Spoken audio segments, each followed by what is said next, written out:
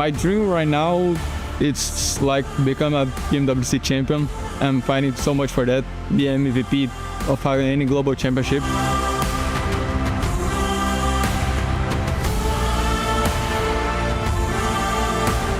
When I was a child, I just like to play, to be honest. Like at my 6 years old, I start playing some other games. To be honest, I just play and sometimes football, but it was not so good. How my family would describe me, I think like I have kid, I have guy, and I always smiling and trying to keep everyone happy on my side. What I miss the most when I'm away from home is like my friends, my family. I miss like going to school also. My perfect day off gonna be like driving, because I love to drive always. I have a G20 at 320i. I love to eat, like, but not normal food, like fast food, like McDonald's or something like that. I always love to eat that. Something people don't know about me, I'm so afraid of heights. When I go to the airplane, I want to sit in the window, but I always close to don't sit. My career changed me like as a person, like everything. I became the man I am today because of my career, because the people was by my side. So like changed everything on my life.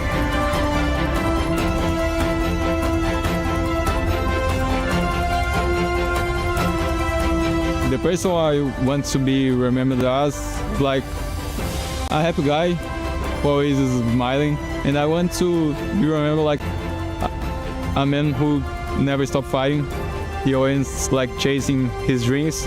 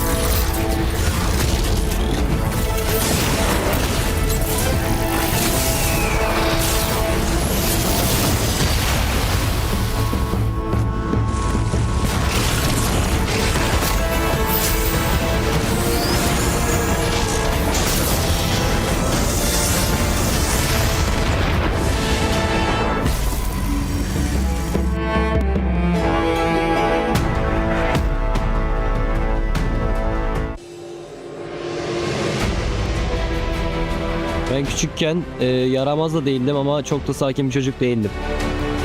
Benim aklıma gelince hep gülümseten şey, küçükken bizim köyde arılar vardı. Onlara sopa sallamıştım. Sonra kaçıyordum. Bir baktım arkamdan bir anda beni arı falan sokmuştu. Yani aklıma geldikçe ona gidiyorum. En yakın arkadaşlarım beni sosyal ve eğlenceli biri olarak anlatıyor olabilirler. Benim için ev, aile, arkadaşlarım, ne bileyim hayvanlar, güvercinler falan öyle. Benim için hiç turnuva veya oyun oynamadığım mükemmel bir gün arkadaşlarımla, ailemle veya böyle hayvanlarla falan vakit geçirdiğim bir gün olabilirdi yani. Benim için en kötü alışkanlığım çabuk sinirleniyor olabilmem olabilir. En komik alışkanlığım da yani herhangi bir yerde bir anda espri yapabiliyorum. Yani insanlar beni belki egolu veya kasıntı olarak görüyor olabilir ama ben şöyle biri değilim yani. Bu yolculuk bana abi kardeşliği, aile olmayı, yani başka bir insanlarla böyle sosyalleşmeyi öğretti ve hayat bakış açımı yani şekillendirdi. Ben bu oyuna abim sayesinde başladım bir nevi. Yani o oynuyordu, ben de ondan görerek oyuna başladım. Sonra turnuva zamanları gelince ailem böyle karşı çıkıyordu bana, hiç istemiyordu yani. Haklı olarak. Sonra kuzenim de benim e-sporla ilgileniyordu yani, izliyordu. O annemlere falan böyle tavsiyeler verdi. Onun sayesinde yani e-sporu rahatlıkla yani onlar da benimle gurur duyarak izleyebiliyorlar. Öyle hepsine teşekkür ederim bundan.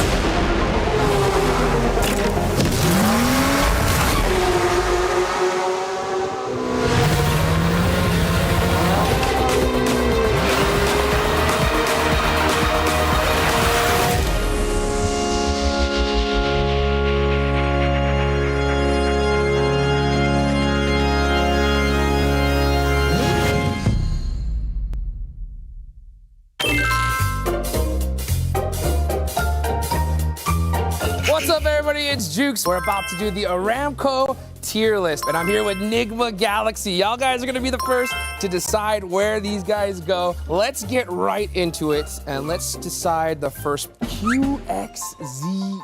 I think current B. Yeah, I think so also. B? B. Okay, Okay, all right, we're gonna put him over at B. Next, why don't we get this guy out the way? Oh no, man. Oh. Roof. S. That's for sure. What do you mean? But no, that's like overall like gun skill, IGL. If it's overall, go for A. A? All right.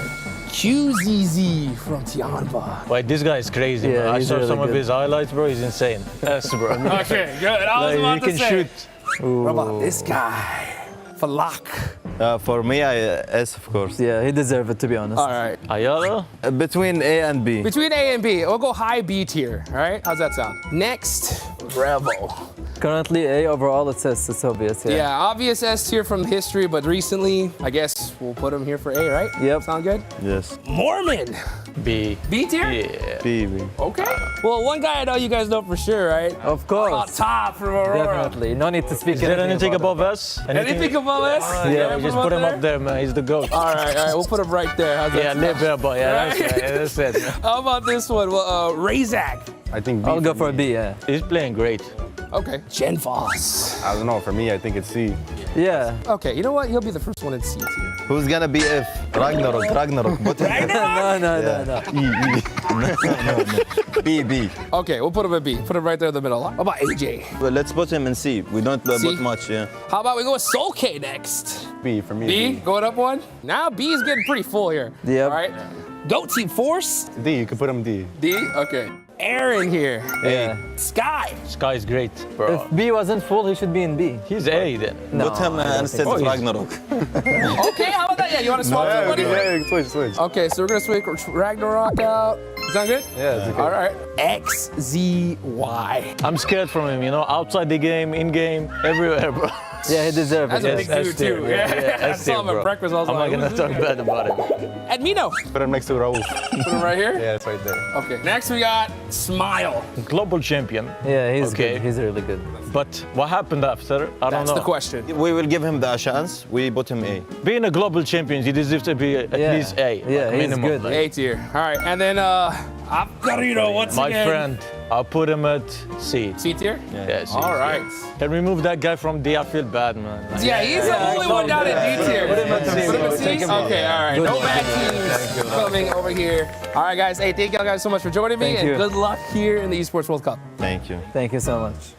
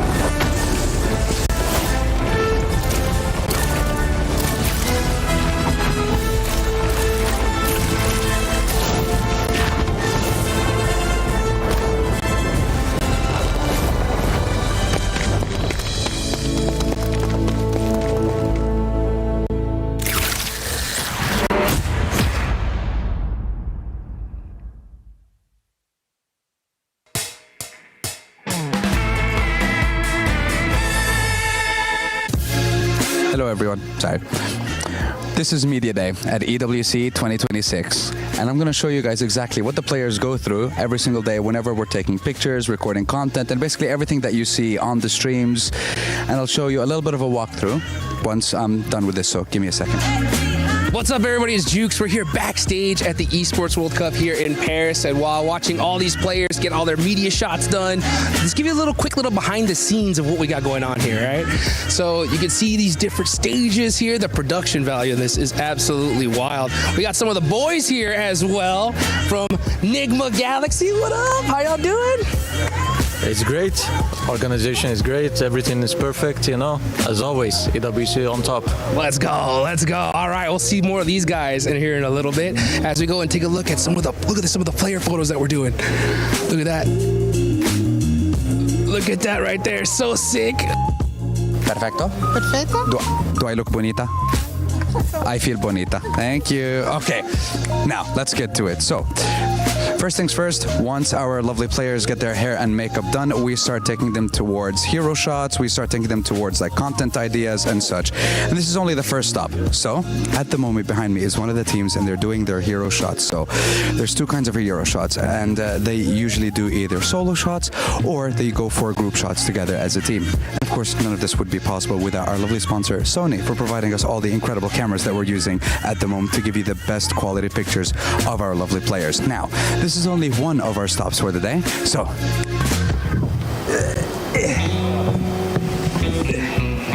okay, that was a little bit more difficult. I don't know how they're getting the players up here to shoot these pieces of content, but hey, this is another one of the segments that we have here for Media Day, and now I don't want to get down. I have a slight fear of heights, so just hold on, give me a second. Okay, we're good, we're perfectly fine. But yes, one of our many areas here that we use for Media Day, and we want to get the players to be a little bit more creative, give them more places where they can use different kinds of poses and stuff like that. And listen, I'm already out of air. This is crazy. Oh, that's what they use. They have a ladder. I wish I have known this was a thing before. It was only one climb as well. You see, that was the problem. I thought I was a little bit more athletic than this. Turns out, no. So next time, use ladder. Anyways, to the next one. Now we're gonna go on over to the next set and look at this. Let's get a little sneak peek behind the scenes of what's going on over here. Look at this. Look at these guys. They're getting ready. They're locking in. We're gonna go ahead and see how this interview works, and we'll get back right to you.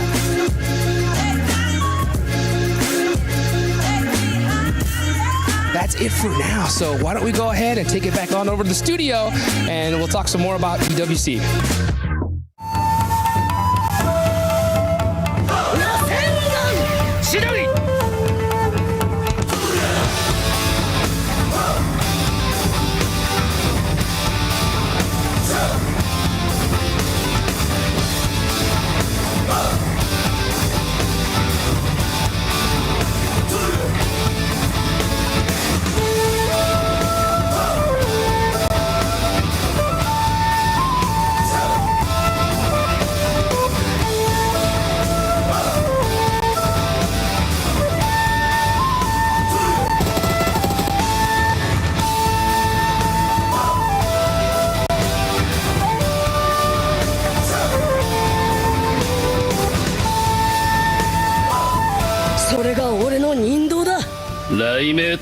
しっかり見ててください。俺は畑かかしって名前だ。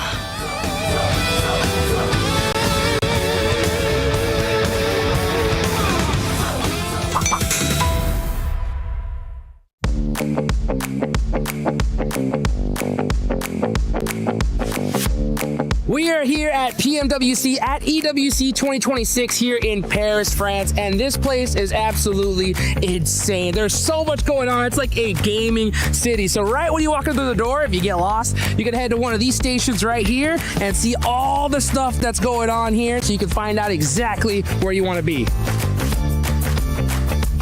Here, you can even take a closer look at your favorite team. We got some big names right here. You can even see what the schedule is going to be looking like. We got matches going on right now and even the results. So you go get some lunch. You can come here and see exactly where your team's at on the leaderboards. We got so much crazy stuff going on over here. As a matter of fact, we got some quests for you guys to complete. So hopefully you go finish all that up. And then once you're done, come back here, spin the wheel, and hopefully you take something home with you. Here at EWC, the fans get to see some of the most insane gameplay they've ever seen in their entire life. Well, when something gets a little bit too excited, they can come on over to the EWC Festival Zone and burn off some of that energy here. Shooting some hoops, kicking some goals, that's what it's all about.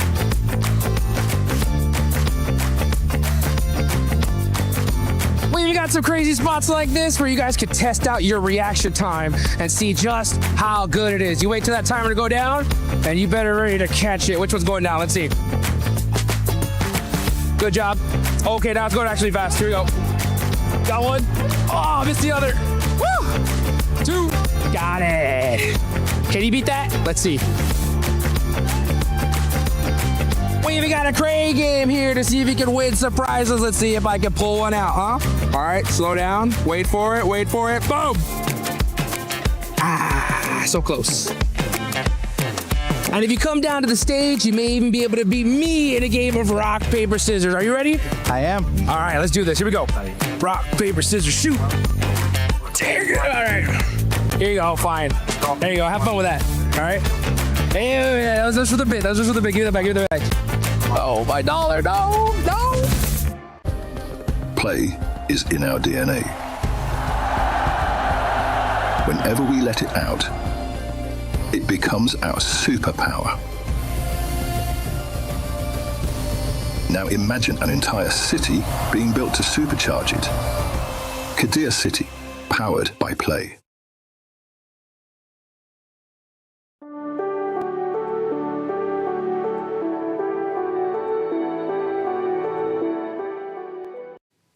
Welcome to the survival stage, where the name really does say it all.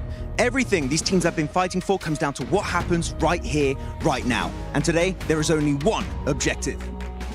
Survive! That's right, one bad drop, one mistime rotation. You're driving, hit the one rock in the middle of the open, that causes your car to flip over and get your whole team destroyed. Wolves, sorry about that, could cause the end of your Esports World Cup journey. The pressure is on, the margins kind of small. Every single point could be the difference between moving forward and going home. Today, every decision matters. Only the strongest will survive. This is the survival stage. Let's drop in. Je suis prêt, c'est parti, voir où m'emmène la vie. Comme sur mon green, tu m'entends quand je respire. Top le veston, jamais dit, jamais film. Gros pas, big plan, j'ai fait changer toute la piste. Regarde ma pêche, je pense pas, j'attire. Je coupe la line, laisse la qui laisse frémir. Nouvelle état, new name, toujours fluide dans le move. Main en l'air quand je rentre dans le groove. Garde ce regard, je suis déjà posé. Deux pas, je tourne, glace dans mes yeux figés. Ignore, beat encore, puis je prends tout ce qui est à moi. Trop vite, trop fort.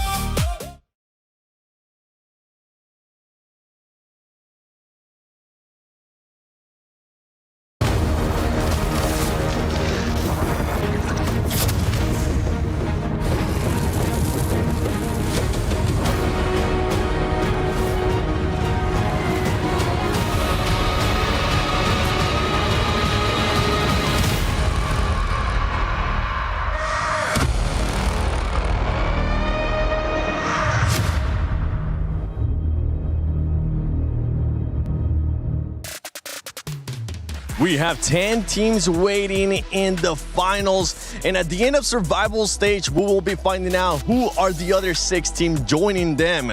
Welcome to the PMWC at EWC 26. My name is the 7WG, and I'm joined by none other than Blank, Maxman, and Lace. Blank, this is your first time actually getting to do a opener with us here. How are we feeling for survival stage?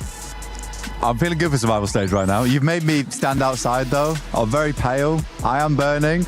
I imagine a lot of the passion is burning for the players right now, just as high, maybe higher potentially, to get over towards where they need to be to get towards those finals going forward, because honestly there is some good competition here. I think some of the teams just about eked it out. It's going to be a good day. It is going to be a great day. Don't forget, if you want to put in your predictions, go into the EWC Play app and put in those predictions because you might be able to win some awards. We'll get some predictions later on from all of us. And if you are putting your predictions out in social media, make sure you use the hashtag EWC and hashtag EWC26. Format reminder, I kind of explained it earlier. I'm just going to explain it to you once again. The top 6 here at Survival will be moving on. The rest of the teams aren't going to be getting a second chance lace. They will be getting those keys crushed. Yeah, that's it. It's going to be a dominant performance. Obviously, you've got 2 days to do it. So there is a little bit of that sort of time to be able to take things back to the drawing board. So, of course, we want things kicking off right at the start. Seven said no hot drops the other day. I want hot drops! I want hot drops too, especially because we're going to be starting off with Rondo. Max, if you were ever going to be hot dropping, that would be the map to do it. It's the hot drop city, all of Rondo, right? Yulin, Neox Factory, even maybe a little bit of Danching. We'll see how it goes. But actually, we're talking about Rondo, E-Arena. I'm hoping we see another good Rondo. But doing good also on the other map, please, like good Orangles, good Miramars, because that was the biggest throw ever. They can't afford to do it here in the survival stage. I'm actually going to disagree with that one. I'm hoping the arena kind of sucks in this rondo, so maybe they'll end up showing up on the rest of the games. Maybe. Because after that rondo, they just ended up not being existent during the group stage. But we'll see what's going to happen with the arena. If you missed out what happened during groups, don't worry. We got the STC rewind for you. So yeah, for the STC rewind, and of course it is the survival stage, which means things get deadly serious for all of our 16 teams. To the left-hand side, you can see Alpha 7, which is ready to go here, considering that they got themselves 1 win during the group stages here. For a team like this, that was PMGC champions in the past as well, that is not enough. They're going to be wanting to get themselves into those top 6 spots to be able to move through into that grand final. And then we move over, of course, to Yangon Galacticos here, PMWC champions, the defending champions at the moment as well, kind of finding themselves middle of the pack when it comes to the group stage as a whole, but this team themselves is looking for the back-to-back to start things off, so they've got to survive the survival stage. And speaking of champions, Nongshim Red Force, the defending PMMI champions, coming into this one looking to try and get past this survival stage. They displayed some real tactical brilliance over in their games that they played during their group, and hopefully they can rely on their star player Hyunbin to find that strength as we take a wander over the fence to look at another team who is going to hopefully rely on their star player too, Ulf, with Eren, who has been an absolute firecracker out the gate during his ascension with the rest of this team. Another team from Turkey joining into the finals directly would be phenomenal. And hopefully these guys are going to be able to join Ida and S2G over with a direct qualification spot with the survival stage clincher. 2 more brilliant contenders in the survival stage, encompassing E-Arena as well as GOAT Team. Let's talk about E-Arena first, though. Of course, they were able to get a record-breaking game. 29 eliminations, as well as the placement points for first place, meant a 39-point game was spectacular, but still not able to make top 5, so finding themselves in that survival stage. Moving on to GOAT Team for just a little bit as well. We had 2 chicken dinners for them in the group stage, but again, unable to find a top 5 placement to be able to get through into that final. That means there's a little inconsistency here and there. However, they're going to be 2 challenges to try and make that top 5 and make it through into the grand final. Tiamba were a little bit timid during their group stages, so I don't want to scare them here, which is why I'm trying to be quiet. What are you whispering for? Right, okay, so you're on about Tiamba. AGAL from their region is also in the same boat, right? A lot of pundits and experts think that they are going to be the one to potentially challenge for that title at the top, but they do also find themselves in the survival stage. And all in all, John, that now means that we might have the strongest survival stage lobby in PUBG Mobile of all time here at PMWC. So that does it for the STC Rewind. You don't want to miss it.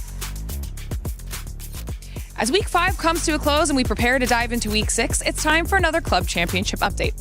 First, a little recap on the last bit of action that we missed out on, and that, of course, is the crowning of another EWC champion in Call of Duty. It was now the 2-time back-to-back champions in Optic Gaming. They were able to claim the win over Heretics in a tense back and forth, but at the end of it all, they were not able to be taken down. This was a massive win for Optic Gaming. But as as we prepare to dive into week 6, it's time to talk about what we've got going on our stage, because today is day 1 of the survival stage. Now, when it comes to the CC side of things and what storylines we're going to be focusing on, it's all about AGAL. After a second place and a first place finish last week, there is a lot of pressure on this team's shoulders to get some more points on the board for the AGAL club. Those 2 top finishes did put them at the top of the leaderboard above the likes of Falcons. And another top performance here would really solidify that position, especially with our 3 new titles coming in this week and Falcons having some top teams across all of them. It could be a massive week for AGAL if they're able to push through this survival stage and make it through to our PUBG Mobile finals. Of course, we still have so many days of competition left, and as things progress through all of our competitions, we'll make sure to keep you updated with all of them. Thank you, Glitter, for that club championship update, especially with everything that's going on, and also to Kalaris and John to giving us that breakdown of what's been going on. But you know what? Let's just jump into it. Let's talk about the Sony story of the day, which is going to be the sponge points are pretty much gone blank. Those top teams that were in the group stages are not going to be here. One of the teams that we are going to be looking at, though, is going to be none other than AGAL. Yeah, no more Vitality here anymore. We do have AGAL. This is a really strong team. Very, very strong team. Great team overall. Flower H is probably one of the most popular players right now in PEL. And I don't believe that they should have really dropped out from a top 5. I think they should have come into this one swinging. I feel like group stage, they really did muck that up, if I'm honest. But I believe that they can get it done here. I think AGAL has some really strong players on side. Just feels like at the moment for our Chinese teams, PMI wasn't that scrimming ground we were hoping for. Yeah. I'm going to steal that because I also agree. And looking at them, PMMI was quite interesting. They improved a lot back in PMMI. But you're talking about Flower H. I'm actually a big fan of Maple, especially in Neox. Had some really good clutches. Eventually, we did see Falak win that 1v1 at the very end. But Maple is a big carry of this team. 3 times PEL champion, by the way. So definitely a guy to not be underestimated. I think all gamers now, they have a good scope of the land. They have a good understanding of how this lobby worked back in their respective group. Now in survival stage, top 6, it's in the cards. All gamers, I would love to see them make it in the finals. Yeah, I mean, they even had a more influential day on their second lot of group stages. They were able to have that flower dominance, which we were just sort of talking about, and more eliminations compared to like Furia and GOAT. So not by too much, but they were actually making up those eliminations and obviously getting a chicken dinner in match 10. Let's see what AGL is going to be doing, because we see, you talked about Maple. I'm hoping we're going to see Maple show up here, especially in the first rondo. But one team a lot of us are expecting to show up, especially in survival stage, is going to be none other than Alpha 7. I know Kalar's got a chance to talk to Revo. Hello, here with Revo again here, but this time around we've got the survival stage. Day number 1 here as they look to try and compete to get those top spots and to get through into that final. So first questions first, I want to get your opinion about what was going on in the group stage and now applying that here to the survival stage, right? How did you see the competition as a whole? And has there been any kind of talks about adaptations that you want to make as Alpha 7 coming into the survival? I think on group stage we made like many mistakes about like execution. So that was our problem. I think we fixed it. I hope so. So now we are ready for survival stage, and to be honest, I like to play like things like that because it's our last chance for many things, and maybe they have some pressure. So I'm ready for everything, and let's make it. Do you think that your team thrives under pressure better compared to some of the other teams? I think so, because like it's around like 5 or 6 years on global stages. Like we play, I think PMWC last chance one time. So I think, yeah, we know how to play it. So let's try our best. Let's do everything is needed to qualify.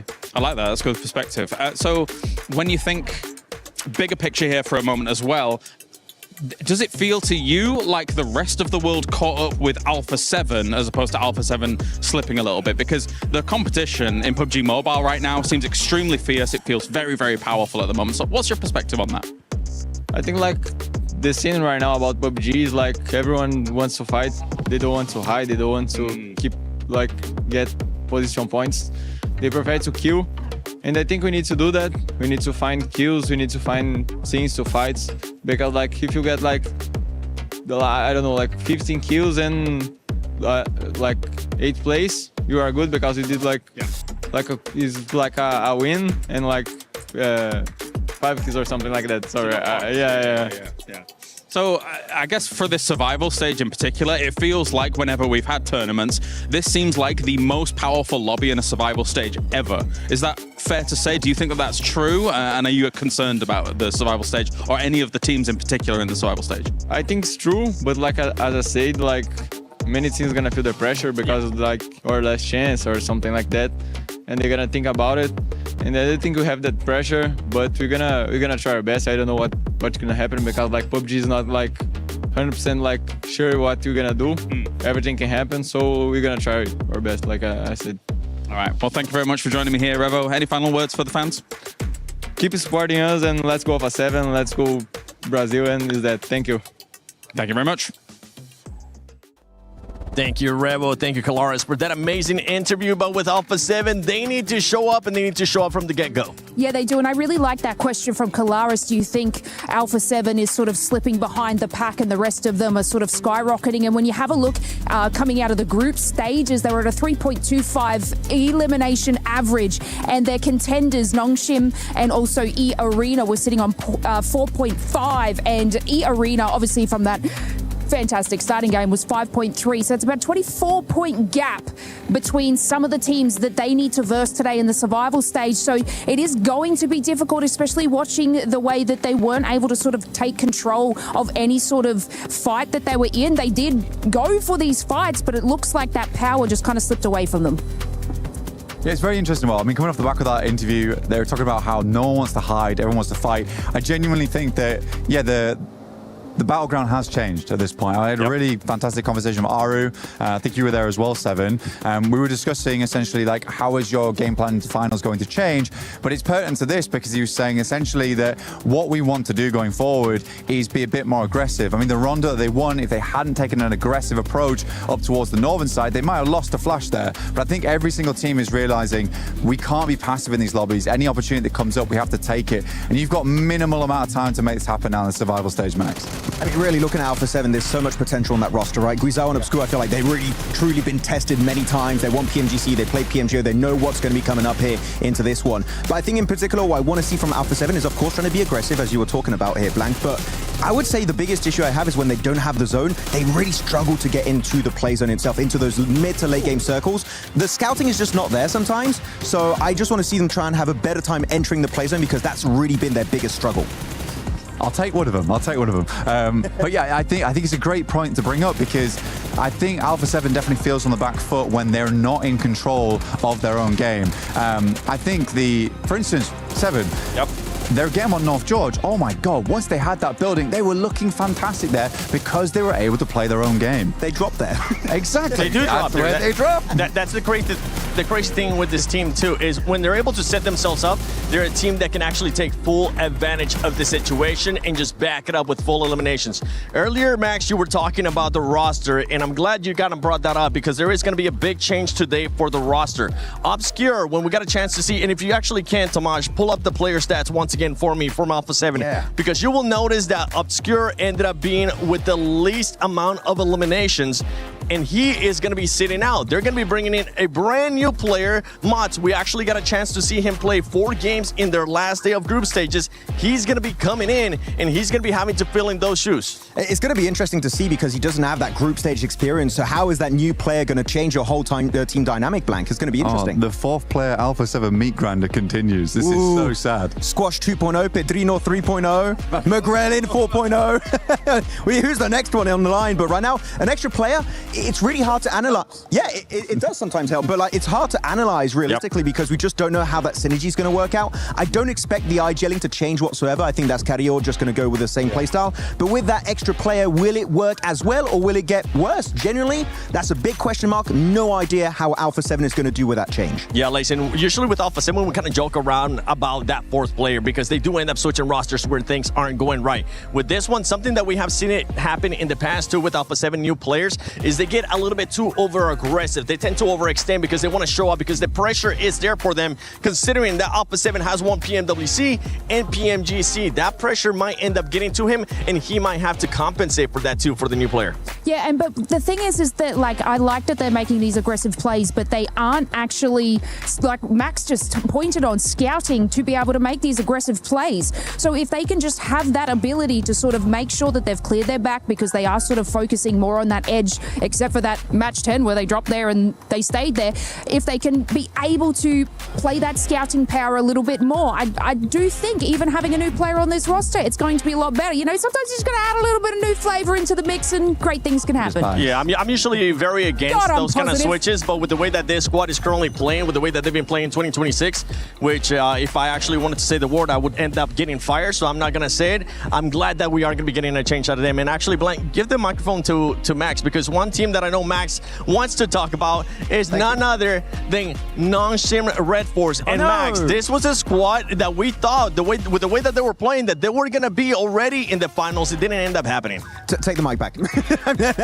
No, Nongshim Red Force, they showed on their first opening day of their group, right, so much promise, so much potential. They were towards the top ranks for the longest time, right, Blank? But then I feel like the biggest issue for them going into the second day of their group is they started being like, we just want to remain in the top 5, and they decided to play a little bit more passive. One game in particular that I go back to is the Ida chicken dinner in the fields, right, just outside of Longwood, and they could have crashed Ida's compound in the mid game, but they decide instead to go in like some dips in the field, very passive, not committing to big plays. That's what makes Nongshim Red Force in my opinion, so I hope they go back to form if they want to make it in that top 6.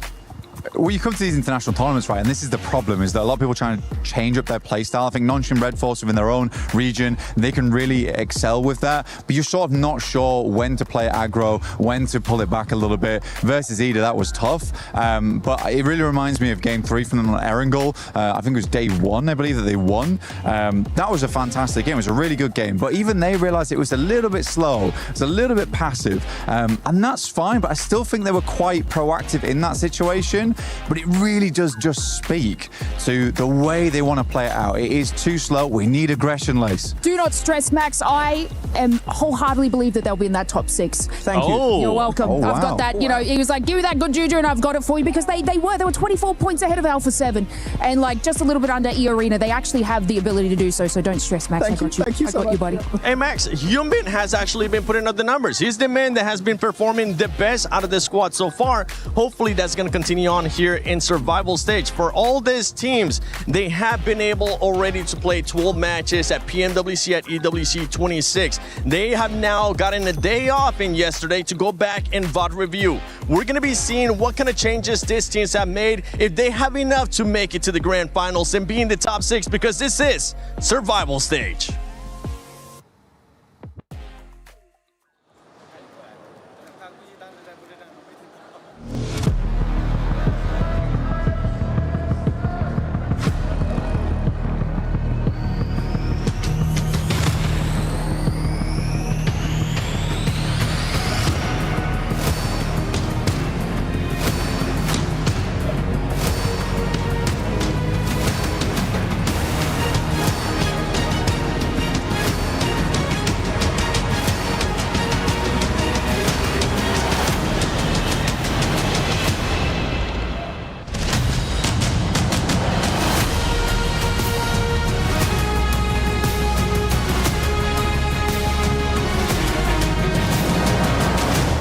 Sixteen teams live to fight another day, but now there are no safety nets, there are no second chances. Now you have to bring your A game or your key will be sent to the graveyard. Yeah, some came close making it in the finals, others came close to elimination, but today is survival stage, so the points are reset, and basically, Barney, anything can happen. One mistake could send months of preparation out the window. However, one moment of brilliance could keep the dream alive. Yeah, indeed, Barney. I can see them. They are ready. So it is time to welcome our team on the stage, starting with Geek Esports.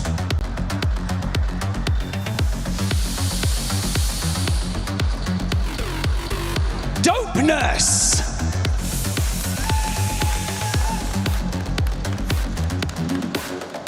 Team RRQ.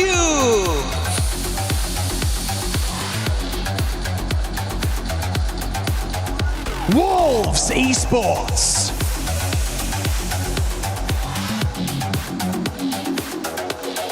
Kiwum Derricks.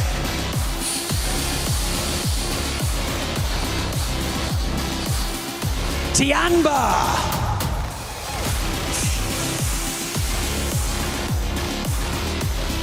Al Hula Club Esports.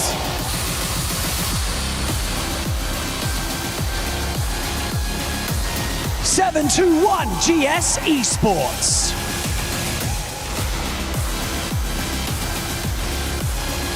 Furia.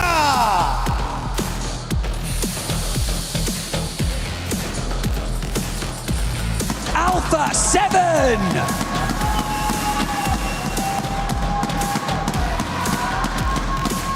Go Team.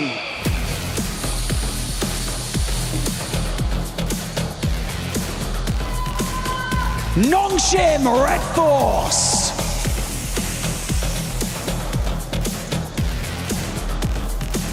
AGL.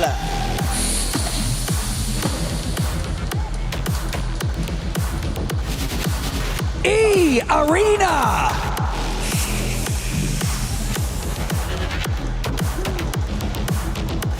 Wolves Esports.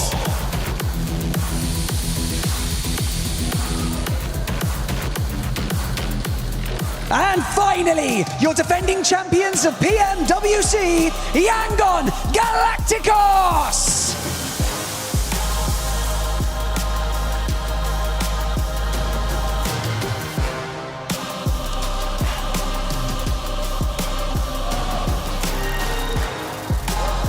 Today, you won't survive by hiding. Fight smarter, adapt faster, and deliver when the pressure is at its peak. That is what it takes to keep this dream alive. The group stage is behind us. Now a new fight begins. Welcome to the survival stage of the PMWC at EWC 2026 in Paris.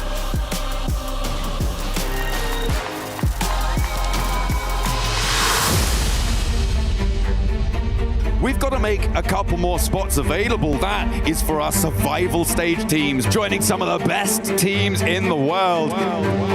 Nongshim Red Force. 그룹 스테이지에서 충분히 몸을 풀었고 이제 우리가 살아남기 위해 어떻게 하는지 모두에게 보여주겠습니다.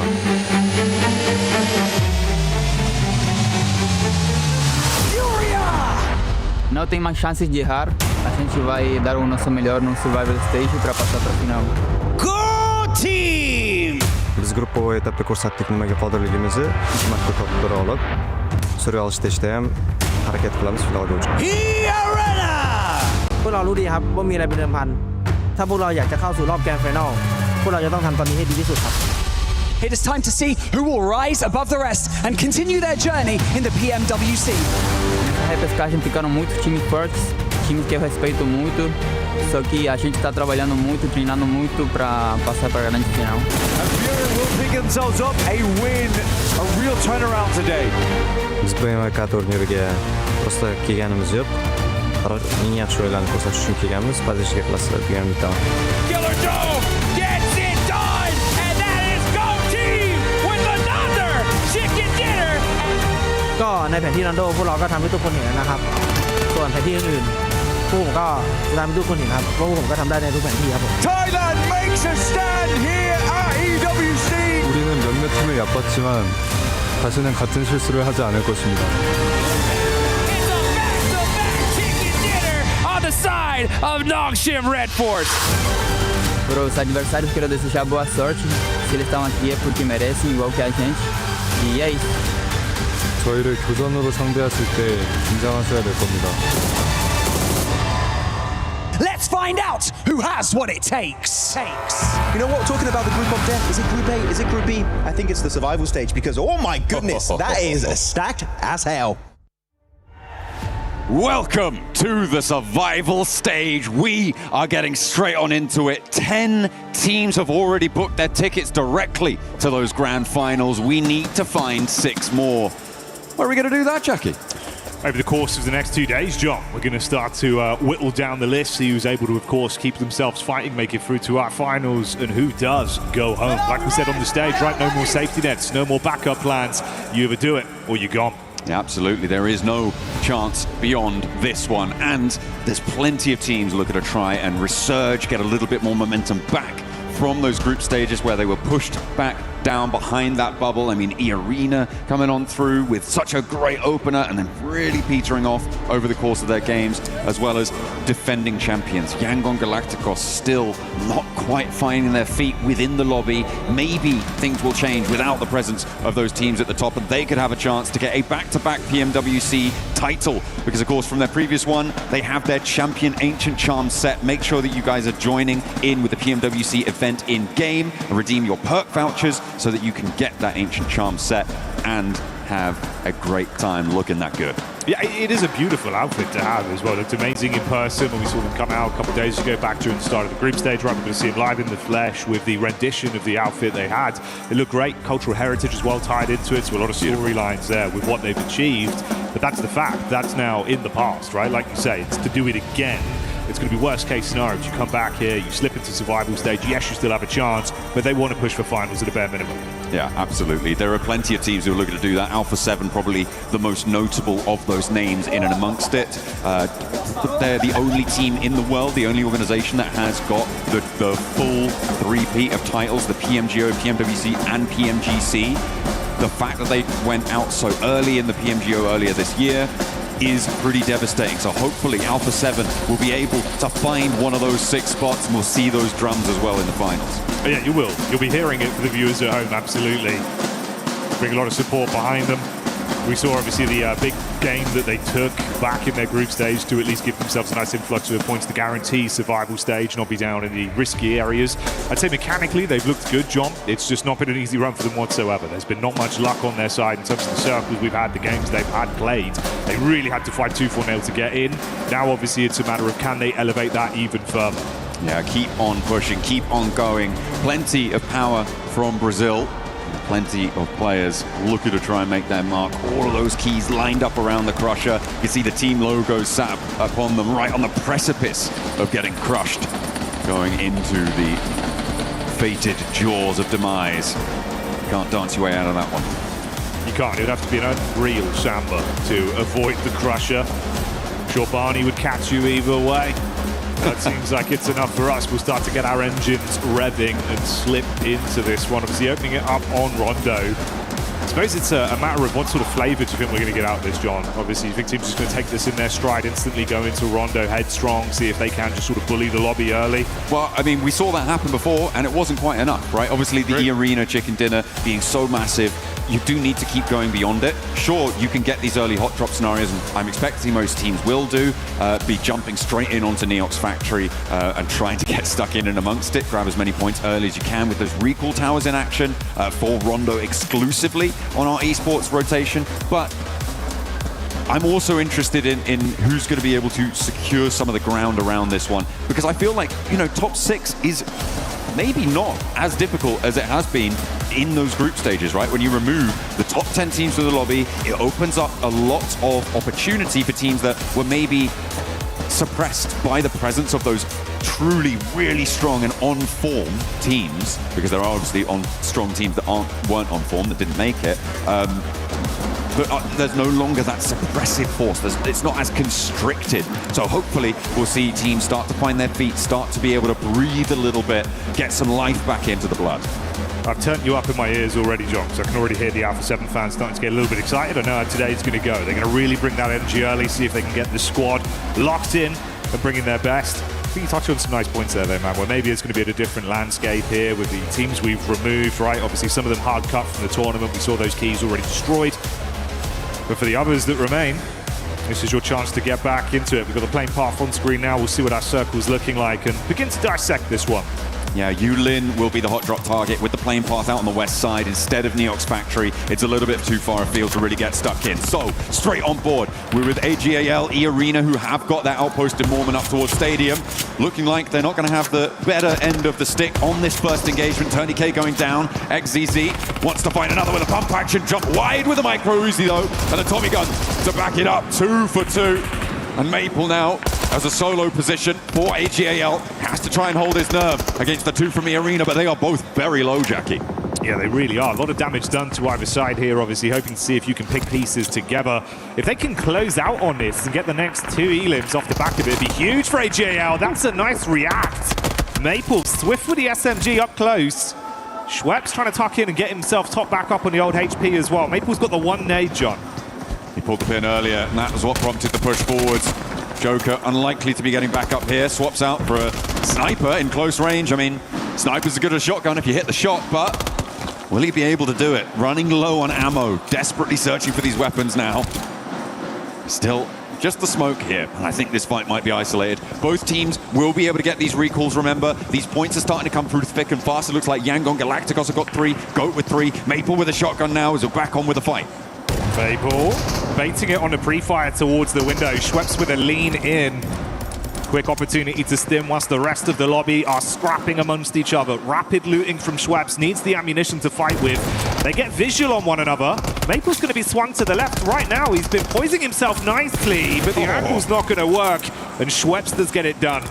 Hey, Schweppes is the only player in this tournament with a chance to get a triple PMWC title, and there he was showing a little bit of that power of old. We'll see if he can bring E-Arena to the forefront, because they are up on 3 elims, but there is so much on the tables already. Look how many players have scored one. Tiamba wants to try and take him down. They heard this one. They move on through, and Tiamba want to take that 3 elim title as well. We now have 6 teams with 3 elims. Yeah, we missed out on the GOAT fight off the back of the draft. That was up against KRX, I believe, and they did great work on that, finding themselves the 3 elims and leaving it down to 1 player to attempt to recover them. Weird thing is about GOAT team, John, usually in our regular rotation, it feels like they're super good at playing it slow with the long rotates around the outer edges. Rondo, they love a scrap. They've got the talent for it. We see 1 knock here onto Fuchs, but Ketch can't flush it, as they will have to lock in for this one. Force up close and personal. Scarface over the top side, downs him.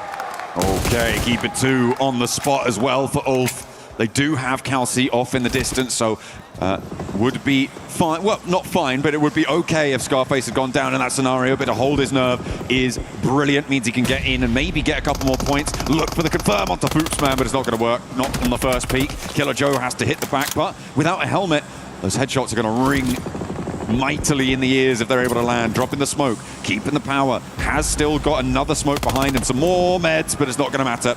Killer Joe puts him down. So Ulf recall further up to the north with the circle throwing out that way too. We're on board with Alpha 7 now.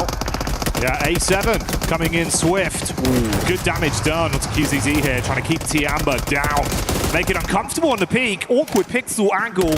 Can't quite thread the needle with it. Milu wrapping over to assist as Guizao does get aggro. Good moves on the peak, but that was swift.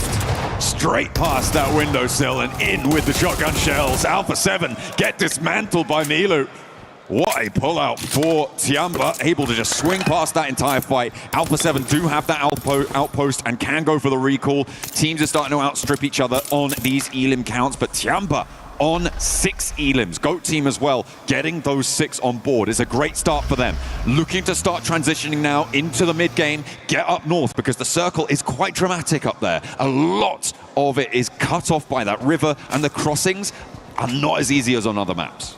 Yeah, that was the thing. We didn't quite catch it right. Obviously going from that very southern sort of plane path we had into a hard northern shift on the circle. A lot of teams could have a big rotate here. We'll see if it comes back to bite some of our squads, so we prefer to be set up a little bit earlier. Furia looking to get out of Yulin towards that north side. Geeke have already sent out and that away from it as well. Goodness me. Everyone is still alive, and that is very lucky, Jackie. That is incredibly lucky. And if you guys want to be lucky at home, you can hit that lucky spin. Make sure you're jumping into the game for your chance to draw that exclusive 2026 PMWC tournament set. It's looking nice, it's looking shiny, it's looking fresh. Is indeed. It's like a Barney Banks outfit. You'd catch him wearing that one. I've seen him. He definitely would. Maybe we could get it sorted for the finals. I bet we can. I bet we can. Maybe. Would reinforce the leg seams, make sure that he's nice and comfortable out on the stage. But we'll see, John. We'll come back to that one at another time. RRQ on the move as well there. Obviously, a roster, it felt like at times they had some good sort of approach to a few of the fights we saw. Maybe a little bit more paralysis by analysis in a few of the situations, though, right? We want it to be slightly more cutthroat. I suppose that is the name of the game for all the squads we've got in survival stage, but I think that resonates with them as well. Yeah, for RRQ, I mean, they do have a standout performance in terms of Lepar, definitely on point when it comes to getting in those clutch situations, making it work, and to an extent, he's the reason why RRQ were able to get in towards these survival stages. But they do need to be more cohesive, more together and fluid in those fights. Hopefully, they can play off one another a little bit better here. Looks like, we might see an Elim that may well stick, as Geek do have one of their players taken down, and Geek are all around Alpha 7 and E-Arena, so it could be a little bit difficult to get to one of those recall towers, even though they are still fairly available. I mean, you've got Ryan that is completely unoccupied, you've got Kunxia up on that northeast side as well. So there are accessible positions, but those will start to get more closed in as teams move in. I mean, we've got Yangon Galacticos, who are on board with right now, moving past Meiran, with Goat Team on their west and Al-Ula are quite far to their south. Ahead of them, though, it's the Wolves, who have managed to get up to Heme Town, up on that northeast side, fairly swiftly and without too much trouble. Some replays here of the early fights. Obviously, Yangon getting a far better start. 3 Elims there. Nice to see for the squad. Again, so much more pressure on your shoulders, right? It's all the added pedantry as well, having to come out bringing the trophy twice now. It feels like all the other squads you're playing against, all eyes on you. If you can't do your organization justice and for yourself as well, those memories of last year probably flashing before your eyes, John, when you're back at the hotel. You know they need to show up here in Survival. Next circle goes quite far west here. I mean, this is a good opportunity for Arena to get into a solid spot. They're already on the north side of this river. The crossings, that I said, can be a little bit more treacherous than on a lot of other maps when you have similar divides over water.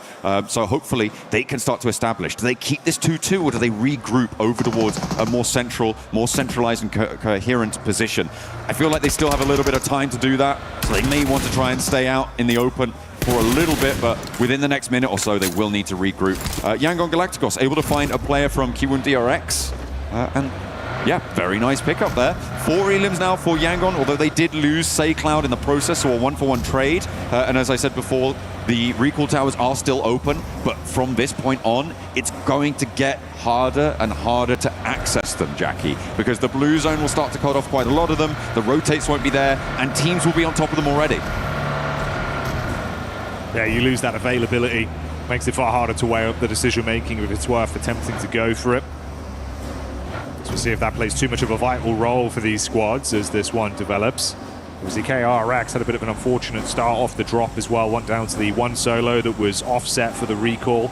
That worked out to get them back up, but only 1 Elim point to their name at this point. They are able to safely get Say Cloud back into the action, though, on their wrap. So they're going to be all right with that. Is he going to be caught by the Wolves, though? Dropping back in right now. They're both going to have to advance, obviously, outside of blue. Not going to be doing too much damage right now, John. So maybe they can avoid each other.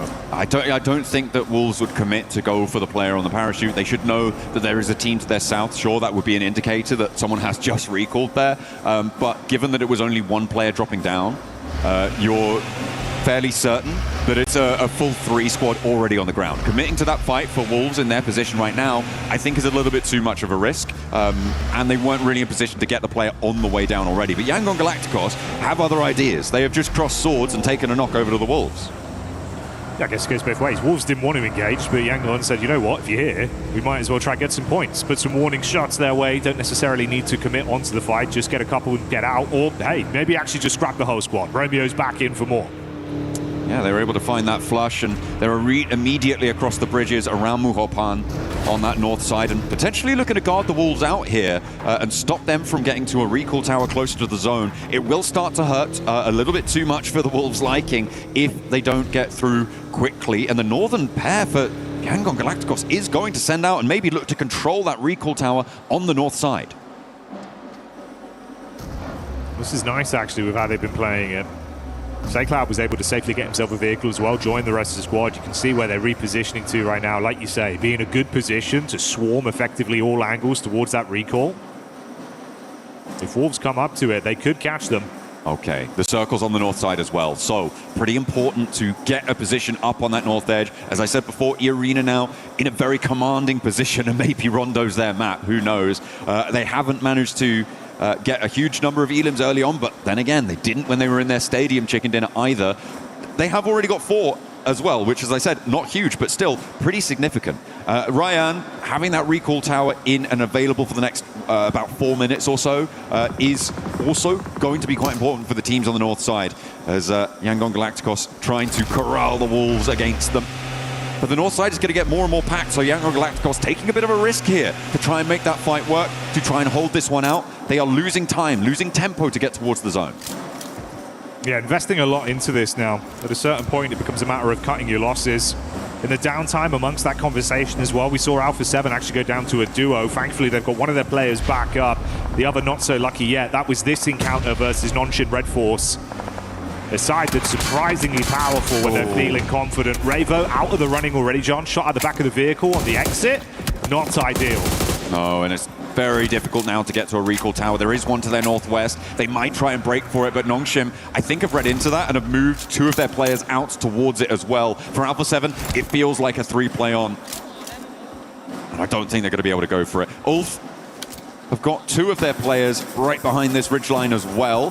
The backstop 2 for Ulf, Ketch and Kelsey, have yet to cross by Stadium, but it seems like with Nongshim Red Force on the move, they can just get gone. Wolves do manage to move all the way over on the north side of Yangon Galacticos.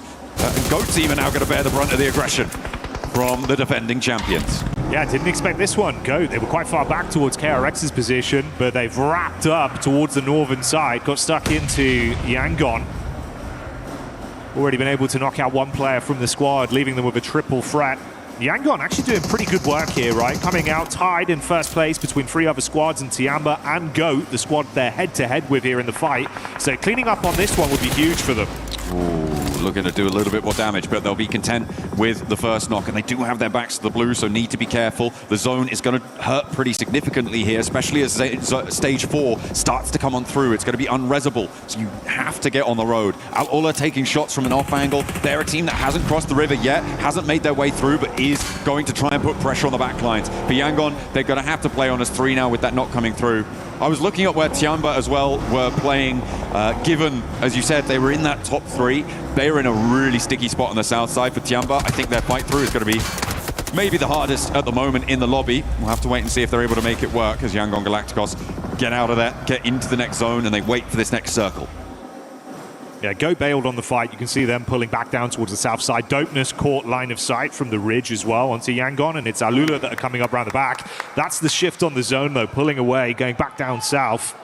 Oof. All right, mate. Fair bit of water as well, cutting off a lot of the play space you've actually got the longer this one goes, John. Yeah, I was looking at Tiamba, as I said before, and I feel like this is seemingly what I kind of thinking they should be doing here. Moving over to the south coast, may be able to swim across later on, but a lot of teams that have already committed to the north side are going to be fighting for the hills around that E-Arena Ulf position where Goat have just moved on into. This is going to be the focus for so many teams. So I feel like Tiamba, they're looking to play for a 3rd place, but they have taken a knock on the back there.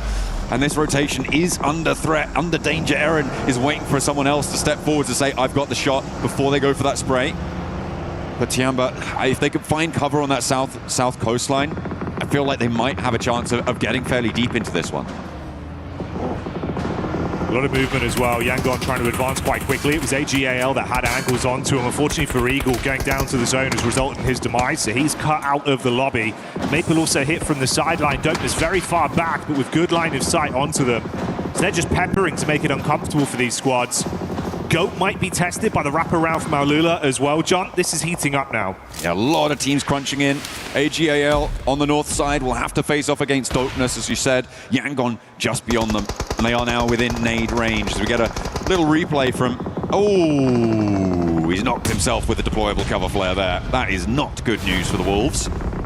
That's going to slow them down a little bit on the replay. I missed that one, but there we go. Sometimes it happens. It is a danger. And he's going to get run down as well. The front bumper to take him out. The Wolves are going to chime back in, though, with look at the damage pouring in on the Elim feed there. Goodness me, the Wolves want vengeance. Yeah, this is getting messy, John. You had this back and forth game of nade badminton going on. I thought they were able to thread it through the window, but it's a near miss. The Flower H stays alive, and that's at the detriment of Yangon. View, nade over the top. Trying to get the distance, but not quite there. And this is the difficulty. They can't really take fights on 2 fronts. And Lufa able to expose one angle against AGAL. And now he moves forwards with a shotgun in hand. XZZ wants to find an answer, doesn't get the full knock, has the shotgun, but he's on a sliver of HP now, and another nade might just be all is needed. The healing desperately important for them. Across the road is Romeo now on his last legs, and AGAL are suffering. Dopeness have pushed up hard from the backside as well and got into a good position to command respect on what they've realized is now two very weak squads. So if they can steal away points, it'll be magnificent for them.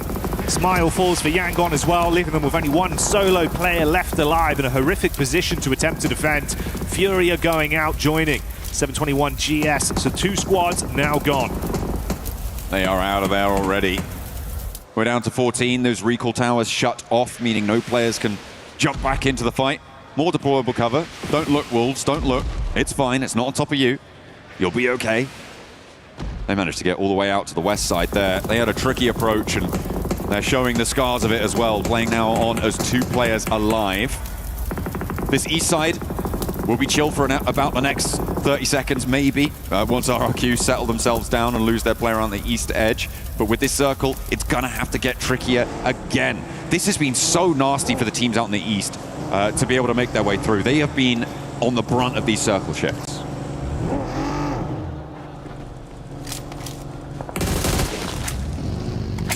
Non-ship getting a bit of a look down towards the road. Meanwhile, amongst all this, we've seen another play coming out from GOAT. Killer Joe loves these early scraps. We've seen him be a bit of an explosive entry for the team. If he can open up a potential play into his squad, he'll go for it every time. 4 elims just tied to him. They did lose out on Foops, man. There's a nice back and forth between Foops and Killer Joe and how they play off each other, but you've still got a ton of talent left alive on this roster. If you know anything about Go John as well, they're going to be gunning for a big victory here. If they can start it off with a nice bit of energy, feed the hot hand, they play with that throughout the whole day. I mean, it would be a great start for them. A team that was in the contest to jump up in a top 5, a direct qualification spot. They want to prove to everyone at home, to their fans, to themselves maybe even as well, that they do deserve one of those spots, and here's the place to do it. Another knock over the top from a nade from GOAT, doing damage. Suffering across a lot of different teams right now with nades flying back and forth. A close proximity engagement is not favorable. Irina were under pressure from Dopeness, but they handled it. Seems like they're doing okay. Mormon does get flushed away though, and hang on a minute, Irina may not be able to handle the pressure because GOAT and AGAL looking to rock up all at the same time. 4 teams now on spot, and Dopeness up on high, taking shots, laying down the lead. Oh mate, sweating bullets on the push in. Panic stations, and they just can't compose themselves to slay the GOAT. Thankfully, Kenji with the sacrificial nade bounces it out the window and hits that one on top of Moxie to leave them down with only a duo in position to attempt to fight here. Awkward collection of players all amongst each other. Tony K, nade, cooking.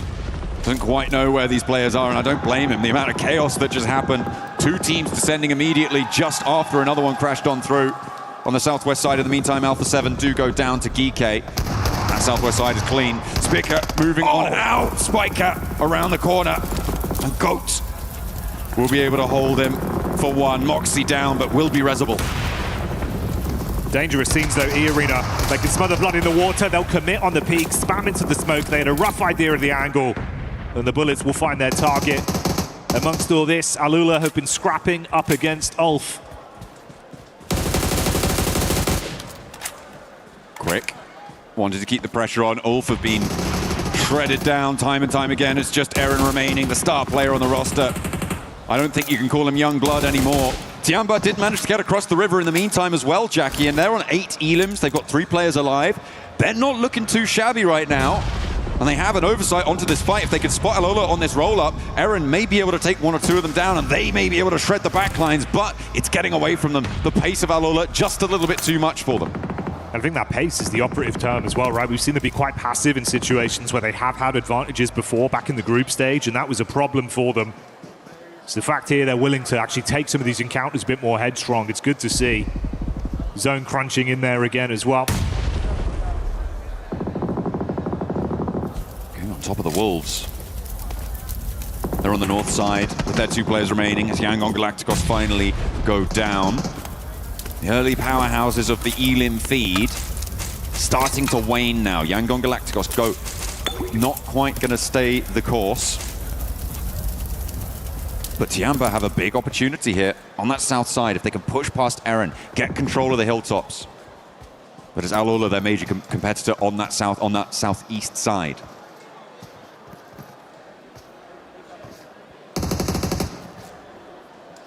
Tiamba starting their swimtation as well inside of the water. Ooh, they get vision on Eren's backpack here, so you're going to know. I remember from Olves, he's just going to peek up on the coast. That's a freebie. It's easy, John. Yeah, GK looking for the shots from the high ground, but not quite going to land in time. And now the rest of Tiamba can look to suppress the position from the backlines, allow the push forwards. But Milu also under threat from range, but Alula chime in to keep Tiamba safe. Ooh, nice little assist, and there's the off angle. QZ, masterful hold. That's really nice. Big response, made it so uncomfortable for GK here as well, so they can safely get out of the water now and look to try and splash back on this. QZZ, amped up today. A linchpin position. Both of his teammates down in the drink. He needed to be able to hit those shots, and he did. Alula with the little assist to keep the players safe. But Tiamba now on the south side. Once GK have to move, which they do, their position is going to get a lot stronger, Jackie. At the moment, it's quite timorous because of the position of GK, but that is going to be pushed out by the zone. Milu responds again.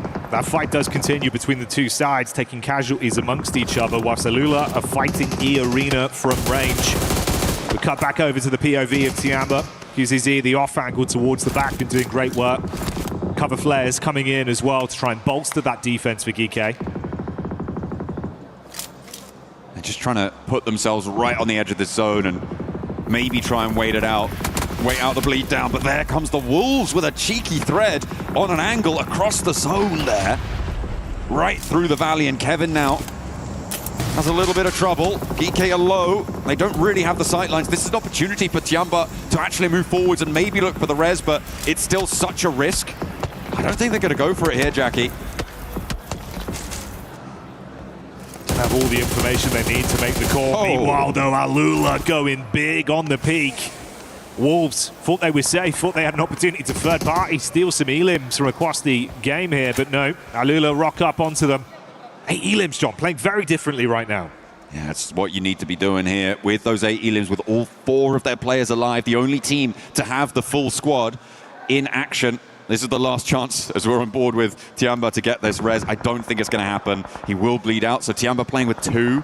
That's pretty nasty. They did have an opportunity to move forwards and maybe take more control here. GK helped out by the zone again as Nongshim Red Force on the north side get cut in across the road from everything.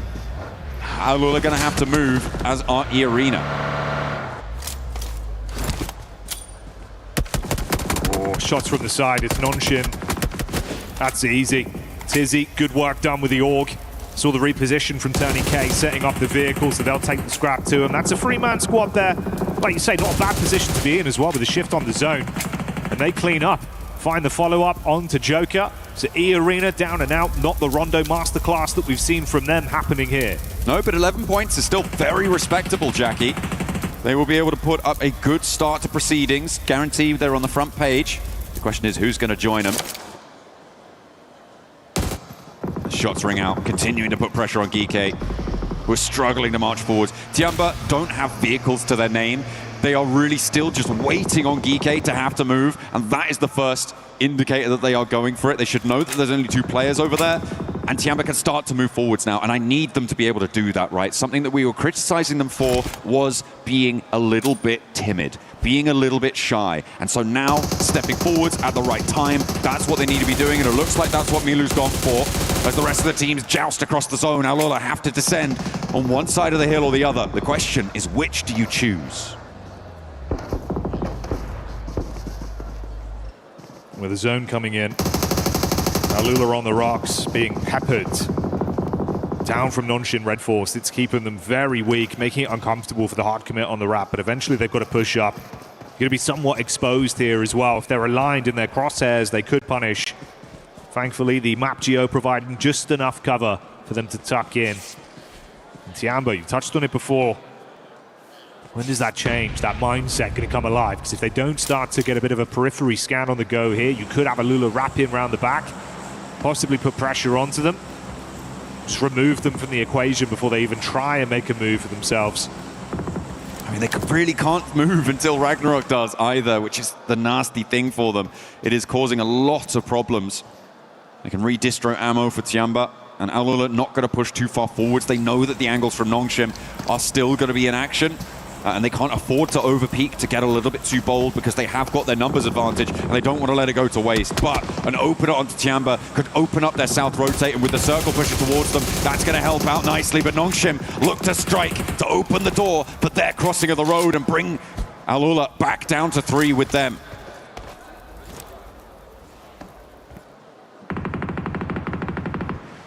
Bated breath for a lot of our players right now, knowing how close they are to potentially kicking off the survival stage with a big point injection if they can take this chicken dinner.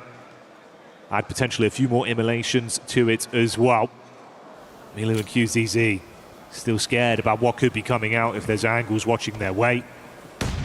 Nongshim have had a good understanding of the wrap that we saw from Alula as well. So the minute they pop out from behind that rock, there's not really much cover on the rundown.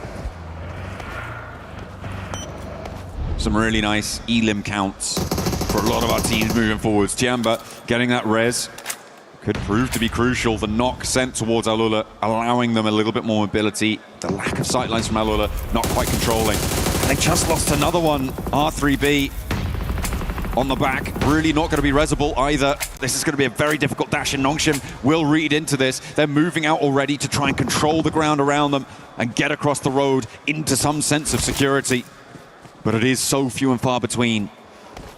Everybody operating in inches right now, Jackie. There is no grander dimension on these really close quarter scenarios. Step one way too far, one step either side, and it's a completely different story. But that is a big pickup on the Nongshim to bring them down to 2 to stop their third player regrouping onto the south.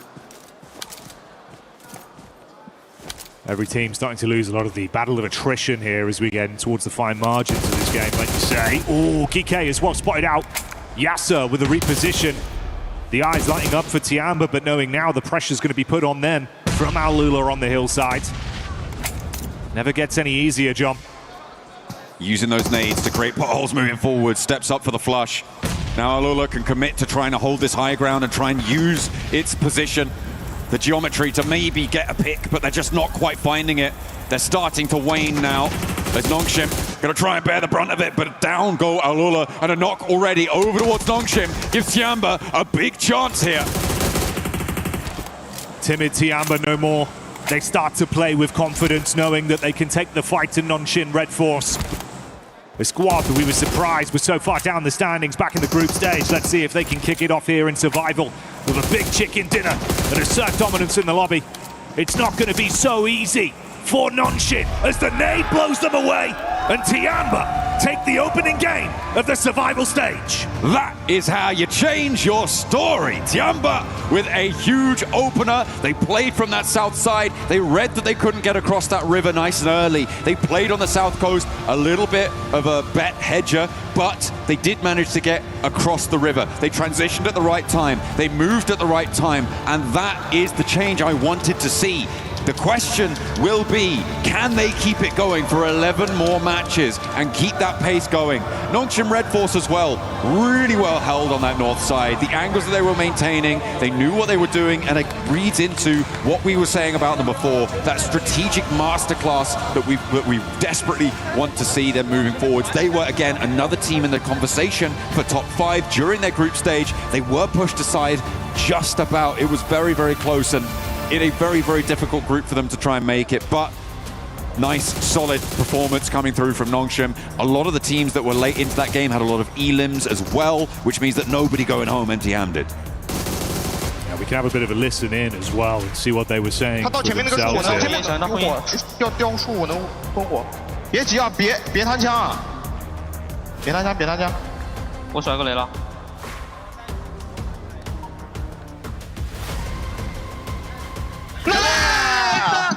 Lovely arc on the nade.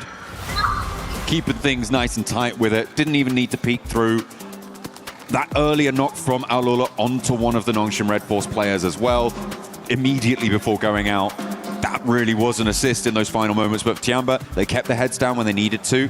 We knew they could do that, but they also stepped up when they needed to. So I'm thrilled that they're able to take this first one. Yeah, no, it's nice to see, right? Because we were saying before, they looked good, at least in terms of how they were approaching some of these games, but I think it was falling off in the sense that they just weren't able to commit necessarily with more of a cutthroat nature, where sometimes you've got to evaluate the risk and really just go for it. Obviously there it looks a little bit scary as well with the rotate. We lost Eagle as he went down to the zone, but they'd still recover. They get it done. It's all T Amber in game one, but let's see how it looks in the rest of today.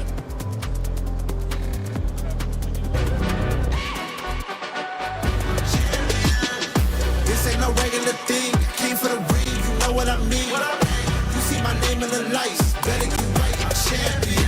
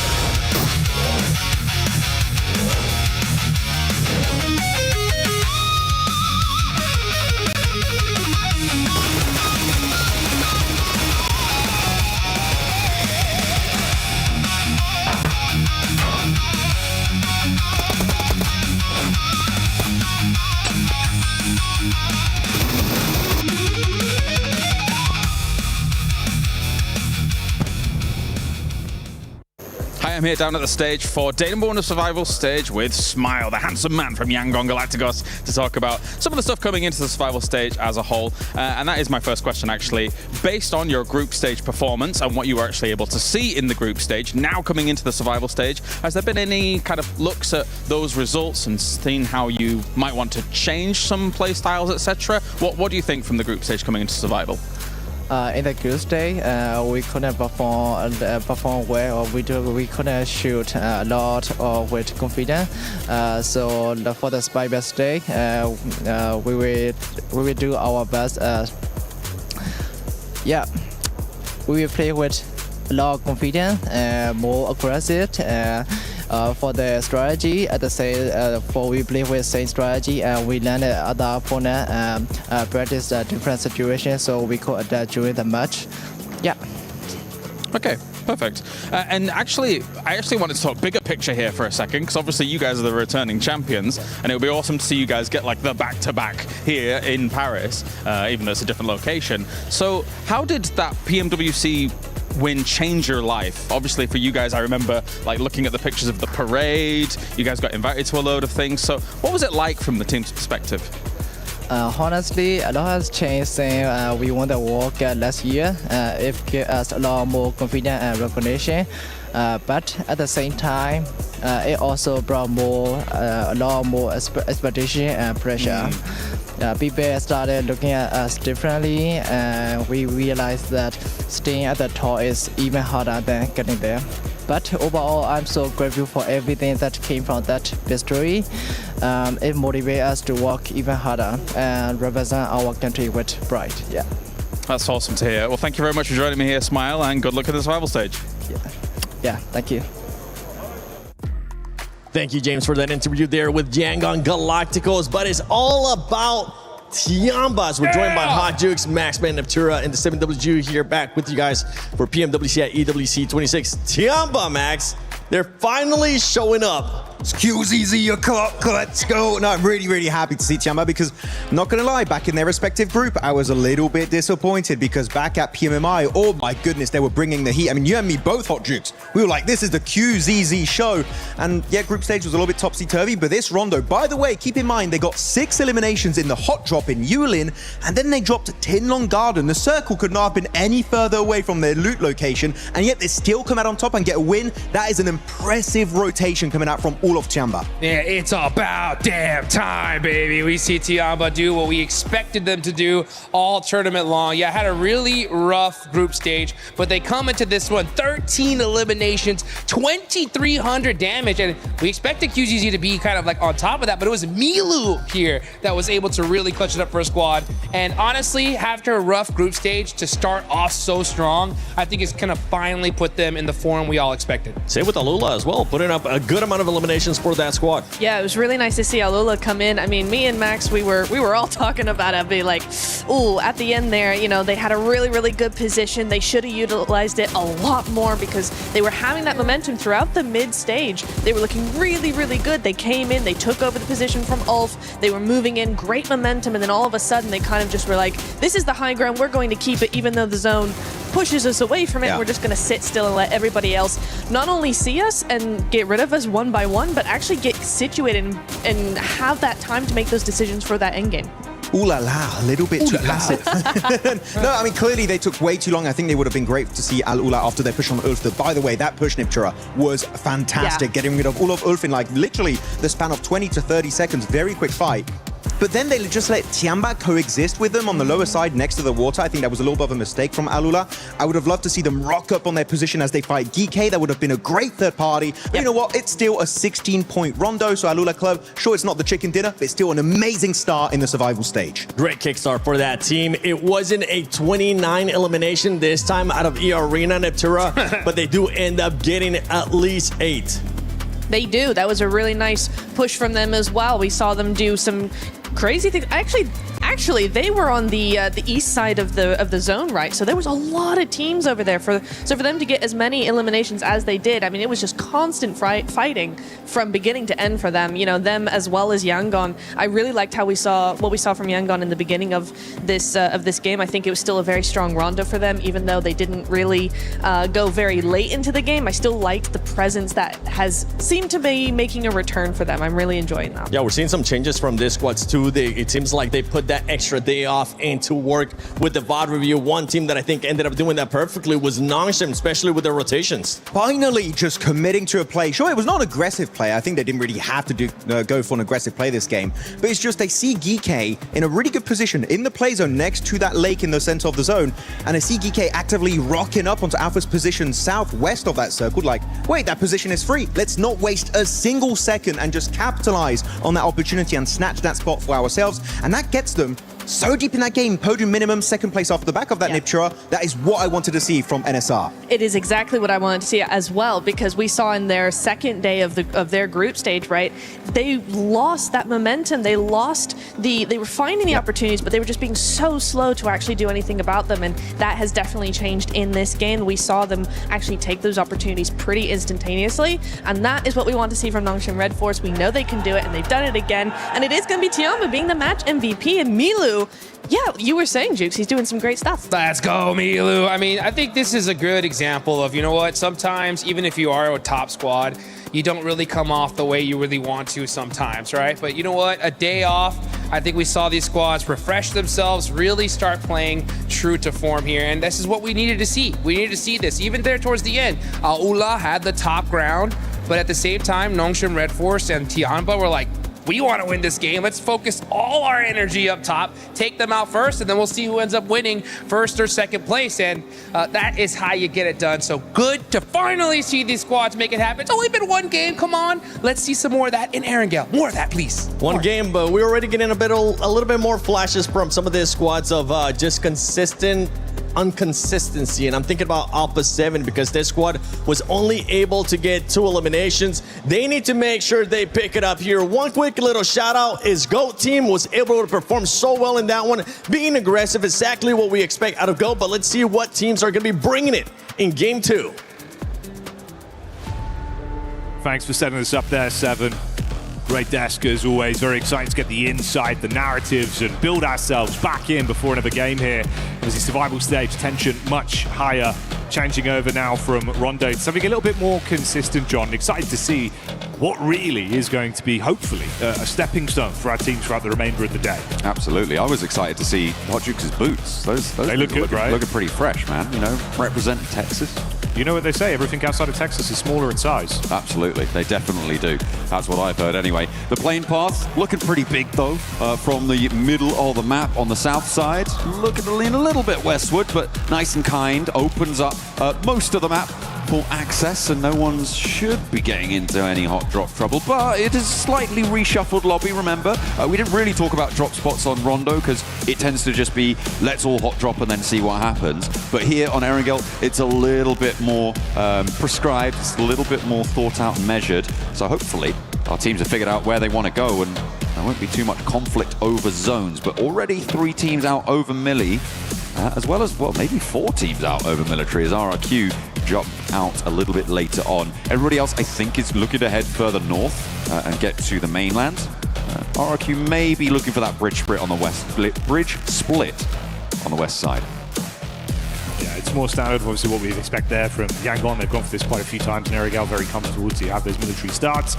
Similar sort of opening as well for Goat, so no surprises there. You imagine they can split off and wrap away. Like you touched on, rest of the squad's trying to get distance with those parachutes. They've done their training job. They're A5 guaranteed gliders, so they can get to the mainland. They've got the distance, they got the legs needed to get on their way. Yeah, Goat team also dropping out. They will have diverted away from that. You don't really want to get stuck in, as I said, into those hot drops. Not a good idea, but that is a nasty circle. Goodness me. We were having some pretty nasty circles, very gnarly stuff coming through over in the group stages. Looks like we're going to continue that trend all the way out on the southwest side. Keeping a lot of Gatka, Quarry, that sort of area in, but this is not what you want to see to open things up for a survival stage. No, we've been here before, you're right, man. Those group stages, very aggro with some of the circles we were getting, and similar scenario there. A lot of landmass going to be cut off, potential for the bridge to be in play as well. We'll see if that's a blessing for some teams or a haunting prospect for others. Obviously, we're dropping far further up towards the north side. We joined the POV of Dopeness early on towards Pachinki. Couple shots out of the window from Nikita, getting a read over onto Geekay. Pretty nice game one from them, so obviously if you can punish early and slow down Geekay from actually accumulating point after point, would be the dream scenario. And hopefully add those points to your tally in response as well. But right now, they are north and south split on Pachinki, so not super close to danger. Definitely it's disengageable here, depending on the vehicle counts that each team has. And I feel like in Pachinki, you cannot get stuck in too far here, especially with a circle like this. You have to look to disengage in these scenarios. The thing that sort of plays on the reverse side of that is that you are competing for the drop spot in the future matches. And a lot of teams find value in saying, you know what, we're not giving up our drop spot. We're just gonna, we're telling you we'll sacrifice our game in order to maintain this top spot, this drop spot for the next, well, they've still got 5 Erangels after this to play. I could call that into question. I'm not a professional coach, so maybe there's some reads in there, maybe there's some maths to do, but I feel like it's still very, very dangerous, especially on Pachinki, and especially on a plane path like this, where a lot of the map was just super accessible. Yeah, I suppose it goes down to that individual decision making, if they want to fight or not, or really what they're aiming for. I imagine for the viewers at home, you're going to be aiming to get yourself some beautiful skins as well. John, we've got a great event going on right now in game. I know you've been hyped for this one. Absolutely, the Uzumaki Naruto event. Make sure you're grabbing those character sets, looking fresh with the skins, as well as that Ninetales org, looking pretty. Doesn't look like any of our players have the org though, which is unfortunate. And neither team really going to be able to take on the supply truck either, given that they're in a bit of a standoff. Makes things a little bit nastier to play from Pachinki.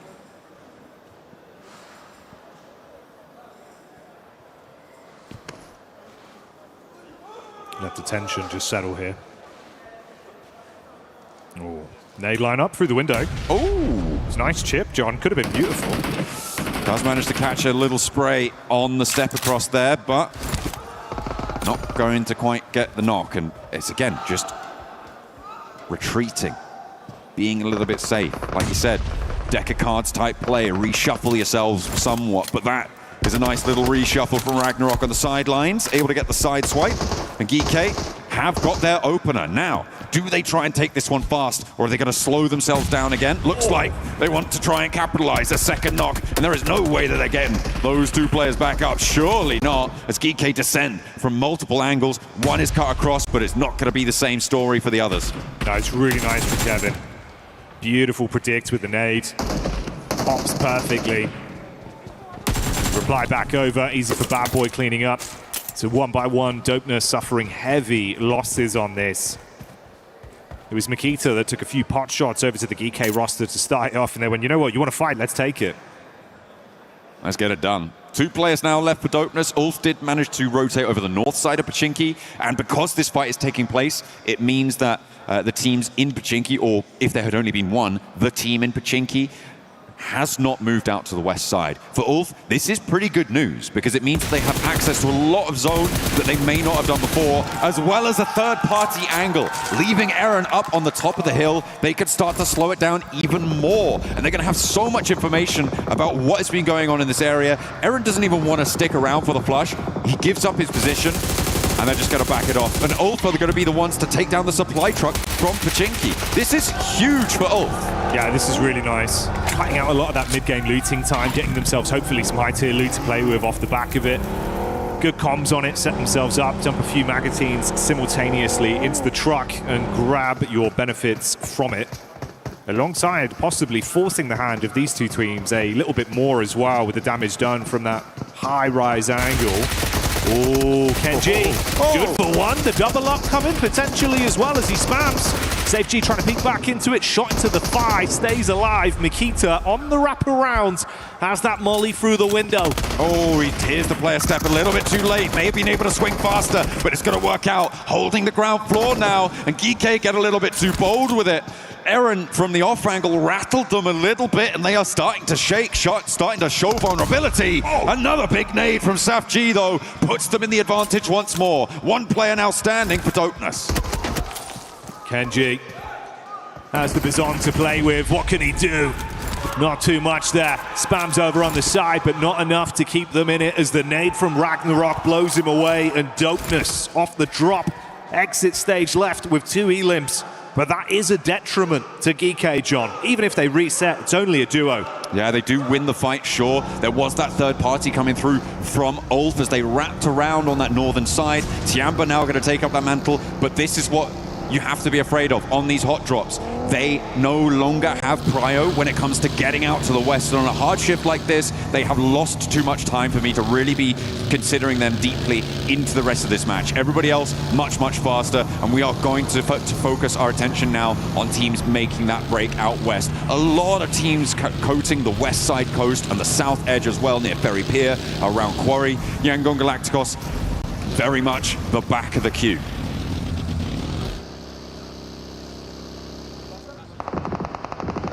See if Yangon can keep some good energy rolling for that roster over the course of today's playdate. A lot of eyes on them. Now 2 reigning champions in the lobby, of course, being Yangon Galacticos, and then behind that, Alpha 7 from the year prior, back in 2024's EWC.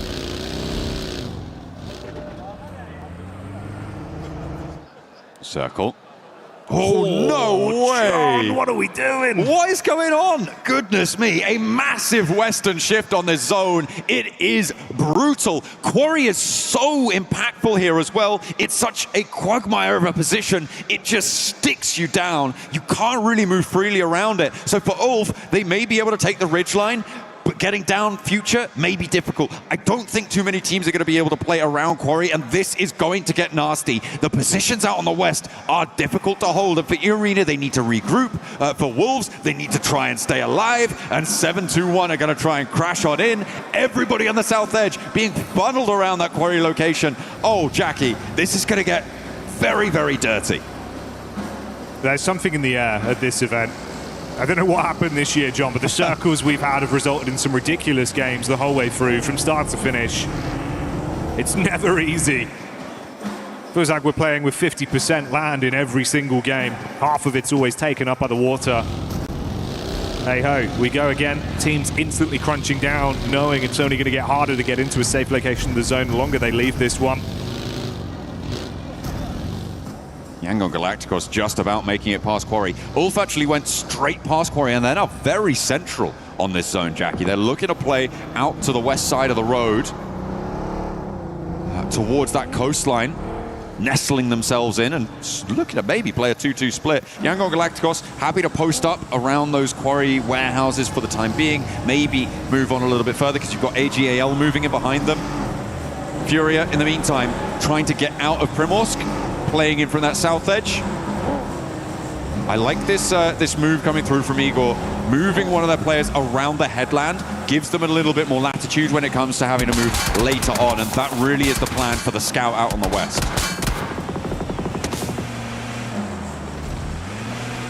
Thing is, for some of our teams as well, this accelerates the way you have to play this one. I think a Go team, they usually like those very long, safe rotates where they want to be inside of the blue, taking their opportunity to build into a great late game finish. Here, you can't really play that style. Have to take a few shots onto Fury as they catch line of sight on the road. This is going to be Vote Team's POV. Elevated angle, Killer Joe getting swarmed on as well. The AGAL Killer Bees on the move as they head down towards the road, looking to cut round Goat and get themselves into a better position.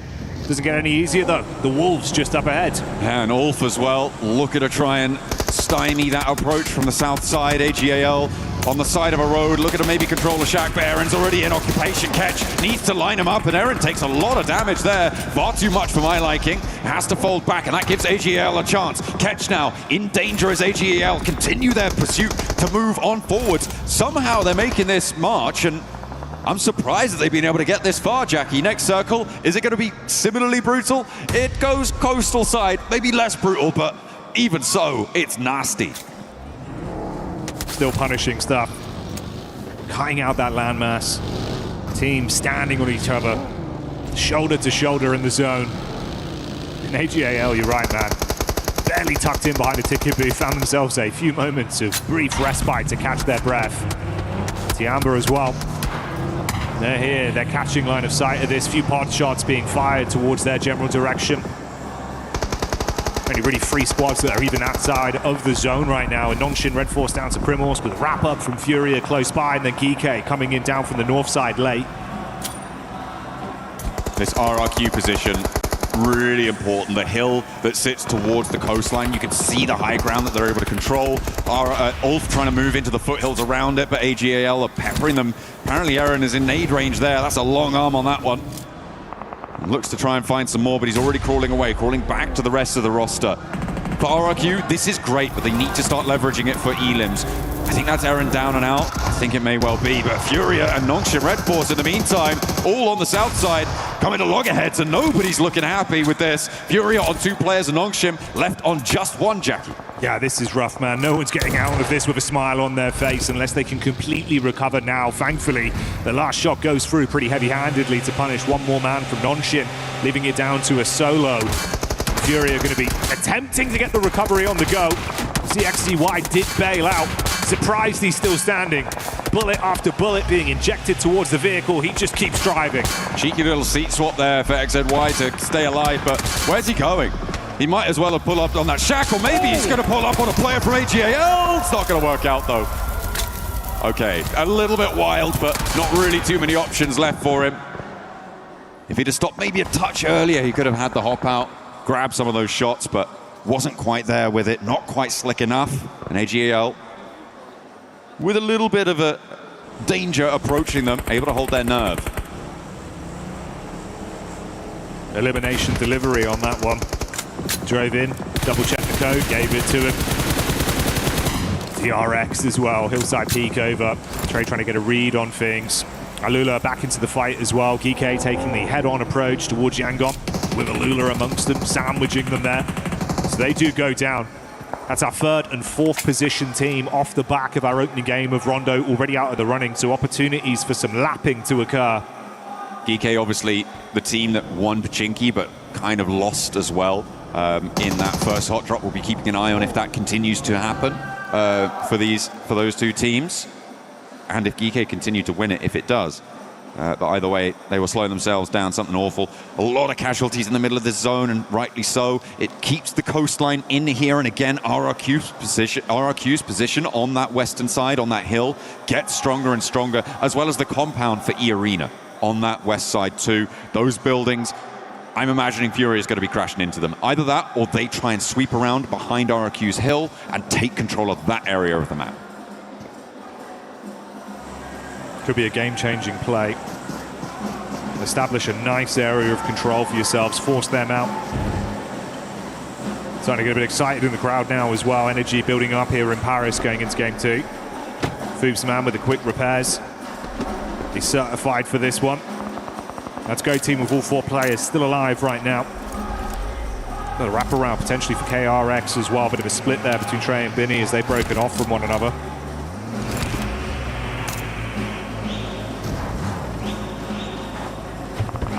Alpha 7 on the northwest side, with 3 players alive on the beachhead. Binny, he's going to start to tick away from the blue, from the water.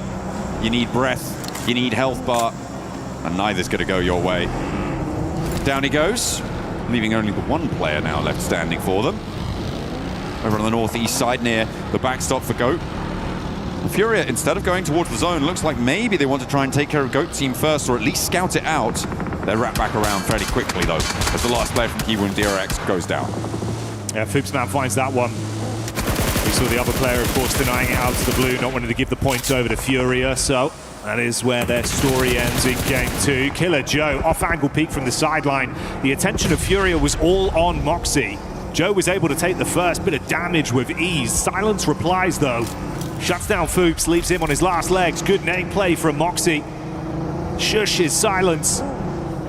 If this is on target, could be very lethal. Trying to get it over the hillside onto the close grouping. A trio of Furia players with 1 man in the vehicle scouting. Chief on the push back over. Ayala really looking rough here, John. Yeah, the off angle from Arena is chiming in as well, and another nade sent over the top. It's big boom after big boom coming through from GOAT Team. And now it's just Ayala on the forefront.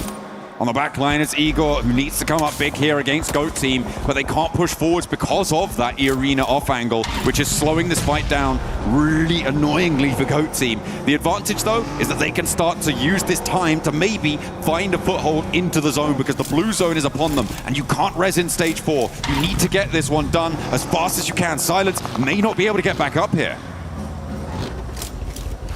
They knew there was the rock up from the back line when Elementrix got the takedown on GOAT Team, so they've read that, reassessed and wrapped off, like you say, and they've gone straight into the awaiting arms of Tianba. Terrifying Tianba today. They've changed their fate. A few more elims racked up. That puts them on 2 so far. Now they're encroaching towards AGAL. Both from the same region, and there's the crash from Eagle on the shack. They know there's a player in here. They need to try and keep safe, but it's not going super well for everyone. Tianba able to stay alive on the inside, but losing one on the out, and Liu gets some retribution. AGAL now playing on us 2 in the center of the circle as it shrinks right on top of them. Holding this position would be great, but there's so many angles now staring you down. Oh, nades are good as well. Primes that one, gets it right on target. Goodbye, AGAL. They go down to the nitro they've been given to breakfast. And this is where it gets far more scary as well. Alula, low on HP with a bit of a split on the setup. Yangon Galacticos pushing in as a roster. Coming in together, struggling on contact with 1 player buckling under the pressure, and Wolves, they smell the opportunity to steal some of these elims.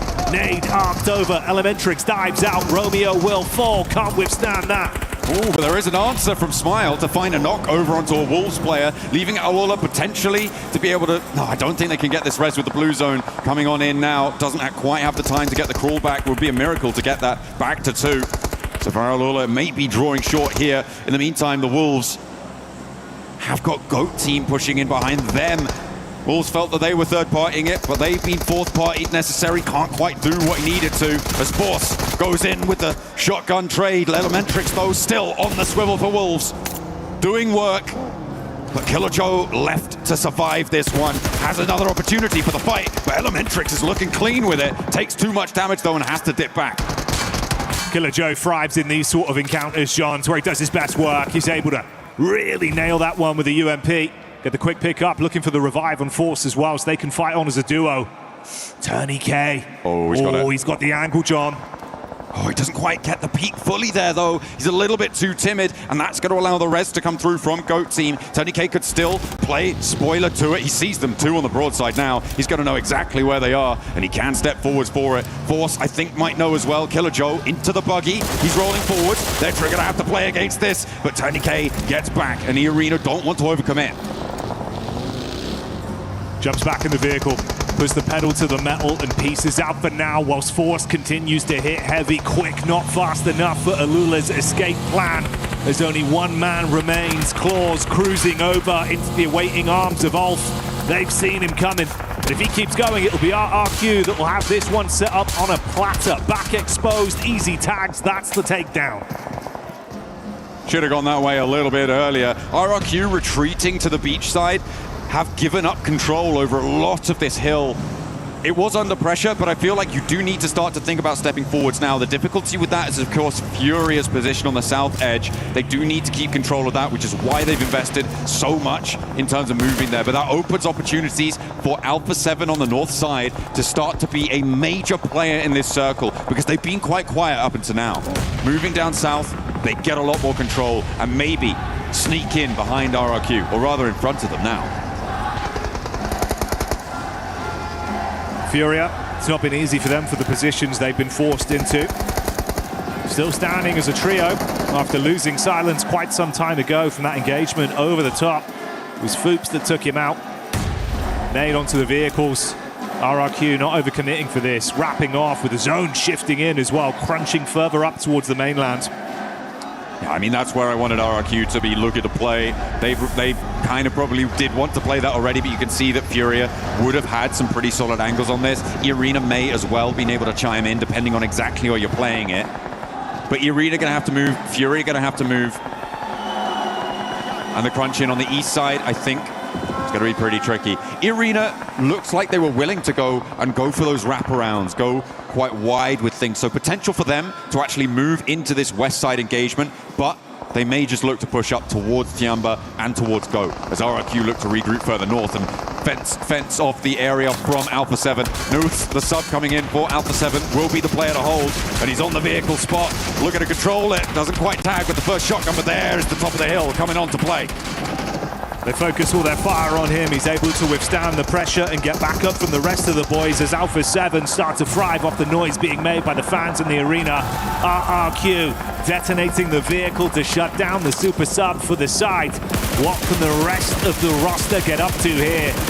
Bullets being peppered towards them. Amongst all this, 721 GRS struck upon by Ulf as they go in heavy with the shotguns. Ravo just drives into the middle of it all. Looks to go crazy, John. How on earth does he dodge all of those rounds on the outside? And Korea with the seat swap looks for more, but Alpha 7 fall at the final hurdle.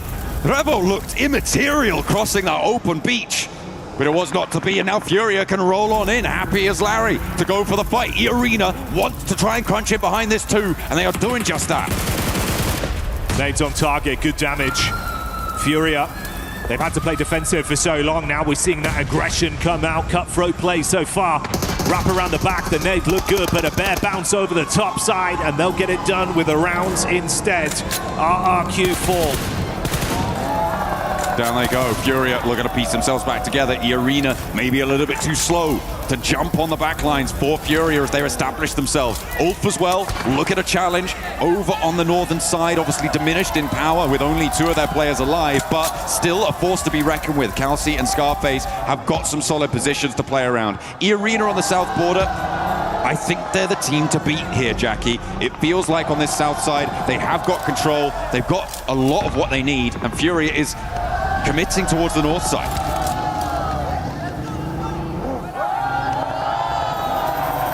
Energy building up. A lot of fans in the house today.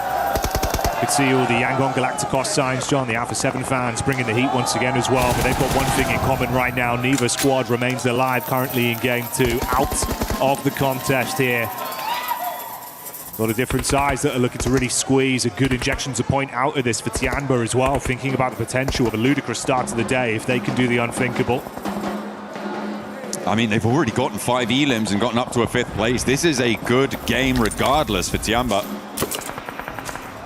They are going to be happy with this performance. Next zone coming on through. Shrink's pretty dead center. I don't think there's too much to worry about for the arena, for Tiamba and for Furia. But for GOAT team, I think this is going to be their big test, right? They are just playing on this one tree. They've got some vehicles in the back lines, sure, but they have to move. And where do you go? Where do you go? It might just have to be a crazy wide sweep up to the north, but Tiamba are going to light you up. The arena are going to light you up. You need a pick. You need an opening. I just don't see GOAT team moving forwards.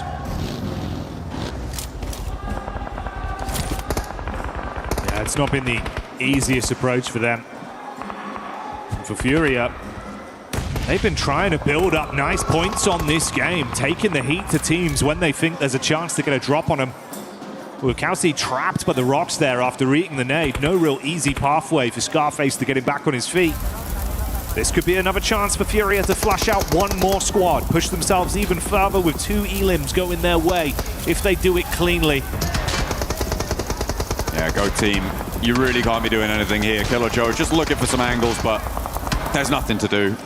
Fair enough to fall down there. Killer Joe will go down last. Scarface now under pressure as Tiamba actually take the elim over on towards Kelsey, and Scarface still kicking as Ayala takes a knee. E-Arena in the meantime can start to march in from the south side. A nade will finish off Scarface, but Ayala now needs to be secured, and this is beautiful sweep across from E-Arena. Furia have committed to that north side, and there is now nothing stopping E-Arena taking the entirety of this ridgeline in a 3-way engagement. Yeah, this is great decision making. Instantly aggressing when they think they've got a moment to get the drop on them. Furia down to 3 players, of Ayala unfortunately falling in that head-to-head versus Scarface. That puts so much more pressure on this team. They've got to get him back up. They'll have a few seconds here to top his HP up. Thankfully, he's done so. But they've crunched so much space, so much map control away. Nowhere near as easy now, John. They know Milu's position. With the nades, they've been able to push forwards. Ayala creeping up to the ridgeline as well. And the arena actually going to regress on their hold, not wanting to stay overextended or maybe move those vehicles in different ways, swap them out, something like that. But just like giving that ground there was an interesting decision, but they get it back very, very quickly. Furia don't try and push over the top on it. Still waiting for this one to get forced by the circle. You can see Chief will get moved. Igor as well has to leave his little ridge and step up probably towards that burnt out buggy. That's where he's pacing himself towards. Ayala cannot find an angle. For love nor money right now. No chance to get a raw free peek onto them. Just looking to cast that first stone, open it up with an advantage. The first domino falling for either of these squads will be very detrimental. Obviously for E-Arena, that big benefit you have as well in the trade game. They've got 1 extra man in the squad. Takes a little bit more pressure off them, but they still need a clean fight. Pin from either side, it wouldn't really change much. Next stage closes dead central on this, and no one really has the full inside track, but E-Arena have the most ability to move around. If Furia go down, Tiamba can start to move up the hill. That might give them a little opening door. Furia now moving much closer towards the arena, and the nades are going to start to cause problems for Mormon. The Molotov's there as well, but he has the smoke to cover his vision and hits the deck. Looks to get some healing. No knock found. Shocked. I'm absolutely shocked he's still standing there. Stereo nades go out either side. It felt like 1 bullet away from him falling. Topped himself back up, like you say. He's quick with the meds. Furia debating where they really need to engage on this. Is it easier to try and wrap around onto Tiamba's side? Do they just have to hold in the middle, wait for the crunch to come towards them? They're going to go in the direction of Tiamba. Ayala, thought maybe they were a little bit closer than they are. Had the DBS primed. Scouting play as well. They're losing a lot of space from this peak up from E-Arena, starting to force them further back. It's getting scary out there. Final zone closing as well now, Jackie. It's straight into the middle. Can't hang about now. No elims for E-Arena. So they would love to try and sweep a couple of these up. Over the top of the hill, they're looking to put a pressure onto Furia, but they fight back. Eco goes 1 for 1 on the trade, which is not great news for them. But where are Tiamba? Can they make a pass at this? Try and move in behind Furia. I think they might be going for it. They've heard this fight break out. They've seen the knocks come through, and the backlines from E-Arena getting a little bit false-footed as Tiamba make their play. Tiamba, triple threat of nades thrown over the top. Erupting explosions towards Furia's angle after knowing they're weak. But they're still not overly committing. Being hit from all sides as well. They're going slightly too far deep. That one looks good. Great chip damage onto Furia. Chief with a reply. Mormon's drop. Joker hits the headshot back onto him. It's a 1-for-1 stalemate. Tiamba still waiting.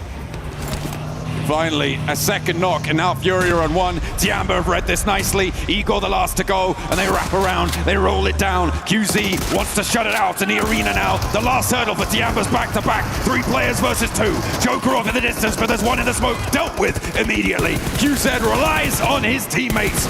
He turns for a moment, but he knows they've got his back, and in a 1 versus 3, can he make it work? Mormon now bleeding out to the zone. E-Arena will fall in the face of Tiamba for a back-to-back chicken dinner. This is brilliant.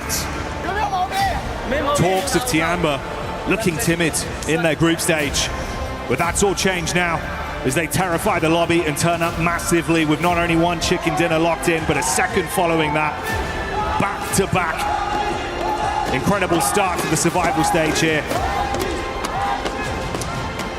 Really brilliant opener coming through for a team that, as we were saying, there were a lot of criticisms levied at their play style. They only just about managed to get into the survival stage with a late in the day chicken dinner. But they did look much better during that chicken dinner, during those group stages. And this is exactly the sort of development you want to see. Able to go, I think it was 11 eliminations as well there, Jackie. It is a monumental start for them. Getting towards the top 6 just got a whole lot easier.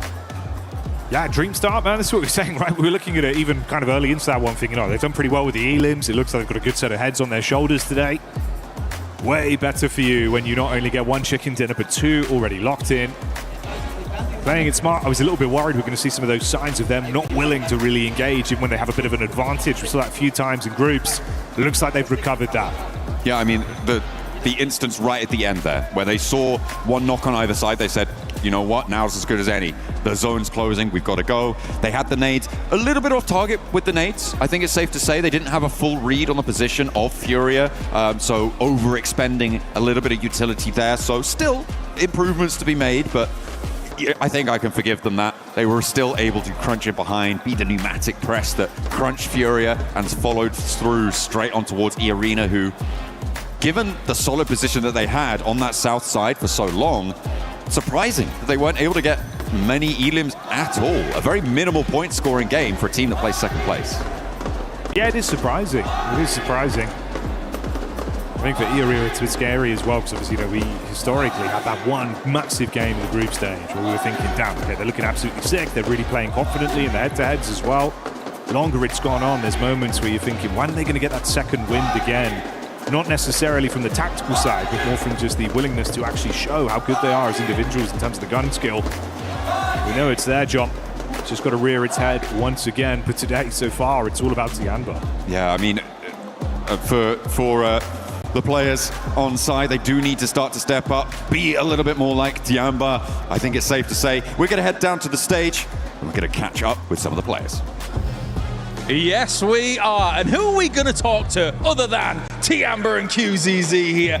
Back-to-back wins to start off the survival stage. What a result. And let's ask about that, right? Back-to-back wins. Obviously, in the group stage, you didn't have the easiest of times. So what was the focus for the team between the group stage coming into now this survival stage? QZ 首先恭喜你们已经2连世机了，非常优秀的一个发挥。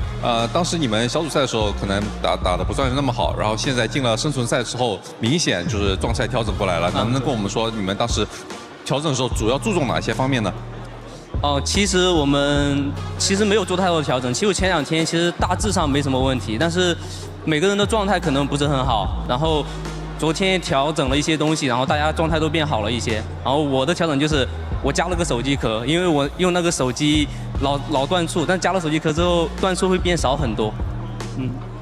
Outside that, we didn't really make a lot of adjustments. I think that we were, in terms of strategy, I think we were absolutely fine. It's just that in the group stages, I think everyone's form was just a little lackluster. And then coming to the survival stage, I think we are now performing a lot better. I think everyone's form is just peaking right now. And in terms of adjustments for me personally, what I adjusted was I added a case to my phone. And I think that really helped to reduce some of the kind of like not registering some of my key inputs, my touches. So I think that really helped as well. More accurate at all. That makes a lot of sense. And going to the Rondo game, you guys came in from the south side of the river and played alongside the river for almost the whole game. What were the biggest threats to you guys for that first win? 当时你们第一张图的时候，你们相当于就是从那条河的南边，就是进圈的，然后而且你们相当于是我唯一支队站在那边，然后你们就一直沿着那条河的南边在那边打了一整场。当时一整场下来，你能不能跟我说一下最主要的一些威胁会是什么呢？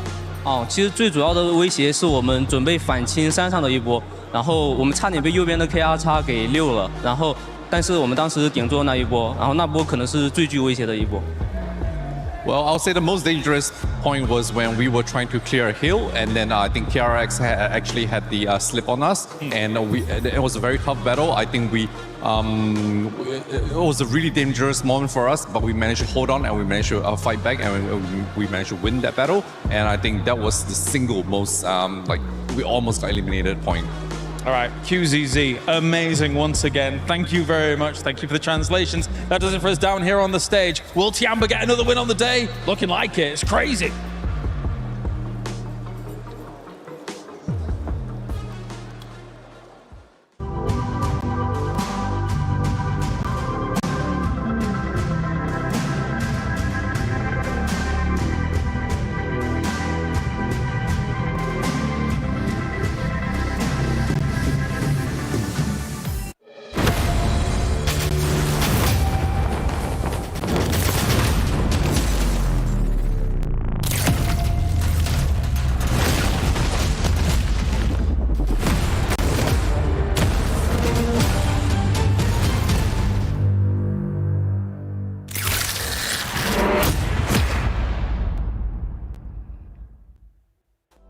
Tiamba doing their best impressions of Drake with that back-to-back, because this team is definitely showing up here at Survival Stage of PMWC at EWC 26. But don't forget, it is PMWC. There is a PMWC lucky spin currently going on within the game. Make sure you log in, do the spins, do all the fun stuff before he goes away, because we do have the Electron energy set, the Proton power set, and the stunning Alien Fusion grows out, which Max was telling me it ends up glowing on the dark. This was co-created with PDP creator Nana, and I want the grows out.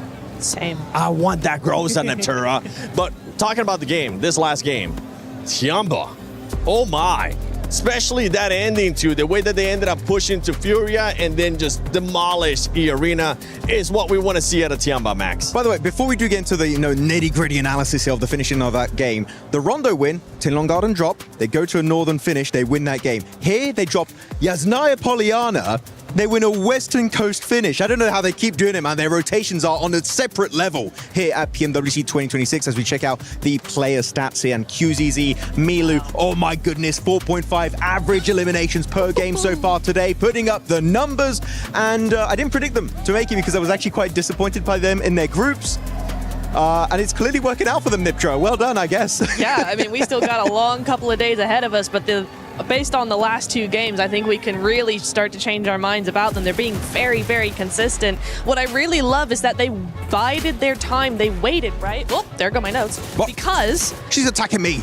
Yeah, I'm attacking him. No, because they were just sitting underneath this hill, right? Yes. Waiting for these two to get together, start fighting, and then push. Look at that. Yeah, I mean, that push on Furia, of course, the timing of that is great because Furia is at their absolute weakest, and also E-Arena are trying to get a revive back on their fallen comrade. But I wanted to focus very clearly on this replay, on Milu and QZZ. The focus, the sheer determination at that moment, putting the focus on the same player at the same time. What an absolutely amazing fragging duo. And clearly they're the main reason so far they've been successful on this opening day of Survival Stage. Loving the synergy of those two guys in particular. Loving that synergy, loving the action that they're currently putting on. 12 eliminations there for Tiamba, being able to come off with the win. Furia, this is a team that we've been wondering where have they been. They finally ended up showing up here in this game, Max, with those 7 eliminations, 12 points total.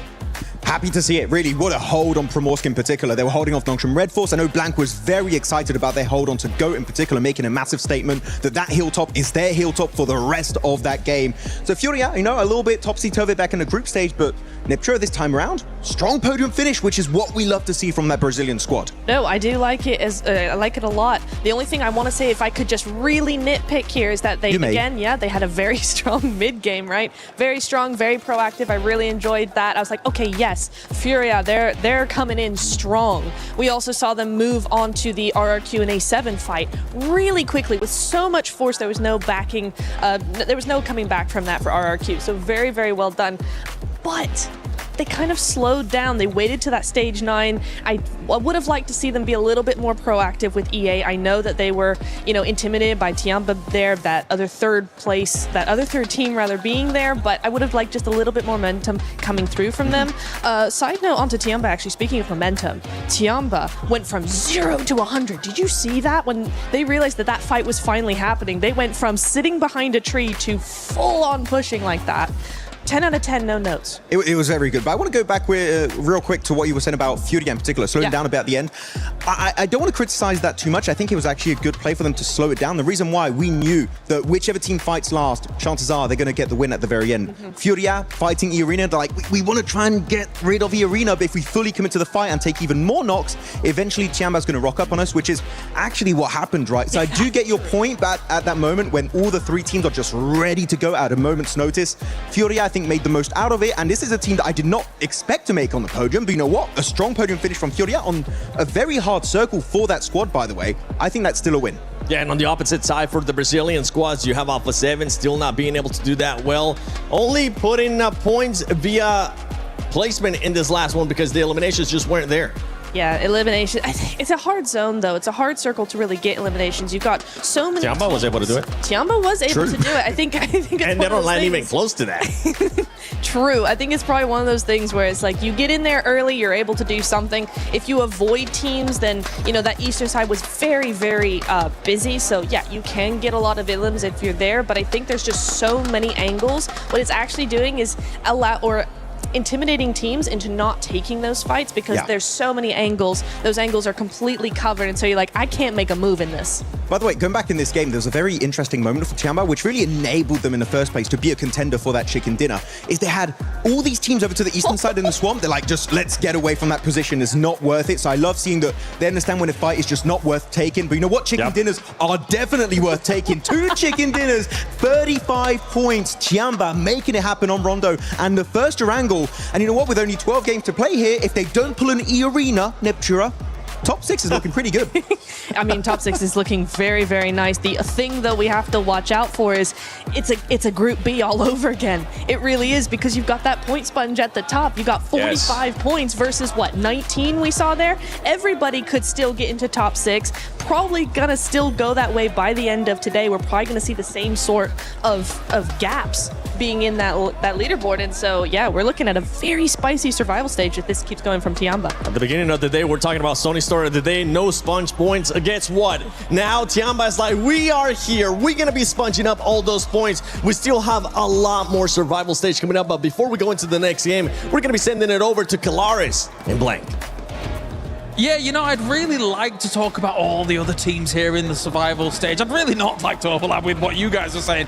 But it's all about Tiamba. How are we supposed to ignore what they've been able to do? I think, though, if we really kind of step back and look at those 2 victories they got, though, here, Blank, winning in the face of adversity is what has made Tiamba a world-class team. On Rondo, on the Riverside, being able to hold that down as long as they did, and then on Erangel, sending it from the swamp location, and the perfect timing, very, very important as well. You are a stage heavy hitter, aren't you, really?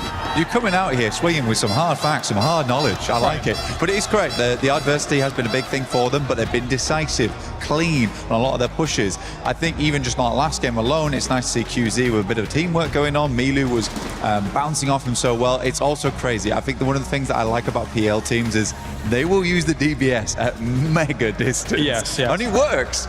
I will say as well, I can pull the curtain back a little bit as I've just interviewed QZZ. Just before the interview, actually just after that win, you saw as they got up and they were elated, high-fiving and everything like that. He showed me that he hurt his hand. He hurt his hand from the high five alone. So, yes, they were very, very happy. It's a strong high five right there. That's a very strong high five. I bet he whacks that fire button really hard, to be honest with you. But yeah, it's nice to see, again, for QZZ, he came from PMI, FMVP there as well with 39 eliminations, over 7,000 damage. Crazy result from him. It's good to see the rest of Tiamba stepping up, though, because there is so much conversation around QZ and how good he is as a player, but I think it's mainly what we're looking at right now with the rest of the team, who are all rallying around him. It's easy enough to be that front man, but you have to have people who are following you into that battle. Well, as Max just mentioned on the desk as well, Milu was kind of the determining factor in that first game. Likewise, when you look at the damage output and the damage numbers for that second game, it was, of course, QZZ that was able to kind of take the reins and really run with it. But it wasn't just the timings at which they were able to move. Again, it's the opportunistic gameplay, right? If you take that position away from AGAL in this Erangel game and find yourself bogged down in a fight, if Ulf wants to kind of continue on a little bit of that aggression, you're suddenly going to be taken out. But they were able to shore up their defenses so well after taking out AGAL. I am super impressed by what we've just seen in these first two games. It's definitely astonishing, and I think Fury is almost a little bit of a other side of the card, right, for that. They were very, very resilient all the way through, even from early on in the game to where they faced off against GOAT team. There they were able to almost dominate just by LOS control, keeping themselves on the left-hand side towards the coast, where GOAT was struggling because eventually they were going to start being spotted out by teams off in the distance, which did happen. And Igor's, man, he was playing phenomenally well all the way up to the end. But Tiamba, just going for that instantaneous push.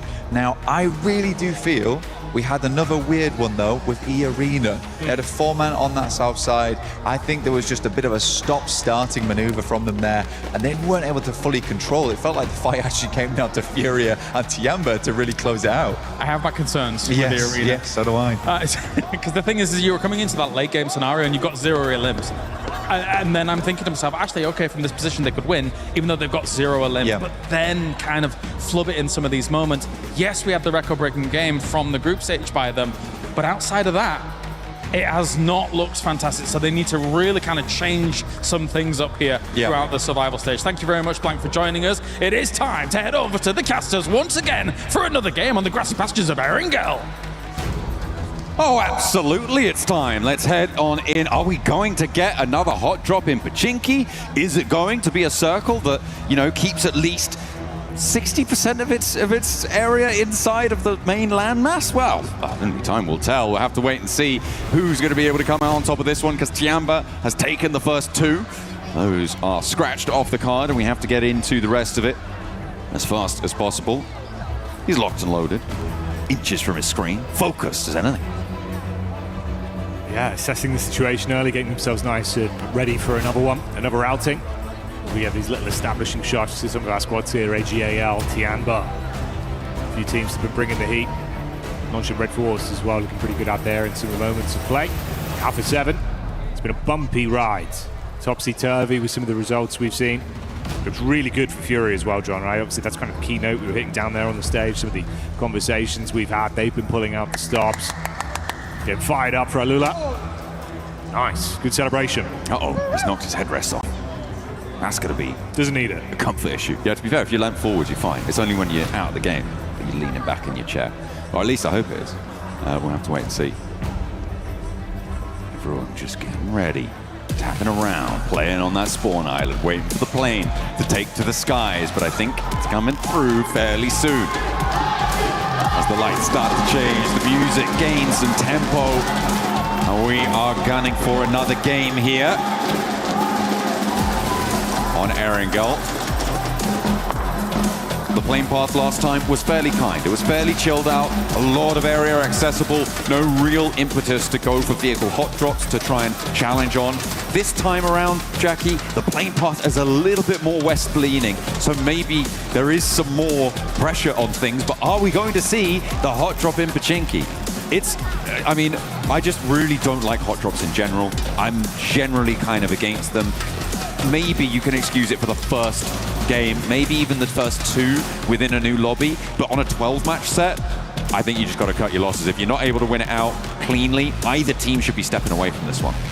Yeah, I think there's a right time, right place for it. And honestly, in my mind right now, this could be one of the opportunities for it. If we start doing it towards the end of the day and we get to the next set of 3 games on, it might be too far gone. You make a mistake there, it could be cooked instantly. You leave yourself in a sort of safety net to try to build back in. If I was going to run that risk, this is the lobby I'd do it in. Right here, right now, come out, pull out some stops. If you could potentially target one of our top teams, especially looking at Tiamba, right, with how they're building themselves, such an early narrative, shut them down, stop them from accumulating point after point, at least for one game. Could be a door open for you and one closed for them. We'll see. Maybe it's more respectful than I'm thinking. I feel like targeting the top team themselves, maybe not super useful here in the survival stage. That's much more a final strategy because you're aiming for top 6, right? Doesn't matter, John. You've got to come for the king. You find the biggest man, you shut him down, you get respect for everyone else in the lobby. Well, we did just see an elimination go through. I believe that was Tiamba actually over towards E-Arena, who have lost one. We've also got the Zaki drop coming through from Dopeness, which is going to leave Gike alone in Pachinki. So we don't get that hot drop. Over on the east side is where our circle will go, and I'm happy to say it's quite a lot of land in this one. Yeah, more reasonable, far more reasonable here, what we've got out of this. Some of the games we've had, it's been a super bumpy ride for our teams, and we've seen some great PUBG Mobile mechanically off the back of rotation, at least map geometry-wise, how they understand it. It gets a lot more out of these teams. The brains have to be switched off. This, though, should be better for the lobby in general. Slightly worried about down on the south side near Novo with Yangon Galacticos and AGAL both dropping in the area. AGAL trying to grab the vehicles. Imagine trying to get across the bridge as fast as possible. The question is, what sort of ammunition does Smile have to play with? Can he catch someone on the cross? Looks for the iron sight spray down with the AKM. There is still more on the menu. There's 2 players in the monster truck try and find their way through. Will they sneak on in? It looks like it's not quite connecting on the spray. Some damage there, but the ammo's starting to draw low, and they don't have the scopes to really get the distance on this one. Jackie, I think AGAL just make out like bandits on this. Yeah, get out of there, get away. Only the iron sight, no scope attached for max precision, so he can't get it done even when he throws the clip in the AK. Just a spray from far away, John. No one from AGAL hitting the DCK. It's not even how you spell deck at this point. It's one of those days, John. No, well, just got to throw an E in there. That would help. And it would help, but hasn't helped E-Arena on this drop, unfortunately, throwing an E on the front of Arena. Tiamba were able to get that. They were the team to take them down. Tiamba dropping around that sort of cube compound area, east side of crates, and, well, closer towards the bridges out to the east of South George, and they've rotated now all the way over the north towards Yasnaya, given the circle. Smart, I like it, no notes. Furia out on the west side, fairly uncontested, and we're firmly into the looting phase now. Been getting louder and louder game after game as well.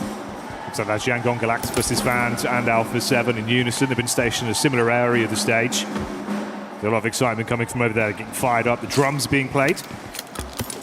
You any good at the drums, John? I have grade 4 drums, which is a qualification in the United Kingdom for our international viewers.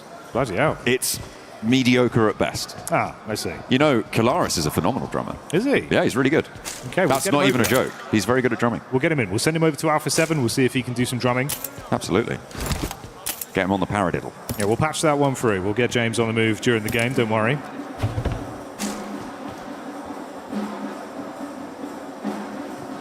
Alola looking to drum themselves up a chance in towards those finals. In second place, they've been doing a fine job of it so far, with the points they've been able to accrue. Obviously a deep run into that first match. Really notable performance coming through from them. Maybe a little bit too slow in terms of dealing with Tiamba down on that south side of them, but they're still up on 19 points. They're still in the top 6 for the time being, as close as it is. However, in Primorsk right now, there's a long road ahead of them to try and make their way in.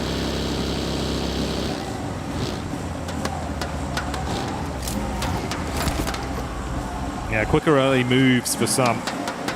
Others using the availability of a longer, safer rotate. Obviously, this is more the consistent sort of play that we prefer to see from squads like Goat and Yangon with how they want to approach it. Something you'll all want to see, though, of course, are the amazing weapon skins that we've got going on here with the event that's currently occurring. That Ninetales Fury Org, a beautiful bit of kit, John. You get those variants as it evolves when you use it. Really cool stuff. A powerful beast, and you want to lock it inside you. You want to keep it and elevate yourselves to find those various levels of different tails. Moving on into your games on PUBG Mobile. Furia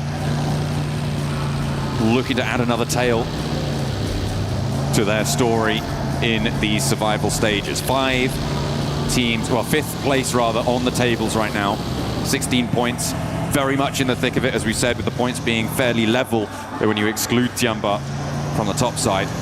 Furia looked fairly dynamic in that last match. And they took agency into their own hands, which I like to see, I really do. So for them on the southwest side, hopefully they can break through, play towards this mansion open area west of prison, this shelter positions as well. A lot of open ground, a lot of rolling hills in this zone. So you need to make sure you get your little patch under control.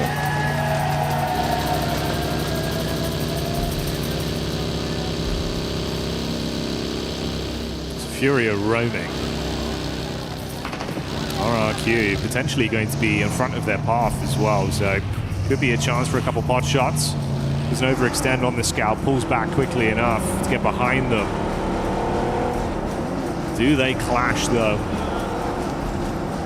They're being fairly civil right now, Jackie, but getting across this road is when they're going to be completely open to each other. But it looks like, given that most of the players here are in their own vehicles, unlikely you're going to see that second seat spray down.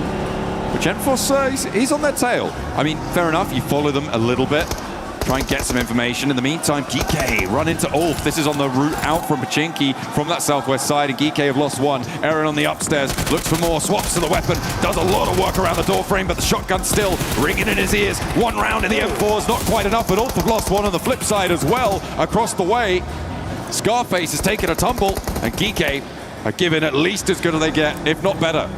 Yeah, it would have been hellish for them as well, right? Great game one, at least keeping themselves in an elevated position, the points and the placements going into game two, nowhere near as clean. If they had an uncomfortable start here, lost their players, limped away, would have been brutal. Instead, the egg is on the face of Ulf, as it will only be a duo that remains.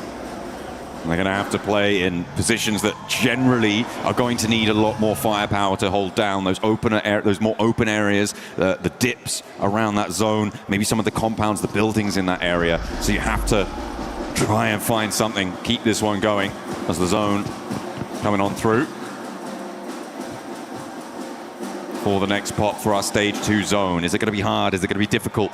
It's very firmly on the south edge there, Jackie, but it keeps a lot of land in. We're moving away from Yasnaya Fields. We're moving down towards the farm area, the positions east of Potato Hill, and those shelter positions out on the east side, I think are going to cause a lot of problems here, because we've got so many teams on the northeast edge. RRQ are already posted up around that area. It looks like they are retreating a bit though, but a lot of teams are going to be trying to move in from this northeast side, and it's going to get messy. It's going to. That's a John Allen guarantee. I don't joke about mess. You can trust those. Man, it's been a bit bumpy as well for a squad like 721 GS, right? You see their POV here. They had a few games back during the group stage where they were able to sort of harass other teams, still good elims, and have their head on a swivel. I was thinking maybe they'd be able to elevate themselves in a bit of a generally considered weaker lobby where there's opportunities to rise to the occasion. Our top team certainly have. For them, still down towards the bottom side of the pack in 12th place right now. Got to give us a little bit more if they want to keep themselves in it.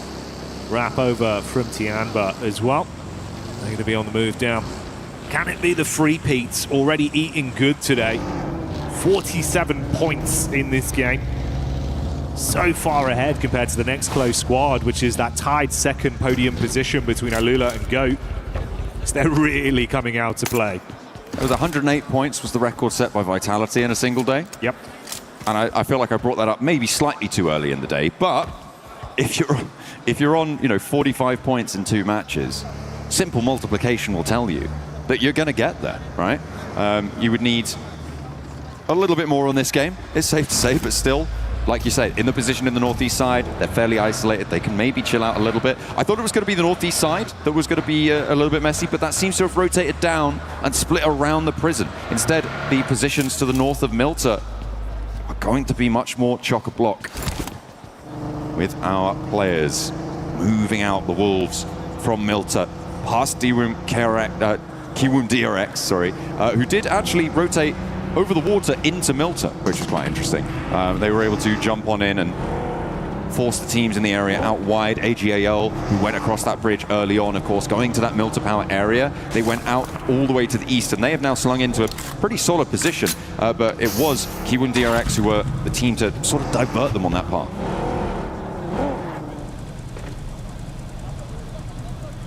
I think for KRX as well, right? This is sort of the middle portion of the day where you're thinking, okay, guys, got to lock in a little bit here, get a bit more energy, some wind back under the sails. If they want to push for more. Locked in last place right now in the overall standings. Not the dream whatsoever. We'll see as the zone comes in as well if there's going to be any benefit here, if it pulls up more so towards that north side. No. All right, not too bad in terms of the positioning for some of our more central squads as well. Non-Shin Red Force once again got themselves set up early. There's only Dopeness that were in amongst the set of two players from either side. Ulfnir there, Fury instantly rotating off the confirmation of the zone, and Tiamba pushing down as well. From that east side, look how many teams are moving around that Ulf position. Dopeness just about snaking their way over the top of this one. Remember, Ulf only on 2 players, so really can't do too much to stop this. They're just going to have to hope that they can win a fight. In the meantime, on the southeast edge, it looks like Kiwum DRX having a tough time of things against Alpha 7, as 2 of them have already gone down. And there's really not much more for them to do here. Hoxie wants to try and hold his nerve in the face of Alpha 7, but they haven't lost a player yet, and they're not about to start now. Carrillo able to find the final shot, and there's a burn down on the last player for the South Korean side. I think that's by far the cleanest take we've seen of a compound from Alpha 7 today. They get that one done, John, but it doesn't end. They've effectively rung that proverbial dinner bell that's baited over RRQ. So for Alpha 7, they'll have to keep on fighting. Fury up, pushing over as well with AGAL in their line of sight. Height to play with, so at least advantage from that. Liu has limited meds as well. He's going to be able to top himself back up. Fein wall of smoke between them. Good bit of open distance. So if that peels off, Ayala's usually clean for these. Going to somewhat peek out towards the road. Just assess the situation, see if there's room for a couple quick shots. I feel like they're going to be okay for the time being, but with Wolves moving in from the east side, that could potentially force Furia to crunch in and lose influence. But are the Wolves going to stop there, or are they going to try and keep going a little bit deeper into the zone? I feel like they're going to be more of a problem for AGAL on this situation. And indeed, they do head further and further west, getting out of dodge. So Furia can continue their presence. And the Wolves actually managed to get through fairly securely. They are only playing as 3, but doing okay, I think it's safe to say. And right on top of the final player from Dopeness as well, to try and make your way into the center of the zone. I'm surprised that the Wolves have gotten as far as they have here, Jackie, because it was a kind of crazy thread through all of this. It was probably helped by the fact that AGAL and Furia were both looking at each other, were a little bit isolated away on that fight, so they just moved over the north side of the ridges that sat there to get into the spot. Good read. It could be a good reposition for Alpha 7 as well. Last time we saw them, of course, they had that great injection back over towards KRX, cleaned up on the compound. Then they were briefly met by IRQ that bailed out on that one. Alpha 7 chasing down Yangon, at least one of their players. They're going to get away. Zone crunching further in again as well. Dead center set up right now from Non-Shin Red Force. Haven't had to move or fight for anything in quite some time. And they got 4 of their players alive as well. This is pretty decent news for Tiamba, although that less so. They have taken a knock onto QZZ on that eastern side with RRQ bearing down upon them. In the meantime, Furia and AGAL starting to come to the forefront of the fighting. As there's 1, there's 2 knocks as well. A flush coming through from Igors. And the nades can't quite repel them, can't quite rebuff them in time. And Maple trying to stand against an onslaught from Furia. This is tough stuff. XCZ also feeling the brunt of pressure. I think that might be an off angle coming through from Yangon Galacticos. And what can you do? A nade over the back does tag, but doesn't quite get a flush or another knock. Yeah, just a bit of chip damage. Not enough to punish him with. Chief going to step back up with one of his own as well. Dashes it onto AGAL. That's more what you're looking for. Now they can compress in and try and collapse upon the squad. AJL going down swiftly as they will lose out. Removed from the equation here as Furia are still standing. On that south side, lining the roadside now. Well, more of a path, really, if we're honest, but we'll be able to use that ridge line that was protecting the Wolves on their rotate, potentially to launch themselves forwards, but I don't think they can do it fully just yet. Instead, they're going to have to worry about their south flanks and their west and east as well. Alpha 7 rolling over, trying to take on the other Brazilian side. We're not quite getting fully stuck in just yet, Jackie. They're calming things down. And hit the deck, belt buckles, meeting dirt.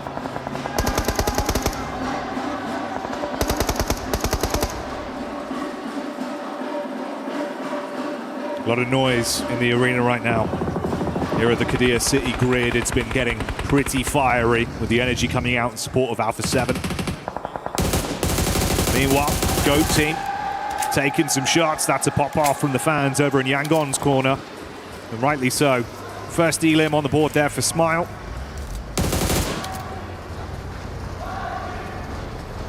They want to hunt for more. There are goats out to the west, and they want to find them. E-Arena and Al-Ula now coming into conflict. Remember, E-Arena losing a player on the drop, so they are as 3, and 3 players from Al-Ula bearing down upon them, a 4th to join them pretty swiftly too. Nades not quite connecting on the first form of the hold, but 2 immediate knocks come through, and the flushes are brutal and coordinated. 2 now players for Al-Ula on the back side of this fight, but there is a third party from Go Up the Hill, R3B, now the last to stand for Al-Ula, and E-Arena hold their nerve with a beautiful 1-2 punch to kick things off, and a lovely shutdown from Turney K for the final elim there. There was no way to get into that compound. No, not for love nor money.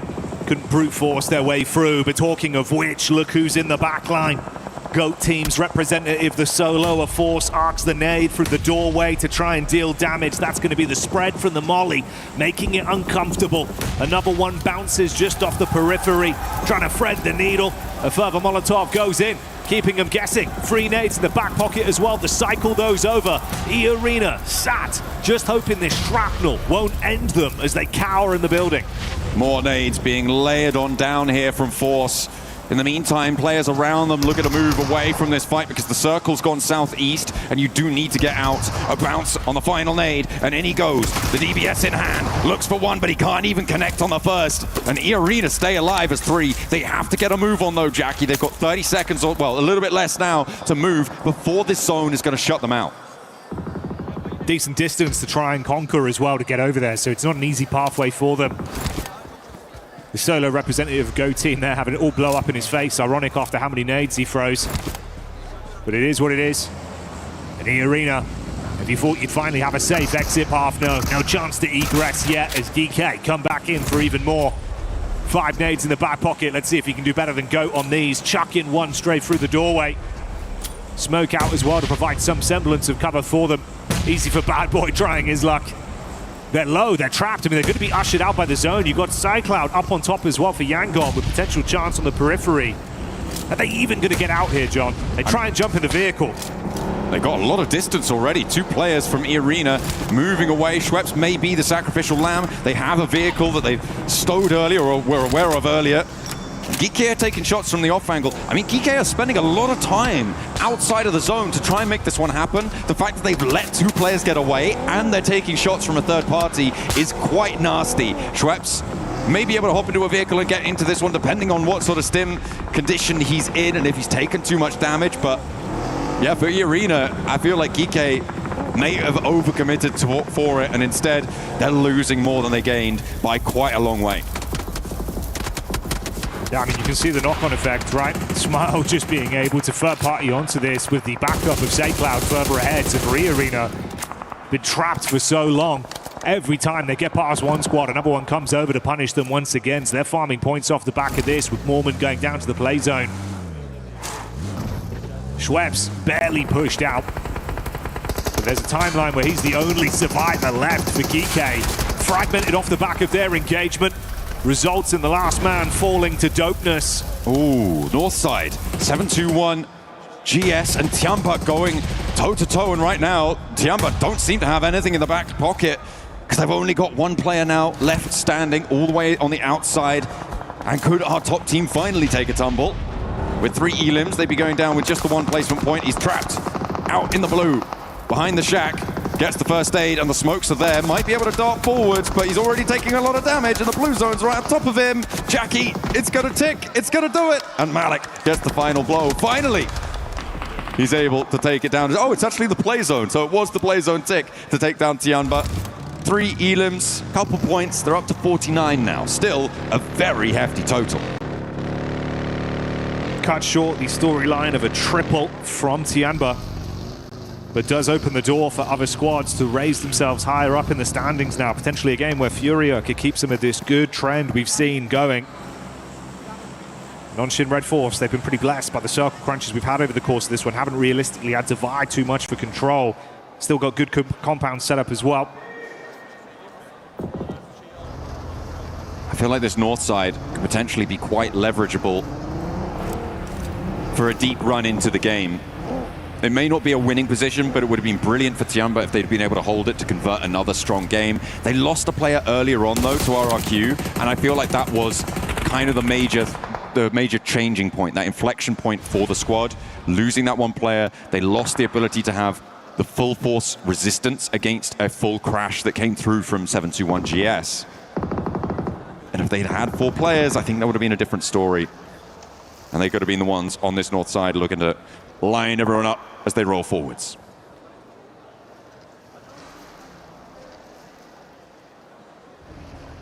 Sight for sore eyes for the Alpha 7 fans, you'd imagine, as well. Still alive in this game right now. They have the 5 elims to their name.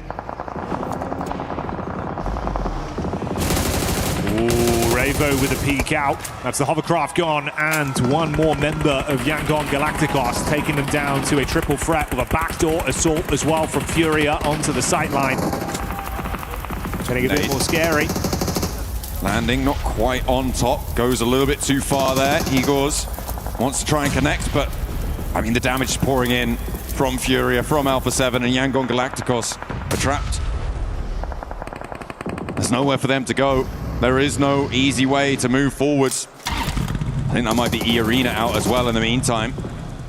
Up in second place on the overall standings, but Furia, I think, now guaranteed to be surpassing them.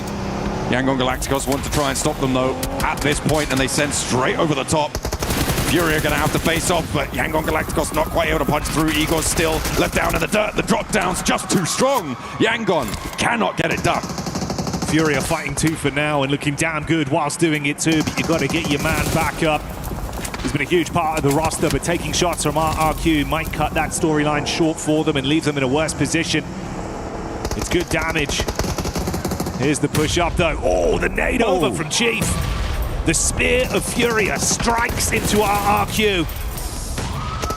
And there go the rounds, finding that flush as well. There is a knock over onto Igor's, the flush coming through, and Ayala does go down as well. Silence trying to make a break for it. Out wide, can't quite connect with the front bumper, but draws some fire, gives some protection, makes a little distraction. Chief is going to fall, and RRQ are going to win out on this trade. In the meantime, a massive flex out coming through from Nongshim Red Force. Really timely as well to flex away from their position, to get involved, get stuck in, and will be able to clip the wings of Alpha 7 somewhat, losing at least one, but there is a knock, there is a response. However, Obscure also takes that tumble, and Tizzy could potentially find this res if Forever and Carrillo can't get a position, and La Par could stop them doing just that. They've got the hillside peak onto it. Ravo exposed from the backside. Looking good. Oh, it's an easy takedown as well onto Obscure that was knocked prior. Such little HP left to play with for Alpha 7. They're not going to be remaining alive for much longer at this point. The split from Nongshim was well-timed and well-executed. Carrillo, all that remains. Oh, barely missing on the driver. Trying to bonnet in with a vehicle. Firing off warning shots, but that's all they are. Just warnings as they're gone again. Out in 4th place on this one, leaving our top 3 squads remaining. What a timing on that for Nongshim Red Force as well. That flex out down to the south, really, really instrumental. It gets rid of Alpha 7, and it felt like maybe they were going to lose 1 or 2 players there, but the RRQ peak over the ridgeline kept Nongshim safe, and they have managed to get that res, get back to their compound, and back, more crucially, to the circle as it shifts all the way up north, and RRQ are going to have to make a mad dash here. Yeah, Nongshim licking their lips right now with how they played this one. Early game was good for them. Weren't really contested too much. RRQ getting hit by the zone as well, so it's just getting messy out there.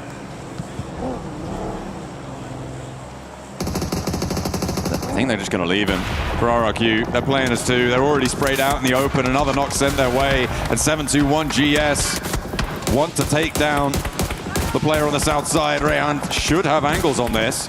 But there are shots being fired back. Nongshim Red Force do have the toe sight. And will be able to clip those nails. And that's going to leave RRQ out now. A 4 versus 3. From the position that Tiamba were holding against Nongshim, who have been in this spot for the longest time. 721 GS had some moments of greatness in the group stage. It feels like if they want to try and revitalize themselves and prove that they can go further, fight for an opportunity into finals, this is a game they need to win to get themselves in that headspace. For Nongshim, it's more of that consistent force. A team that we know can go above and beyond in a position to do just that, with the advantage of not only their position, but the numbers as well. Battle of attrition on their side, John. This is a jump up to second place on the cards for Nongshim Red Force. And for 721 GS, it's a chance to try and join closer towards the top 6. Early doors on the tournament does mean there is incredible amounts of volatility on the tables. And Nongshim would love to try and rise above that. That's exactly what they're looking to do here. TZ with the flex out, even though the monster truck's gone up in smoke, is brilliant because there's still 2 players who have to crest this ridge, who have to get across the road for 721 GS. And when they do, it's open season. Nongshim are going to be on the hunt. There's been some great reactions out of them as well. So if it comes to a fair fight, I feel like I've got to back them from some of the angles we've seen, man. A lot of talent. Gunplay's through the roof right now for this team. Coaching staff watching on as well. Fingers crossed and hoping for the best result for the squad. Seems like there's still a decent amount of utility left in the back pockets there for 721. It's going to be the smokes over, create a pathway, smoke wall up on the roadside. Vehicle to play with for the rotate. Do they have to cover though? Can they get there safely? The cannons start to fire. The nades are pouring in from TZ on that off angle. They know that he is a vulnerable position for Nongshim Red Force. So if they can get into nade range of him, that might change the dynamics of this circle, Jackie, because Nongshim Red Force also do need to move forwards. They haven't managed to deal a blow to strike a player down on that crossing. So now they need to go a little bit more bread and butter. Thing is, if they're thinking Tizzy's the vulnerability, I think in reality he might be the volatility they need to open this one up. You expose yourself for even a second, that off angle, he's so damn crisp with it, he's going to be punishing you towards the side. These nades as well, every time just eating away at them, draining out some of that additional medical utility. That circle's going to start to crunch him. Really going down to the wire on this one. Nongshim do have the more central position with their forward spots here.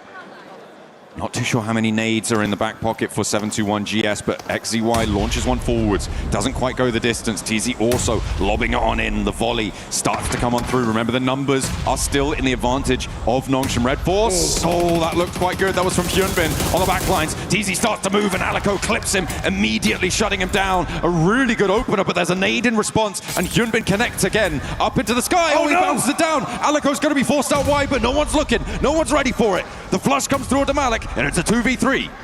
Scary scenes off the back of that. Panic stations. Fumbles with an 8.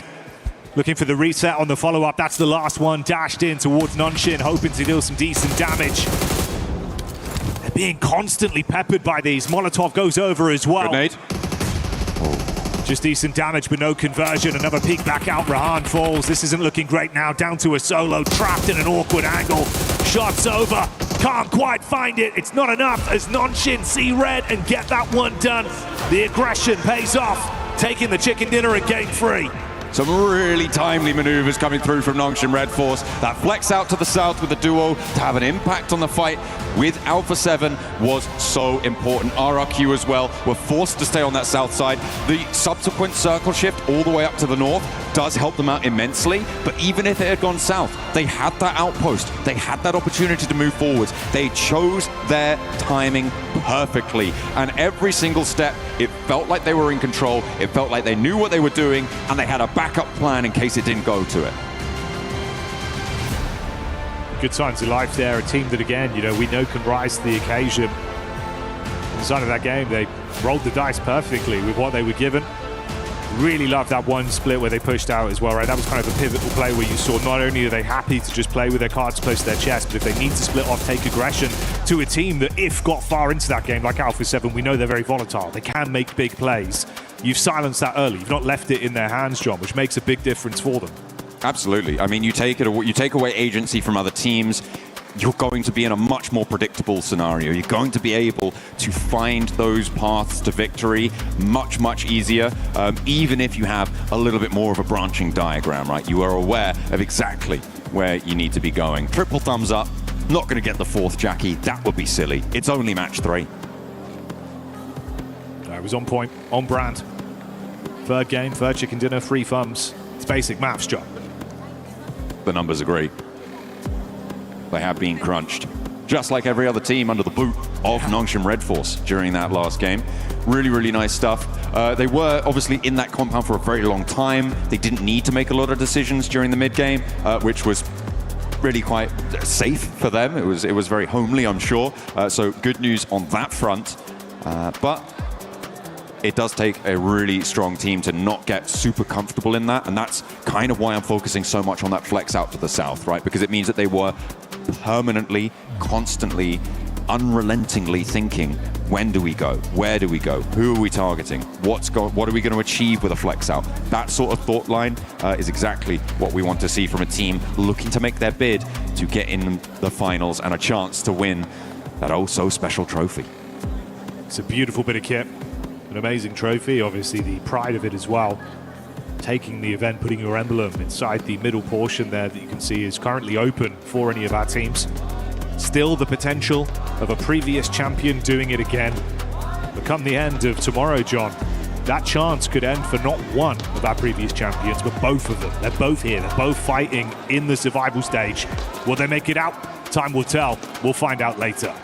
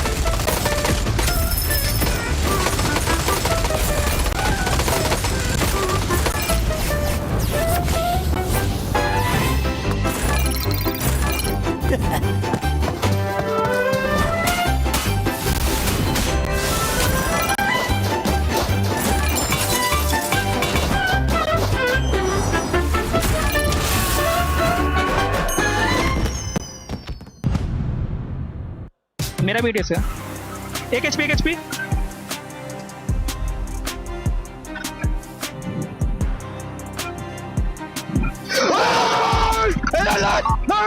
Çok güzel arkadan bir tane bir kaldı. Burada kaldı. Araba sürüyorum. Bana vermesin. Ben sürüyorum. Gel beraber devam edelim gel. Sür araba sür. Nice oğlum. Çak! Back shot. Tenta skip baixo. Tem. Boa, caralho! Porra! Gue kiri dia. Nomor gak? Aneh bener anjing.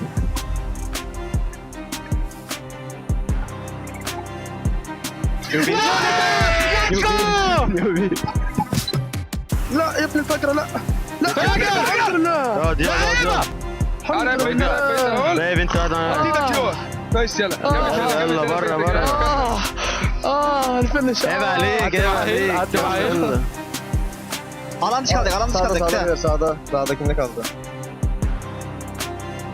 nice sağ kaldı önünde aynen adam helal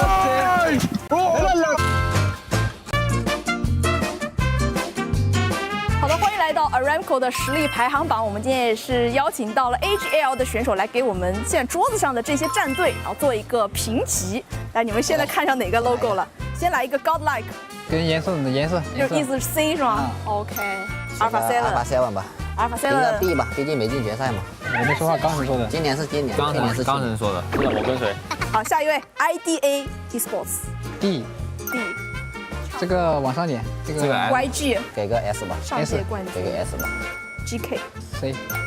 下一个 F， 这个 F， 这个 F 很配啊，这个。好 UF 给个 B 吧，给个 B 吧。好，接下来 Aurora 老熟人，给 S 吧，这个 S 啊。好 S 已经有2位了。40，这个不是很猛吗？对啊。那直接给到 A 跟 S 中间呗。我觉得这个应该给到 S 吧，都这么。还有这么多呢？没事啊，下面也很就凭人家是冠军，行。RQ 给到 B。 OK， 这个放哪儿 ？F， 这个放到一把高那个 S 突击1等就行了，压他一头够了啊。只需要压他一头。接下来这个给到夯吧，夯。哇，这 S 有点太多了。这个来排个这个 A 吧 A， 这个小蜜蜂，来 B 跟 A 的中间呗 ，B 加 B 跟 A 的中间，我觉得 A 比 S 还要珍贵啊！现在马上又来了 ，EA 来了 ，A 必须得 A 啊，因为它对比你在 A 是吧？这个直接这个怎么说 ？S 加，必须是压那个Aurora跟黑豹一坨，稍微挪一下，这样子吗？哦，懂你意思。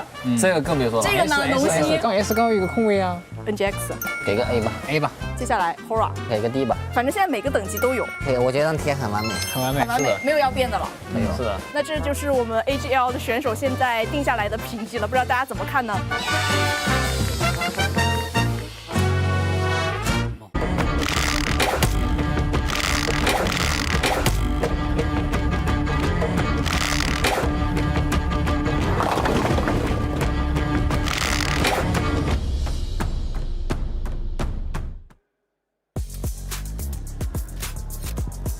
？Where am I?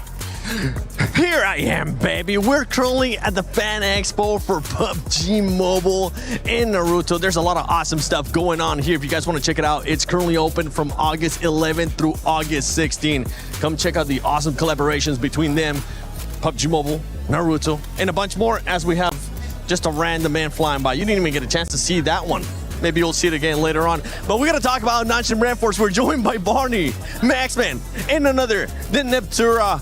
Nongshim Red Force with an amazing gameplay in that last game, having to do pretty much absolutely nothing throughout the first half of the game, and then afterwards actually being proactive about it. Yeah, I mean, Nongshim Red Force dropping Razen Shurikens all over the place here on Erangel. Very excited to see a win, but despite that being a win, it was not a very impressive win because they dropped farm.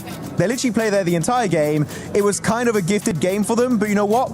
I'll take it. If it gets me an opportunity to see them in the finals, I'm biased. I don't care. It's a win. You know what? You heard it here first, folks. But oh, and there he goes again.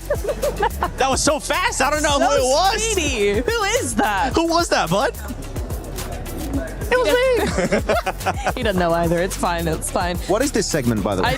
Just a fun segment. Welcome to PMWC at EWC 26. What were you going to say, Natura? No, I was just going to say, yes, they were heavily gifted this win. Heavily. However, Tizzy, being that anchor point, is what won them the game. And I will say that you are looking at a team that knows how to play this game. That's all I gotta say, right? Because Tizzy moving up to that rock, making sure that he's that anchor point, allowing his teammates to push forward into nade range onto 721, so that even when Tizzy did get knocked, it didn't matter. The game was already won. So that kind of synergies, that kind of gameplay was really, really nice to see. And it made it more of a win than just being gifted that win. They made that win happen. They did make that win happen. TC with the off angles, and then 721 helping them out by just absolutely fumbling a nade.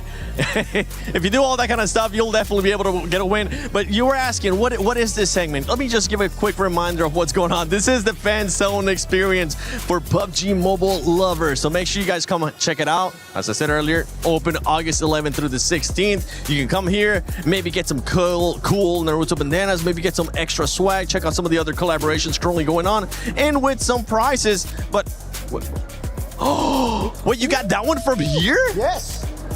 Oh my goodness, this man is nice. swagged out. It's mine, don't touch it. But Barney, while we have you here, when you come into survival stage, we usually have to talk about the mentality of some of these players, right? Because there is no second chance after this one. It is make it to top 6 or go home. And some of those squads are currently making sure they put them that performance here on survival stage. It's true, yeah, as your hat comes flying off your head. I think that one of the things to take note of the most is the mentality coming into the survival stage is very different. Now, we're seeing teams like Tiamba who only managed to get 49 points in the group stage. However, coming off the back of that, like they've already managed to conquer those 49 points in the space of 3 games out of the 12. So it's really impressive to see the adjustments made coming into the survival stage, and I think Al Ula managed to put their best foot forward, but they kind of tapered off a little bit. But the team to focus on right now is kind of Alpha 7. They're moving with hesitation. They're not moving with confidence, so the synergy is slightly off. It seems like they keep getting themselves in a pinch, and this is what was causing them issues in the group stage as well. So Neptura, I think that Alpha 7 need to step it up a gear, or at least move with some sort of confidence. I agree, and I also want to point out Fury as well as another team that I want to see step up a little bit. They're doing better, but it's just not the same. That it was a very weird push around from Silence to be coming over into that vehicle, moving away from his team just as they're getting pushed and trying to come back for a distraction thing. But really the better option would have been an off angle. We should have seen Silence able to have an off angle play and then try and help his teammates. In the way he kind of abandoned them, that's what it felt like. And so I want to see that sort of tactic being shaped up a little bit to actually help them, not hinder them. I gotta say though, looking at the end of this game, especially with the replay, it's 7-2-1 sure don't get themselves the chicken dinner, but the smokes to deny vision from all of Nongshim Red Force as they tried to leave their own compound. Again, that they've had pretty much the entirety of this game was very impressive. So 7-2-1, despite not getting a win, very excited to see if they can do more in the next coming games. Yes, we're looking at the overall ranking right now. You can see Tiamba with the performance that they had earlier, continuing on at the top there. Nongshim Red Force with that win, they do end up jumping up, but a team that I'm happy to see here, 2 teams actually, Max, that I'm happy to see here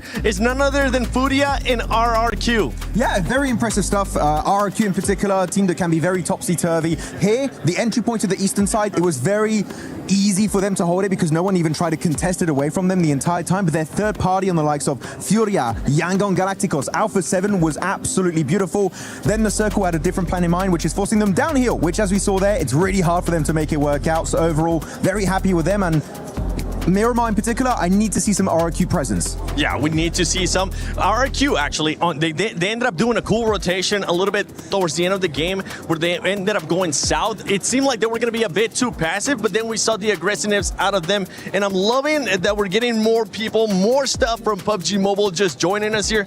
Got a close. How's your day going?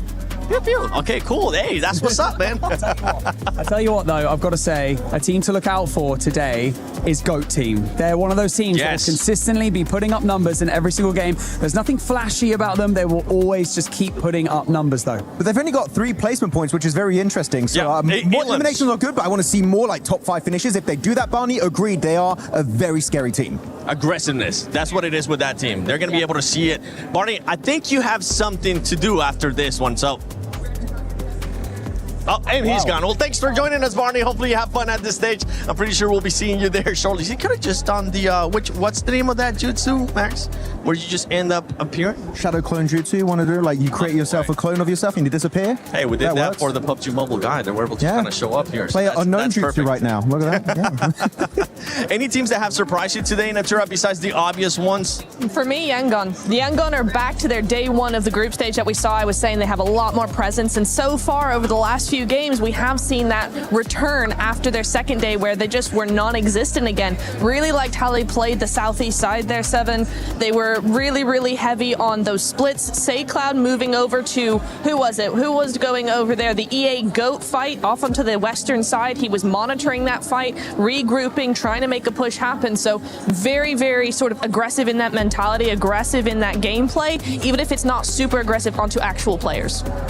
Yangon, honestly, it's a defending champions here at PMWC. I would like to see them in the finals just because we haven't gotten a chance to see them at all since last PMWC when we talk about PUBG Mobile Esports Global events. And one team that's actually surprising us in a bad way here, Max, and we have to talk about them, is Ulf. No, yeah, it's pretty bad. But genuinely, look at their rotations. They get not terrible positions, but the main issue is, and this is something that is a main issue for Ulf going into all of their tournaments, they're a team that sometimes they go dead center of the circle, but they're not super playable. Sometimes you see them in a shed, you'll see them around a tree or a rock, and the moment teams have a point of contention around you, they spot an angle on your entire squad, they get instantly eliminated.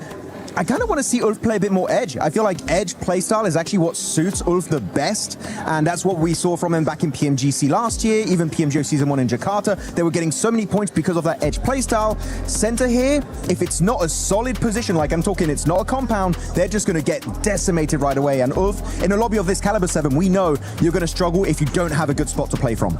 Which is crazy too, because it's usually one of those teams that we're able to see them being even more aggressive. They're able to, especially with what you're saying, when they're able to play edge, they are going to be able to take full advantage of that. But right now, them not being able to play how we've seen them in the past is not working for them. Yeah, exactly. And I think it's the same with Furia when you're talking about that edge play, that edge rotation, that spread coming on through.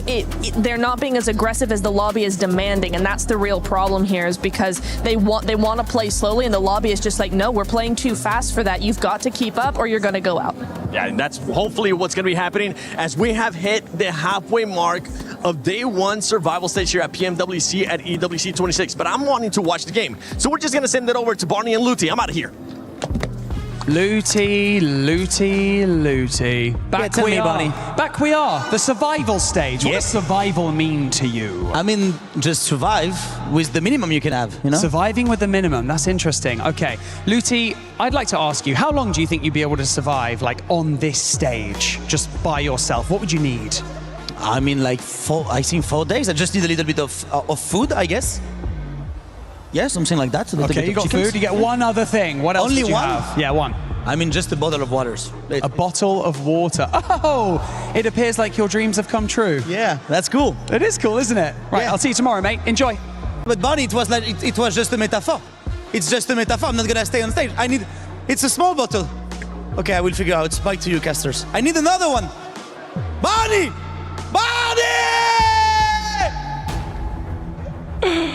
Let's get it going as we're getting ready for the final 3 matches of day 1 of the survival stage. I'm on Jukes here with my man Blake, and we are ready to go here. There we are. It's been a good time so far. Tiamba currently. Yes. They are. Hitting everybody with that forbidden jutsu. You know what I'm talking about? If you know, you know. If you know, you know, because they are dominating the lobby. It's about time, man. I mean, Tiamba was a team I had going into this one, automatic lock to the finals. To even see them here in the survival stage has been pretty wild to me. But it's about time we see them make it happen here. Yeah, bro. I mean, I think for Tiamba, this is already a fantastic start. They just need to keep on working, keep on grinding. I think right now QZ's kind of feeling it. So is Milu. Milu's doing wonderful work. I think Maxim was rightly highlighting him earlier on in the day. We are getting in towards our 4th match though, hitting up Erangel. We are over from that eastern side down towards the south and over up Noya. It's a little bit of an awkward one to work with here, Hot Jukes, but we have had pretty much disgusting plane paths followed by disgusting circles the entirety of EWC 2026 here at PMWC. So I didn't expect anything less. Yeah, these zones have just been relentless. It's unbelievable. You know what? But it's all about being able to adapt, able to make those plays and make it happen. So we're looking right now at the overall ranking. We're only looking at top 6. It's top 6 that move on. Everybody else is going home here. So right now that cutoff is going to be GOAT with 22 points. It's going to be really up to these teams down below to start turning things up right now. I think they've kind of already burned through the bad games that they can have. If there's anything to go by our previous groups, though, we're kind of looking at 85 points, roughly. Sure. Don't quote me on that in future, but I think for what we saw going into top 5 and what was a pretty tough group, we were looking at 95. There was that point sponge over at the top side in Vitality, though, so maybe 85 to 90 points overall for 6th, and it goes up from there. Right now, Tiamba, they're pretty close to hitting that. They need like 40 more points on the day, which is a ridiculous next 3 games for any team. But they could lock themselves in fairly easily at the end of today, and that really does take a lot of the stress off. So any more points they can get right now, he's fantastic. They're starting off wonderfully over towards Yaz. It's an early dropout as well, so they get very looted very quickly. Then it's a case of just figuring your way out over towards that western edge. But there are a couple more teams we do need to talk about. RQ, for instance, goodness me, good job to them. I think that although they haven't been massively loud in these games, some decent rotates, some good presence in these endgame circles. Nothing insane just yet, but I think for RQ this feels like a much more comfortable ride. You know, we got the suspension going at the moment for RQ.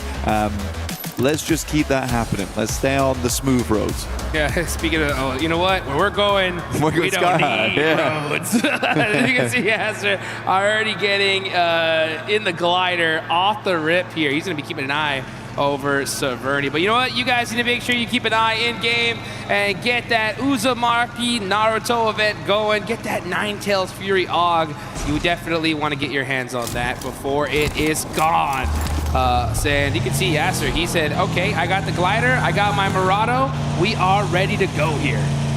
Yeah, no reason to stick around much longer. I mean, they made a quick approach over towards Severny. Get yourself the loot truck if you can. It's going to be a little bit late for it, but it should be all right. For Alula, though, Severny, a lot of options towards the future, but we're likely moving down towards Fields, Gakaway, Pachinki, so they do have to shove through quite a few teams that have layered themselves over towards the top side of Rozhok and beyond. That's Yasnaya. Beyond is Yasnaya Ruin. That is correct. South George, yeah. Everyone knows that. Everybody knows That's that. a classic. Yeah, it is the classic. So, I mean, this is kind of it's good to see a more normal-ish circle here. About time. Well, actually, you know? Yeah. It's about time we actually see one here. So I think these teams are kind of breathing a sigh of relief. And now it's time for, to kind of get rid of any excuses, especially for these teams down in that bottom 8 to really start playing catch-up here, because Rondo has just been proving that map that it's just such a wild card for all these squads. We saw a 39-point game for E-Arena in just one single one. So, yeah, teams at the bottom could have a crazy pop-off match, but a team at the top could do it as well. So I think if you have the opportunity, like a normal circle here, you got to take advantage of it. You do. I think right now is an easy time to be going for something a little bit more casual, a little bit more chilled out. For Wolves, hey, you're not their biggest fan at the moment, which is totally understandable. It's understandable. It's totally understandable. There has been some, let's say, minor mistakes here and there from Wolves, but this is a good start for them. And I think it always has been difficult as time goes on with those kind of circles. If you're not experienced, you don't have that idea of how to play that at a lobby this level, you are going to get caught out. But this is a big chance. Now for Wolves, if they go out pretty early here, I think we can safely say to ourselves, it's not likely happening over the next couple of days, because this is a big chance for them. Yeah, it really is. And you have to utilize these opportunities here. You're not given them very often. And if you can't even capitalize on something like this, it's just a terrible, terrible sign. I mean, yeah, we've seen some miracles happen in the past, but with how consistent this lobby is already kind of showing, because, that was the problem when I saw the list for the survival stage. I was looking at some of these team names, and I was like, this is a problem, right? We got our previous champions here, right? We've got our PMGC champions here. We have our PMMI champions here, right? It's like... and then it's like Champ City. You got Tianba, who almost won PMMI, and so many other great names as well. So yeah, you just can't afford to slip here at this stage. And that Wolves play in the group stage of accidentally hitting that rock. Yeah, that upset you, dude. That broke my heart. Yeah. I mean, thank goodness Baton hit the most ridiculous, head pan shot out of a vehicle I have ever seen. It's like minus 1,000 R and then plus 1,001. Literally, so it evened out. But if they don't make it to finals negative here, on that one. it's going right back down, dude. Oh.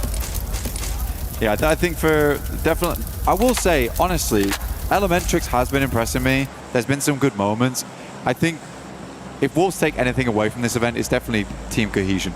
Sure. I think individually all these players are fairly decent, but we don't see these crazy team plays coming out from them. We don't see them work together massively well. I still think they should be very, very proud to be here and getting through to survival stage, though, because this is a really tough tournament. I mean, you just highlighted the amount of champions we have in survival stage. Yeah. Very cool, by the way. But yeah, I do think because the circles were so insane over towards groups, yeah, some teams were able to get in that maybe wouldn't have been able to before, but you got to look back on the circles, and I think there was a lot of deserved wins, honestly. Oh, sure. I think it was just hard. It was a very, very competitive current lobby at the moment. This is a very fun survival stage. This doesn't feel like we're really just culling the necessary amount of teams. It's like we're going to say goodbye to some real heavy hitters here. Some teams that, honestly, I would have liked to have seen through to the finals. We still got one more day left, though. Okay, I don't have to shed any tears just yet. Yeah, one more day is definitely a good opportunity for these teams to get it done. And it's so crazy, right? And I think the big reason on top of it why we see so many monster squads in this lobby is because in the group stage, good games were okay. You know, we saw just something special that just made things so wild. I mean, Team Vitality on day one. Dude, Vitality was just absolutely insane. I remember talking to like all these different coaches and players and be like, hey, what do you guys think about Vitality's day one performance? And the answer was always, what the? And then you just fill in the blank, you know? Yeah, bro. 100%. It was just shock and awe. Like, I don't even know what to even say to it. And I mean, you really can't say much. No, you can't. Well, I think for Vitality's performance, it was one of those things where there isn't much to say. It's like, it is shock and awe. That's essentially what it is. I think there's not much to be said in terms of like what they did wrong or what they did right, because it's just a case of you guys played out your minds. When we see you winning, we're just happy for you. We're just happy for you. Yeah, it sucks that we're going to struggle to make our way in now, but goodness me, you guys definitely deserved it. It made Group B very, very difficult for some other teams. We had such a tight, knit top 5 when it came down to it. A lot of teams like sitting on that 90-point border up towards, I think, 3rd place, because I believe it was only really Godlike who were able to break out of that 3-digit boundary, get up there.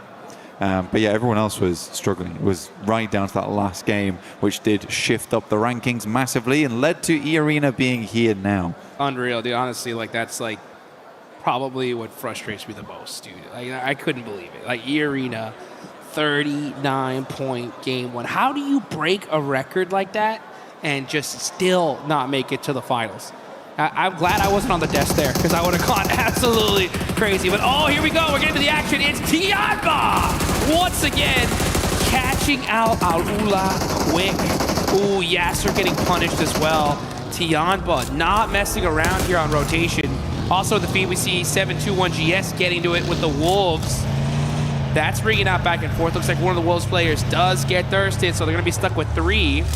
Man, there's that crazy fight going on here, because now we see 721 getting in with RRQ. There's a battle going on all back and forth. Well, it totally makes sense. When you get the circle come down towards the south side, there's a lot of fielded over towards the northwest and down towards the south. There's some very key compounds, some very key areas of the map you want to take control of around these trees. And we already know from watching groups, these players and these teams are not afraid to get stuck in 4 strong areas of the map. And it does cut out a lot of players quite quickly. 721 GS, they went down. They struggled off the back of it. Right now, Ulf is trying to rotate on through. Geekay is finding shots over towards Tianba. They do lose 1 player because of that. But yeah, everyone wants a strong spot inside the circle. It's just amused me that Tiamba's taking a lot of damage. They're currently playing around Pachinki. I don't think they expected players to be up towards Church right now, taking shots off of this one. But fair enough to Geekay. It's a good, well-laid trap. Yeah, they're going to hold this spot for as long as they possibly can. Oh, Marnet getting popped on the roof there. And he's going to go ahead and get back to safety. Fight timing is what it's all about here at this stage, especially in the survival stage. You kind of get into one of these engagements just a little too early on rotation.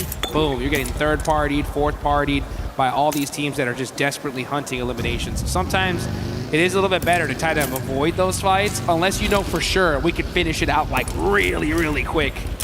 But it just goes to show you, these rotations are not simple, especially when Team C finally a like normalish zone, right? It's like, well, I want the best spot. Yeah, I want the best spot right now. Best spot. Yeah, not second best, the best. Yeah, you sort of know how to play these circles. They're not awkward. They're not like split-second decisions. These teams have studied for this type of thing. But yeah, heading down towards the south side, it does feel a bit rough. For Alpha 7, they're currently trying to play off the back of the high ground that's out towards the eastern side of Quarry. but they have since left. Obscure still left behind, quite far away. But we will get our next circle coming through soon. Where does it head up here, Jukes? Oh, I think we just go dead center. Oh, okay, we go a little bit up on the northern side. Okay, we got a Pachinko field finish. Right to the right side of Chopsticks from Gatka. You can already see some teams pushing in immediately. You got Alpha 7 there on that left edge. Most likely going to wrap all the way to that north side towards Ruins. But man, that Ruins position, not really the best, especially if that circle decides to back on south. You know, when I see EWC, you know what it reminds me of, Blank? What? It reminds me of like those days when you were doing your homework, preparing for a test. Yeah. And then all of a sudden the test happens and it's like nothing you studied for. Yeah, they switched out the papers. Yeah, that's the worst. You're like, that is the what? worst. I spent hours studying these certain maps, these little areas, and then all of a sudden the zones are just going crazy here. You know, now we're starting to get back to a little bit of the core material. The zone is bouncing back and forth a little bit, you know, but finally it's something that seems familiar here. I think that's why we're seeing so many teams so quick on the rotate. Yeah, these were in the footnotes. Yeah. We had these. I was able to revise. I'm good to go. So a lot of teams are ready to send in them towards here. A lot of teams trying to avoid Pachinki though, which is making a little bit of a vacuum on that northeastern side. Just because no one really wants to send towards Pachinki too early on. You get trapped out there. Very bad time trying to leave. You could play the rooftops potentially and have a little bit of presence, but I think most squads are realizing that this is not the play to go for. KRX down towards the south side. Not a terrible spot. They're out on the cusp of the fields. This is a decent area to work with. It does sit underneath the high ground that a lot of teams aren't really heading over towards just yet.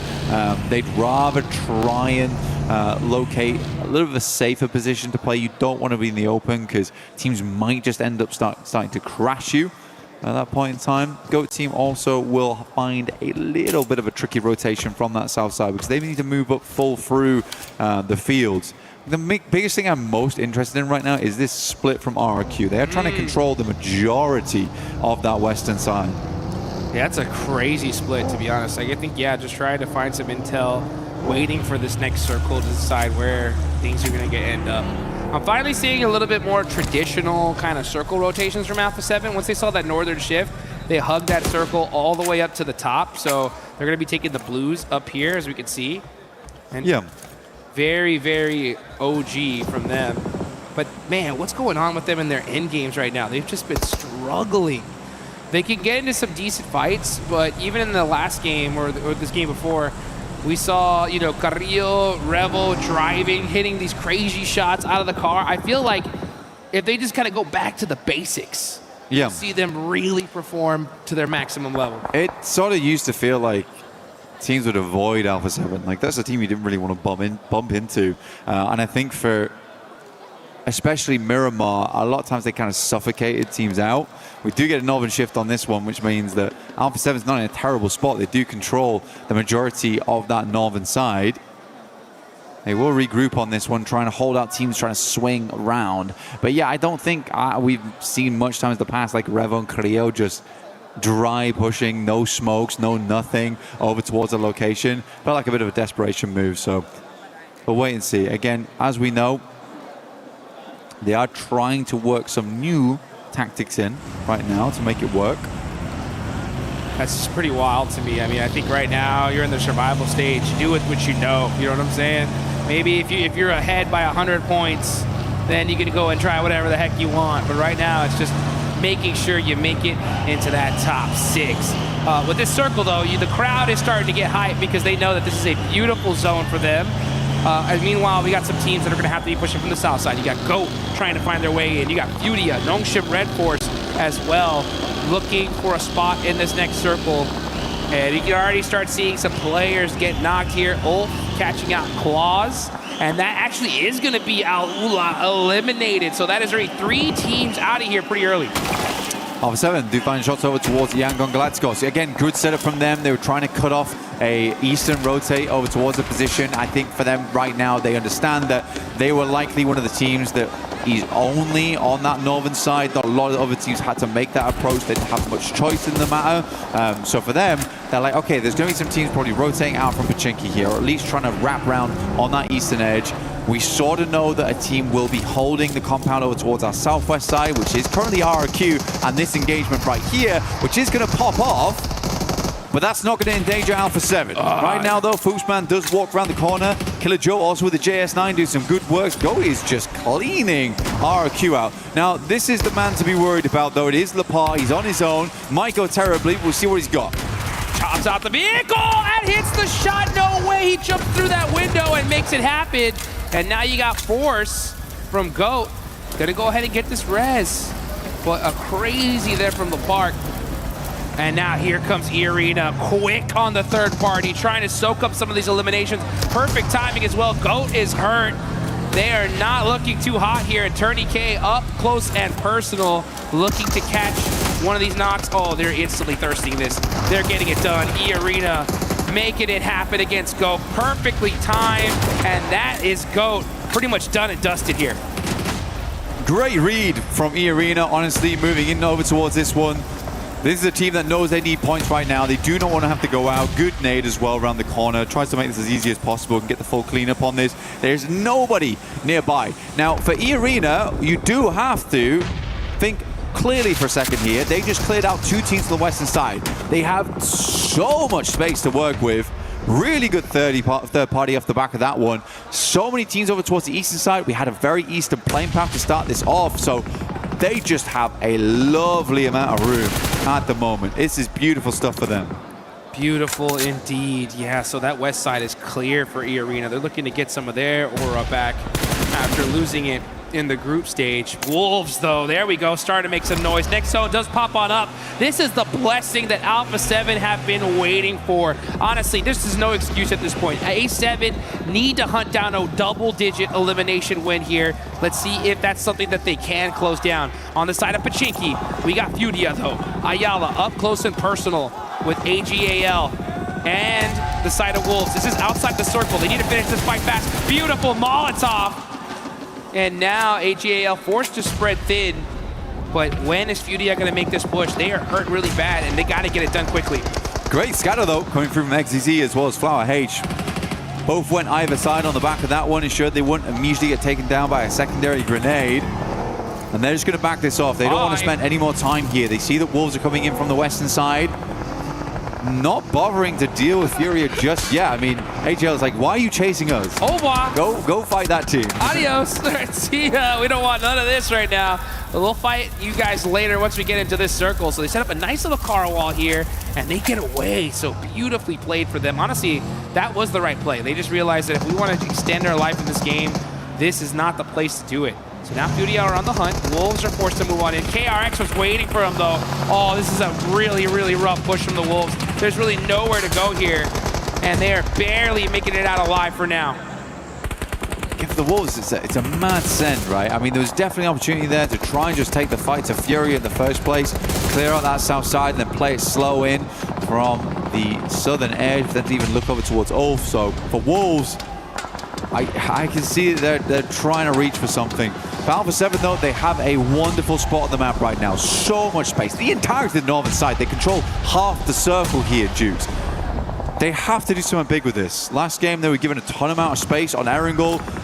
Didn't bother trying to clear the south side. They were very hesitant in their approach there. Again, they seem to be only looking over towards the east. I would have loved to see a western rollout here from one of their players, get the lineup, see how much space they can take and what they're working with going into the future. As long as they have information, they should be good, because info at this point is king. Yes, it is. And Carrillo's going to go ahead and really trying to put his king status on. That man has worn plenty of crowns so far, and they're going to go ahead and punish A7 over there by that tractor. So yeah, A7 completely spreading their wings, and now they're starting to get aggressive, right? They're not just hanging back on the north side. They are getting up close and personal, looking to soak up some of these eliminations. Fudia on the drive, full squad in the vehicle, moving up little by little. KRX is badly hurt here, and Chief's gonna start throwing a lot of util, but Tian, but Eagle with the very, very slim peaks, punishing Fudia. Yeah, Tiamba know the position they're in. They want to clear out as much as possible. They've caused some casualties right now. AJL, big task ahead of them over towards KRX. Looks like a fairly decently placed grenade. Goes long. Ooh, the damage it did there over towards Hoxie. That's rough. Getting another knock there would have been very useful. But Alpha 7 will do the rest of the job. Guizhao, extremely long shot here. But this is the thing, Alpha 7, they have this northern side. They should absolutely just win this game. This is like one of the freest games I've seen in a while. But it's annoying because, right, you give Alpha 7 a game like this, you know they should win. And you know they probably will win as well, Jude. They have to win. It's not even just they will, right? They have to win this. If they lose this, this is going to be just devastating for everybody that believes in this team. We saw a picture of the crowd right there. They're dancing already. They're jumping. They're already doing the victory lap because they know this one is in the bag. So this is A7's game to lose. Let's see how it all ends up, though. As we look over here towards Slaughterhouse, GK going to be holding it down with 4 eliminations so far. Yeah, not a terrible game here from GK. They started off well. Little trap laid over towards Church. Able to quickly get some shots off.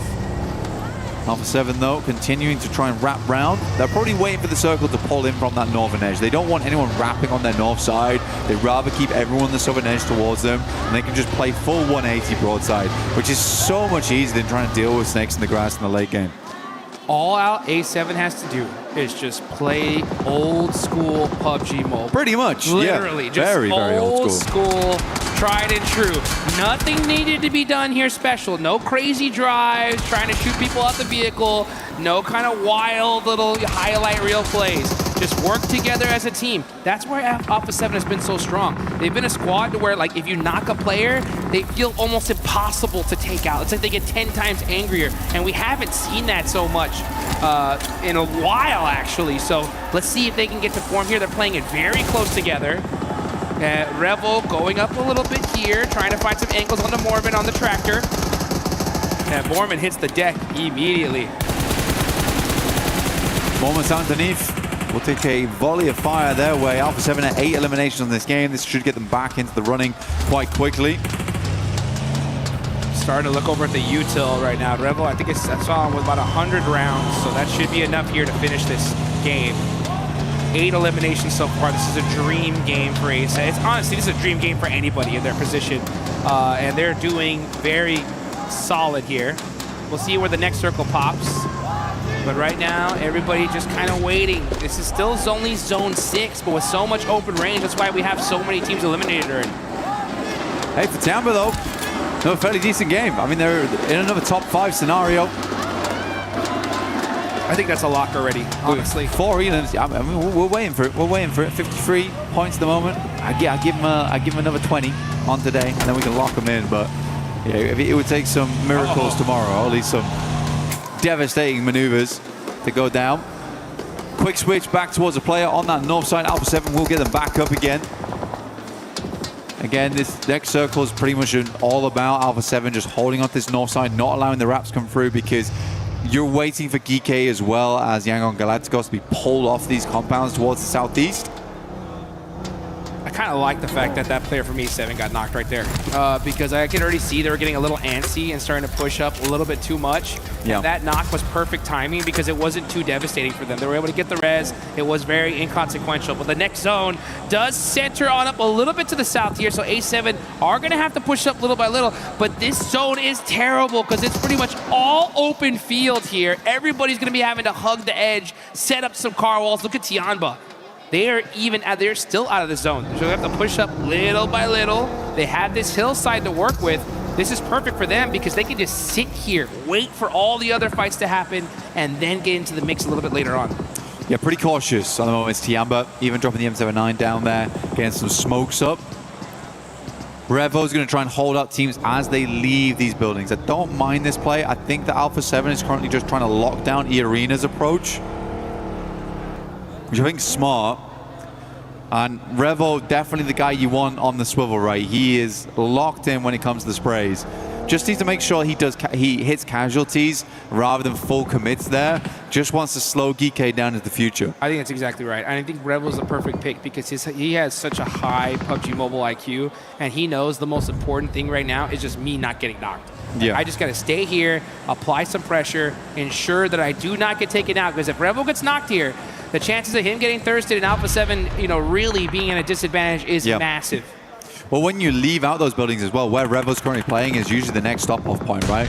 Around that rocky outcrops, that's a lovely area to work with. He'll probably need to pass that information back in the near future. But yeah, Alpha 7, they just got to keep tabs on basically 3 teams, Yangon Galacticos, as well as Geeky, as well as E-Arena. They spotted where E-Arena was playing from way, way earlier. Now Tiamba's even getting involved. Guasao getting a little antsy here with that vehicle. He's got to be careful not to get knocked, as the next zone is starting to close. We have 20 seconds left on the clock. I wonder how much util E-Arena have already, because they have been blowing through a ton of ammunition from this angle. QZZ forced to hit the laydown. He's going to be throwing some smokes, pushing up little by little by little. Oh, Tourniquet, he's got a whole bunch of ammunition, so E-Arena are set up for this one. He's got a bag, but if Tourniquet goes down first, I mean, that's a lot of util just out the window. QZZ not opting to send these nades close. I mean, I like this from Tourniquet, dude. Kind of a wild maneuver. QZZ taking a lot of a bomb in the moment. More nades flowing over the top here. Another nade in the back lines over towards Schweppes. Good shot over towards Eagle. Oh! Immediately refrag. QZZ has to know we've got to start placing these nades a little bit closer. Those vehicles really protecting inside arena. That one hurt, though, and that is going to be Schweppes done and dusted. Mormon done. Tourniquet is the one. Up close and personal. 1v1 situation with QZZ. QZZ running in the open, shimmying back and forth, trying to find the angles. Tourniquet with the laydown finally stands up here, and that short nade hurt him big time! What are we doing? QZZ that shuts him down! I mean, come on, man. Still got the nade out. You've got the tree cover. Just pull out a shotgun, something. Make the sprays. Quick peeks around the side. QZZ. Real play from him there. Geeky, though, took advantage of that. Will swing around the side. And now Alpha 7, they have full control. What was that? And just like that, GK are looking to win this game. Kevin moving up with that almost blown up vehicle here. They know that they are bleeding. Obscure up, trying to make a play all by his lonesome self. The Revo goes down, and now they're gone. GK said, it's done. Yeah, see you later, Alpha 7. This is our game to win. But again, like, Alpha 7 takes so long to even do anything in that situation. They could have helped along that fight with E-Arena a lot sooner. A little bit of hesitation almost. I mean, for Geeky, dude, Geeky played that game pretty crazily, honestly, towards that end game. But I respected the aggression. What happened? I mean, how do you lose that? Yeah, look at that. Carrillo scratching his head. He's like, did we just lose that game? It was in the bag. It was in the bag. It was handed on a silver platter. There's no excuses, guys. Like, I mean, come on. These are our previous PMGC champions. At a certain point, we got to hold these guys accountable. You cannot lose that game if you're A7. I mean, for Tiamba there, it's an awkward one, right? I think they assume most of the players are further behind the tree line. They get the first couple of knocks here. It's a bit awkward. I think if they started throwing some nades a little bit closer, might have been a different story. But yeah, for Alpha 7, the game just kind of fell apart almost instantaneously. Rough stuff for them. But they play it how they should do up until that final moment. Again, I think right now at PMWC and EWC, the aggression is at an all-time high. You can't afford to be sitting back here. Not at all. I mean, they needed to get angry, but instead they're driving around in vehicles, looking for intel, getting knocked. I mean, this is just so wild. Go. I'm nading. I don't have car. I'm nading them. I will go left. Go, guys. Go close. Oh, there are locks here. Go close. One behind the rock, I knocked him last one behind the rock. Nice, boys! Very nice indeed. And you know what? We got to give the props to Geeky though, right? I mean, they get a couple of clutch knocks. They close it down in a beautiful fashion. They don't hesitate at all. And that's what you need to do, right? I mean, you're at the disadvantage positionally, but if you do end up getting one of those knocks, you got to finish. And Geeky said, you know what? We know how to get it done. I think we saw sort of the issue there right at the end, where Alpha 7, you got Carrillo as well as Revo, like, they're pulling off, I think it was Guiza actually, they were pulling off from the angle at that point in time. But the difference between them and Geeky there is Geeky's taking control of the game, whereas realistically Alpha 7 sort of let the game control them. all the way until those final moments. So by the time they were trying to reassess and replay against Geeky, they were already living on massive high, flew around the side and just hit some nasty shots. I mean, for Easy for Bad Boy is an incredible player, an incredible talent on that team, deserves all the love he gets, honestly, but there's no one in survival stage right now, there's no one in PMWC, EWC that can't hit disgusting shots like that. Yeah, that's for sure. You know, I'm being a little hard on them because they go to second place. They got a second place, which is great. It's just it would be devastating if they're the 7th place team by just a few points. And we've seen it happen so many times. No, I agree. So that's why it's like if you have that opportunity in the bag and you don't close it, my eyebrows go up quite a bit. You know, like, oh, this is not good. So we'll see what happens. We'll see how things bounce back for these teams. But man, one team that's been doing really, really well here is Furia. Yeah, Fury's done insanely well at the moment. I genuinely have really respected the way that Fury's been playing. It feels very, very different to what we saw in the groups. Let's say that. But I think we'll let Kalaris ask most of the questions in just a little bit once he's ready. We're getting teased right now in an interview for Fury shortly. But yeah, overall, been playing very, very good. Excited to listen in with them when we can. But yeah, Tiamba in the top 5. I think they got fairly far into it. I think there's maybe a top 4 that they got there. They're just churning out points still churning out those points. Anyway, let's head down to the stage with Kalaris to hear a little bit more from Fury. Thank you, boys. Hogging all the stage for yourself. No, we've got Fury. Very important to talk to as you stay blank here for all of this. So let's talk about the day so far as a whole here for Survival Stage. A lot of people expecting good things from Furia. What's your perspective on how the games have gone so far? Como é que vocês estão se sentindo, né? No primeiro dia do Survival Stage. Vocês estão se sentindo sobre o dia de hoje? A gente está muito tranquilo e viemos para amassar hoje. We are very relaxed and we came just to demolish them. Okay, and let's ask about the Erangel then. When you were rotating along the beach below Primorsk, eventually you came back and dealt with Nongshim Red Force for some more eliminations, and then continued to skirt around the edges of the map to eventually try and get the win, but it didn't quite work out. Did you think there was any difference that could have happened in that game, or you could have got the win? What are your thoughts? Sobre a queda de Erangel ali, a rotação que vocês fizeram ali, passando por Primorsk, depois voltando para pegar Nongshim. Esse jogo foi bem difícil. O que vocês acham que faltou um pouco, né, para a vitória de vocês nesse jogo em específico? A Cal foi travar as costas e nós brigamos com a NS e depois para ter uma progressão para frente limpa, nós foi fazer pressão na direita e acabou perdendo um. Acho que dificultou isso a play. So the call out was just like to hold our backline. So Nongshim arrived and we got them. But when we managed to like lose the first player, we kind of misplayed a little bit. That's why it kind of ended our run, yeah, as a whole. All right, thank you very much, Chief, for joining us here. As now we head on over to Barney, who's ready with Nongshim Red Force. Thank you so much, Kalaris. Yes, I've got Quizzy here from Nongshim Red Force. We're going to chat a little bit about what's been going on so far. But first and foremost, let's talk about coming off the back of the group stage, only just missing out into the direct finals spot. So coming into the survival stage, what elements were you guys focusing on in order to just make sure that you could most definitely come out of the survival stage and into the finals? 이제 엑시 선수 일단 첫 번째 질문은 좀 몇 점 차이로 아쉽게 이제 파이널 직행을 좀 놓치셨는데 이번 서바이벌 스테이지에 와서는 좀 어떤 거를 중점으로 좀 개선을 하려고 노력하셨는지 궁금합니다. 저희가 사실 뭐 연초부터 WC 직전까지 연습했던 게 결국 교전으로 자리를 뺏어내거나 대회전을 통해서 교전으로 자리를 뺏어내는 걸 연습했었는데 저희가 그룹 스테이지에서는 교전보다는 생존하려는 게임을 하지 않았나 생각을 했었고 그게 피드백이 돼서 이제 이거 서바이벌 스테이지에서는 교전 중심적으로 풀어나가려고 하고 있습니다.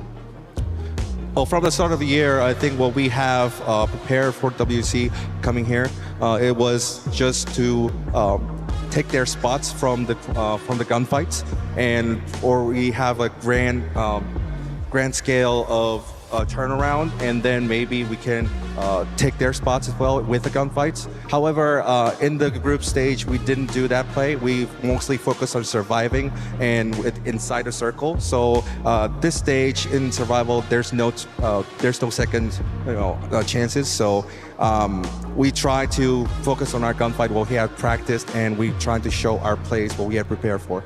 Well, map 3 has been particularly good for you guys, but let's talk a little bit about map 2 and map 4, both on Erangel, of course, but you've been, on both occasions, rotating through the south side of the circle, and on both occasions tried to kind of clear out the teams that are in that south side, like Furia being that team both times, and you kind of failed to capitalize on that and then push forward. Were you just trying to clear out any teams that could be coming in behind you, and what could you have done differently to be able to come out of that, you know, with a potential win? 사실 2매치, 4매치 에란겔에서 사실 좀 교전 플레이가 좀 많이 나왔던 것 같은데 사실 교전이 뜻대로 흘러가진 않았습니다. 특히나 이제 자기장 바깥쪽에서의 교전이 그렇게 좋게 흘러가진 않았는데요. 특히나 이제 퓨리아와의 교전에서 좀 지는 모습이 나왔었는데 좀 어떤 점이 좀 잘못됐다고 생각이 좀 드시고 좀 그 플레이에 대해서 좀 더 설명을 해주신다면 좀 어떤 점을 설명해 주실 수 있을지 궁금합니다.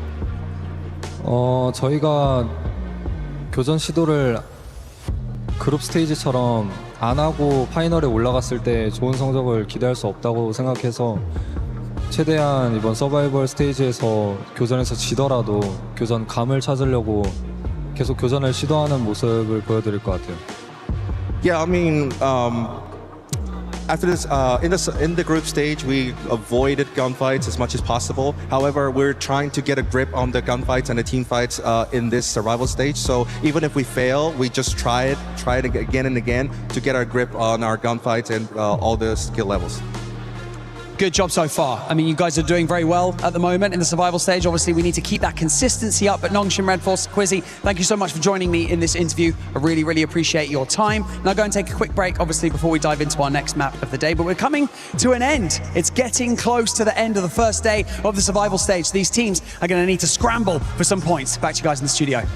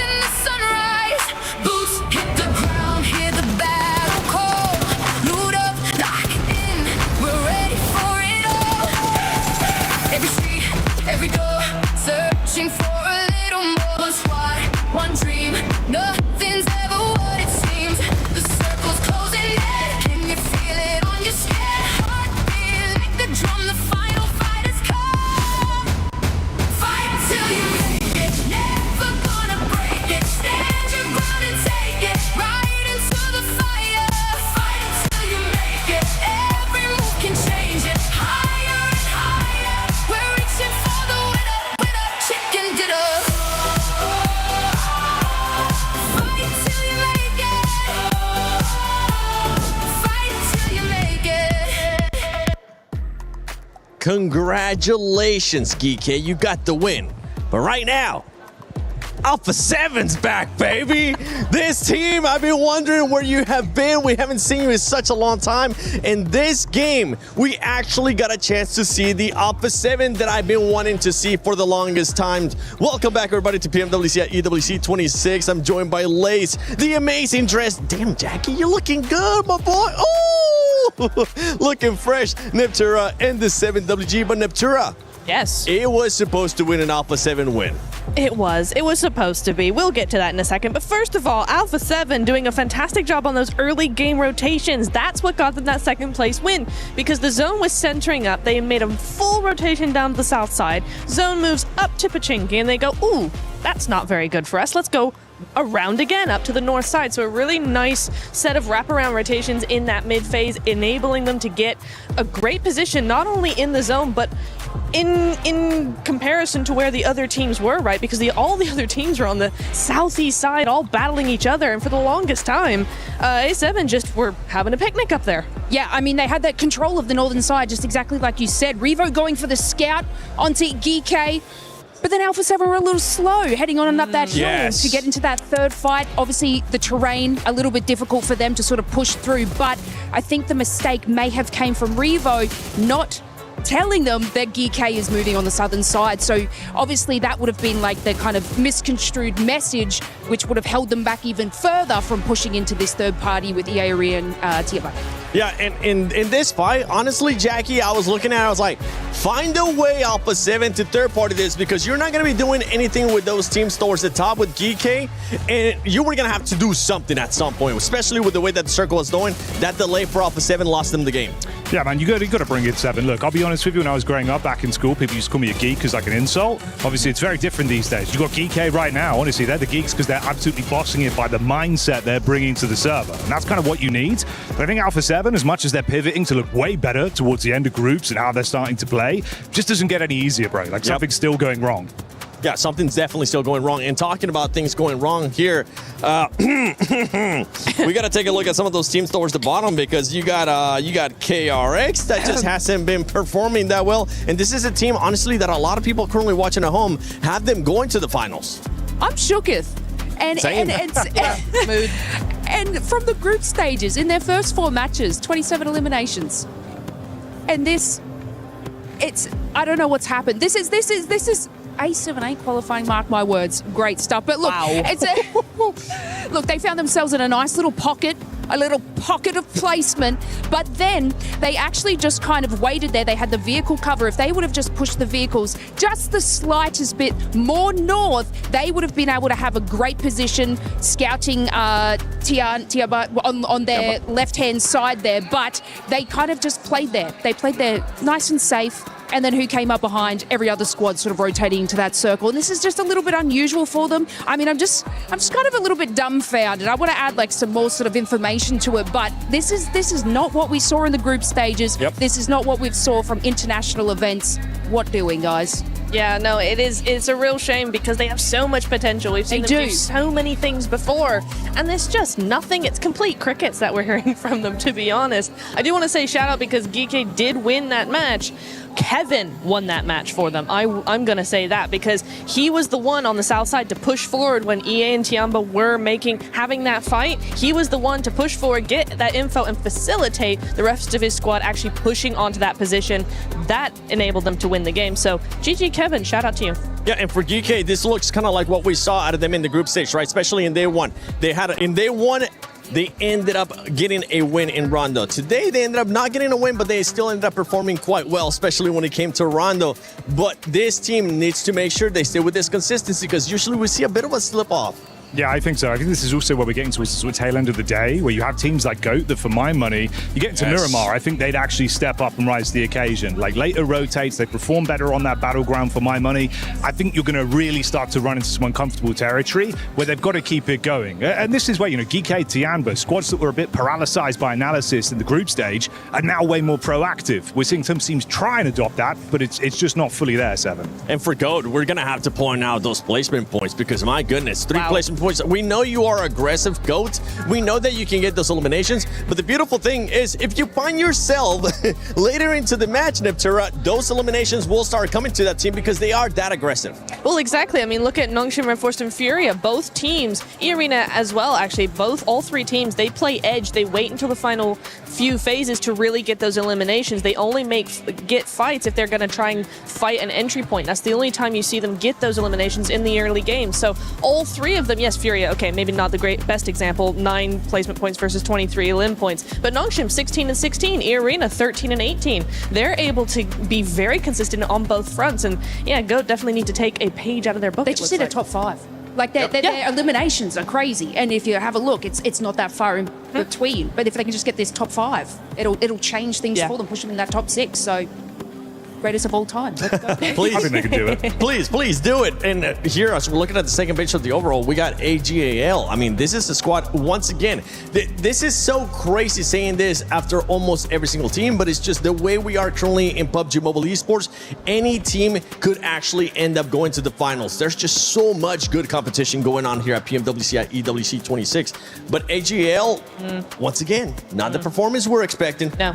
It kind of feels like they're trying to do what they were doing in the group stage, but for some reason the lobby is just not allowing them to, and they've got to adapt. I think it's probably something to do with those rotations. They keep getting caught out in the mid phase in a whole bunch of teams. If you look back at their games, most of the time there's 3 or 4 teams in very close proximity to them. So for me, I'm like, you need to start avoiding some of those teams, some of those players in that mid phase if you want to survive.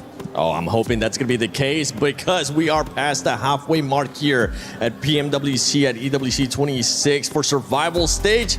We have 2 more games for day 1 of Survival Stage. We'll see what's going to be happening in Miramar. Before we go to Miramar, though, let's send it over to Kalaris and Maxman. Went away from us. What a delightful treat here on the stage. I get to be with Maxman to talk about everything that is going on throughout some of these games, as well as kind of highlight some of the teams. You guys have already talked ad nauseum about Alpha 7, but it's definitely one of the teams that we also want to talk about, right? Because here in the survival stage, there are previous PMWC champion, previous PMGC champion.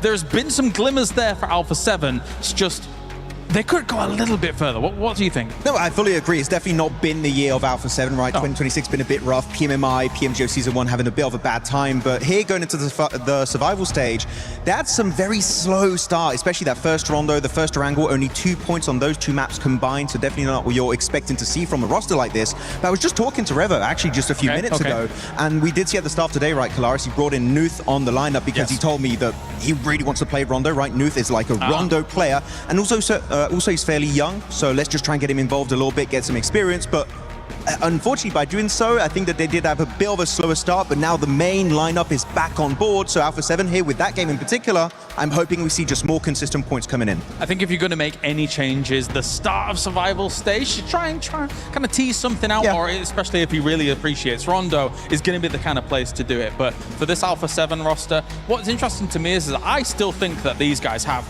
the gunpowder, the play, the potential to get big elim games, but we're not quite seeing it just yet. When you go to the next Erangel, right, where they're in a position just above kind of that Nongshim Red Force compound, when I say above, I mean verticality-wise. Upside, it was south.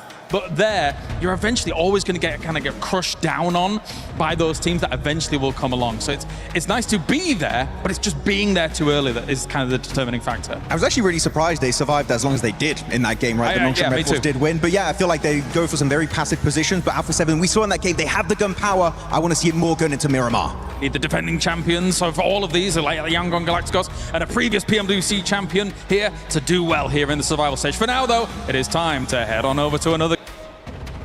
Let's get it going here. We are now headed into the sunny, sandy deserts of Miramar. Erangel is done. Rondo is done.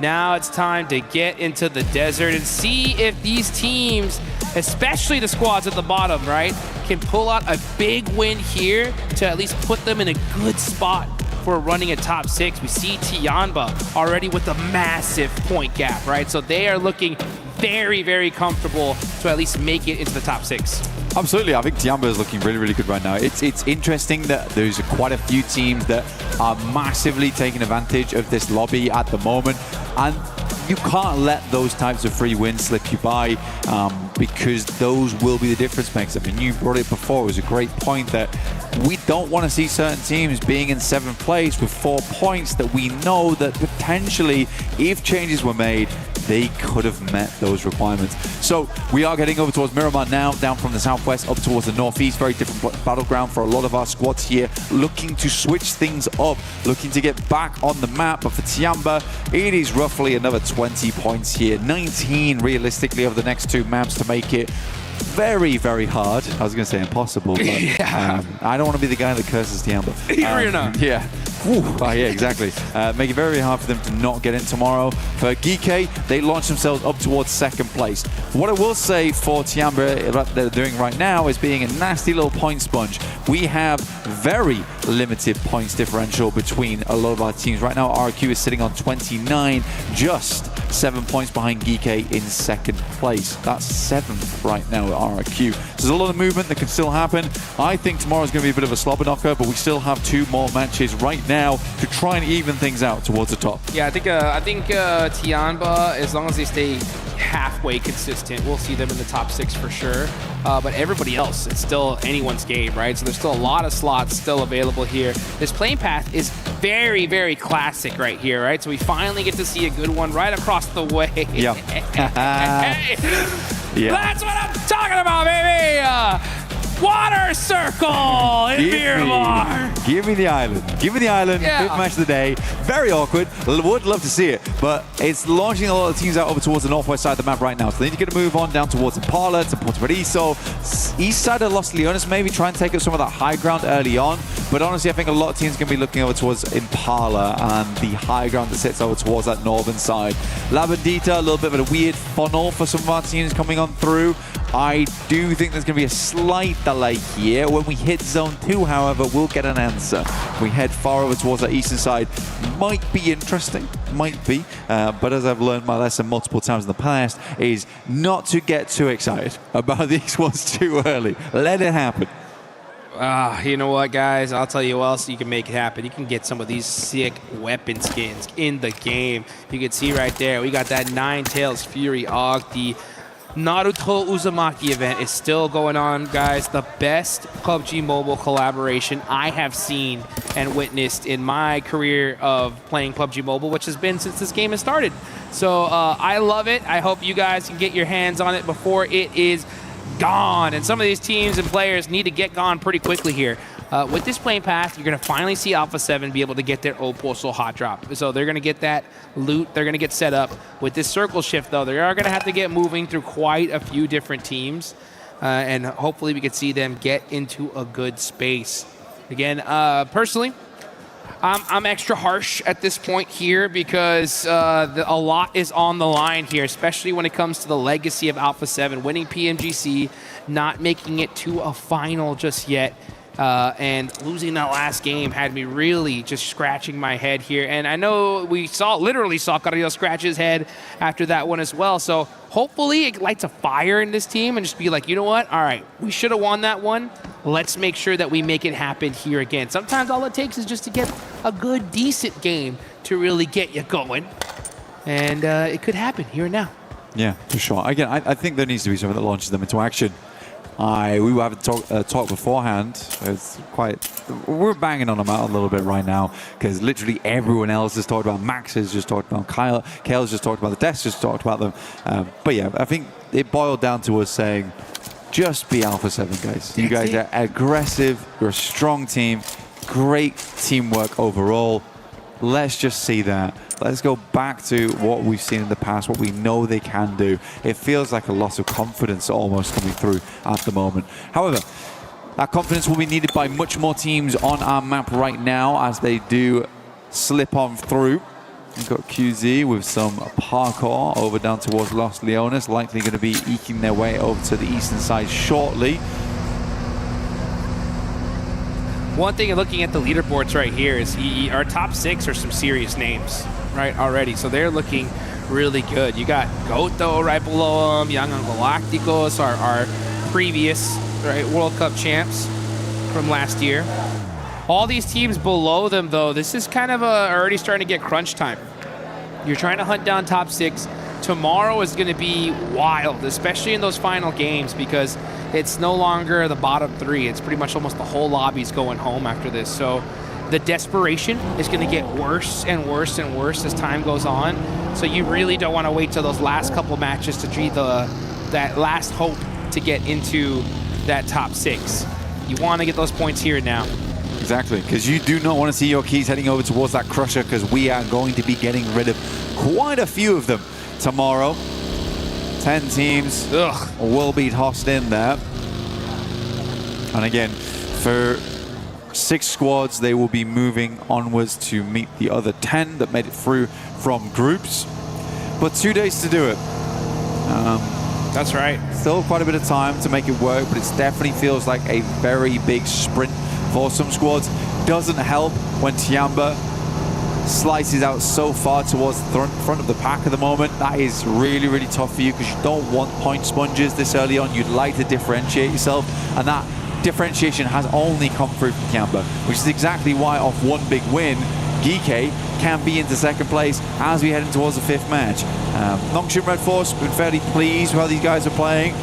Got to speak to some of those guys before. They're very self-critical though, this squad. Very, very self-critical. So it feels like every single game they've played, they've come off from it and basically are thinking to themselves, what can we change? What can we do different? So I feel like Nongshim should make it into the top 6 here. They seem to be a very, very dedicated team when it comes to let's change this, let's change that, let's make sure that coming into these next 2 days we have everything we need to make this work. They're also coming off the back of some momentum on that Group B. So yeah, I do have some hope for Notion. Oh, I mean, yeah. I mean, we saw them be the first team to smash an international event at PMMI. It was Fudia that ended up with the most points, but ended up getting second place because Nongshan Red Force won the last game there. Oh, nice shot there from Genfos, taking out Aking from Tianba. Now, Tianba have had a great day so far, so not crazy amount of a worry, but they are going to lose that player early on. You know, I like that. I actually like that. I think that's a smart move from Tianba. It's an unfortunate circumstance, but the right move there for Tianba was to move, right? It sounds obvious, but still, they instantly send over towards that northeast side. They can't wait around. It's a really awkward hit and a good pickup from RRQ. They're waiting for that team to exit from the warehouse.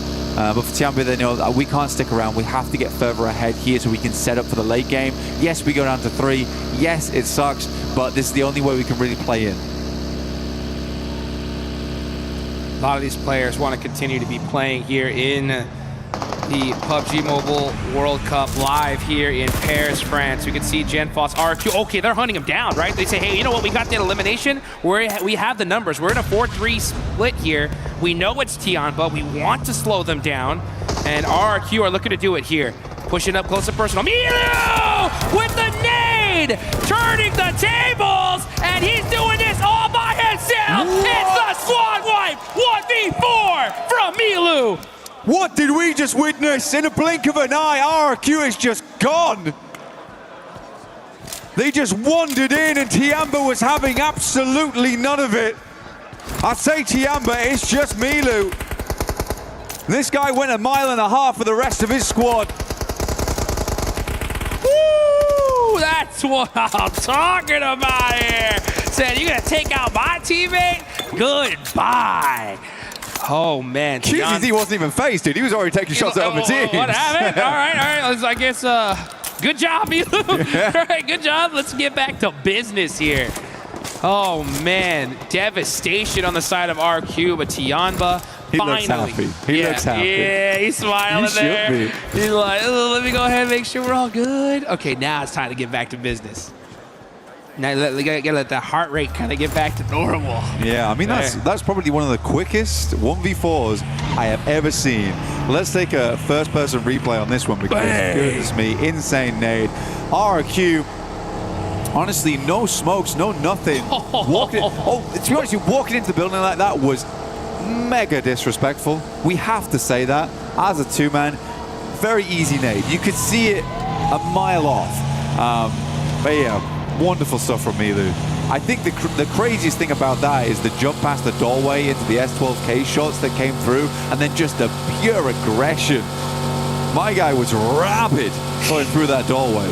And Milu, the man on fire, literally, right? Just putting in that work. He's been doing it all day long for Tianba, you know? And it's plays like that that breeds so much confidence in you, your team. There's a lot. I mean, I am that way. I'm a little superstitious, you know? Yeah. Sometimes when you do a play like that, I'm like, it's meant to be. We're going to win this, dude. Like, what else do you want? Well, but that's the thing. I mean, I was thinking about it earlier that for Tianba, they're a realistic team that just, they've had this momentum. And I think a lot of teams are lacking this right now. It's just confidence in that survival stage to make plays, to make those big moments, because you know, if you're not in that top 6, you're going home. You don't have that safety net anymore. If I'm not in top 5, at least I'm going to the survival stage. So only 3 of us are going out. Everyone's playing very scared at the moment. Now, I do want to go back to Tianba, though. Okay. Because when RRQ was chasing them, in quotation marks, Tianba was actually the ones to re-engage. They re-engaged back onto Longhouse, cut RRQ off, almost goaded them into fighting them. I've never seen anything quite like it, honestly. And to be fair, in that 3v4, it sort of worked. Like, RRQ showed them no respect walking into Longhouse. Unreal. Vamos. Let's get it going here. You know what? Speaking of going home, it was crazy. This is a little bit of a background on kind of what's going on here. You know, so many people, I mean, Paris has just been such a wonderful place to visit, to be here. These teams are so blessed and love it, right? And the thing is, some of these guys, their hotel rooms are literally booked until tomorrow. Yep. Okay, so it's, if you make it, you stay here longer. If not, pack your bags, you're going home the next morning, right? So there's no messing around here. You know, this is by far been one of the most incredible stages, places I've had the personal pleasure of visiting, and these guys want to stay here a little bit longer. And you can see Furia, with some beautiful nades there onto KRX, waiting for the one to hit. Do they run out and make this play, though? That's the problem, is there's so many shots coming from all over the place. These nades looking deadly, though. Hoxie gets caught. Dude, there's some D-reg on that nade. Like, I think if that one pops just a little bit later, Hoxie's down. For good, at least. Another deep nade. Oh, that's TRE down as well. So, Furia, they're hopping in the vehicle. They're going. They want to finish this fight out. And that is Lufa actually stealing that elimination with the SKS. But here comes Furia. They actually make the drive. They're popping it down. Igor gets one and gets another. And that is KRX eliminated. Igor's been on fire today, honestly. He's going to back up a little bit. Liu moves up from AGAL, sending some nades on through. Will find the shot as well. This man is on a tear. He is an absolute tear. Igor has not stopped for a moment today. Igor with a massive performance. I got the pleasure to see him and his beautiful girlfriend over there by the Eiffel Tower, and he was so stoked there. The love was in the air, and I think with her presence being here, this man is just looking unstoppable. He's taking all the way. Revo. No way! Don't do it! Don't do it! He's baiting out the shots here. It's kind of an interesting one. See? Here's him back off the angle. Oh, he's still confusing him, dude. This is crazy stuff. Finally makes it into the building. Good push in. Lost Carrillo a little bit earlier on. Got him. There it is. There's the Revo we know and love. No matter what the shotgun is, he's a master of it.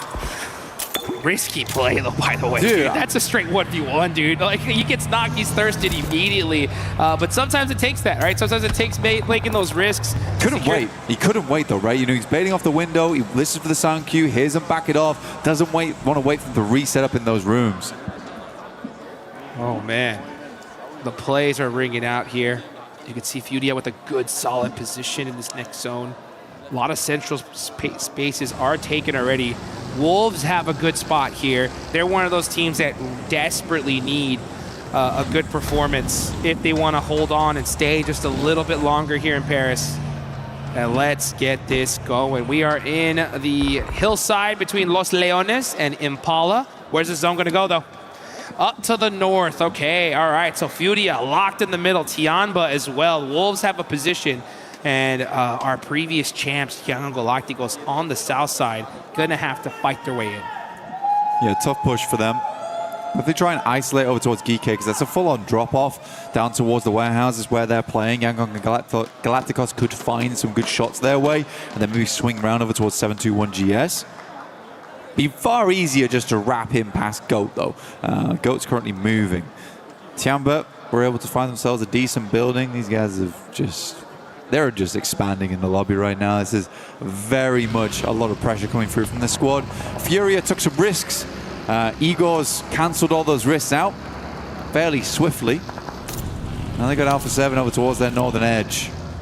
I think a lot of teams just do not want to see this one move over towards that northwest side. Dopeness taking a bit of a gamble on the compound that sits in the middle of the fields. That's that MK. That Bob Barker bringing out here. Didn't have a lot of ammunition for it, though. I think I only saw like 38 rounds. Just got to be a little bit conservative with that. That's one of the biggest things when it comes to Miramar. Resource management is so important. You got to have that util towards the end game. And sometimes the only way to get that is by looting some boxes. There we get Skooin and looting. And the MK, it hurts. Shoot it as fast as you can click it.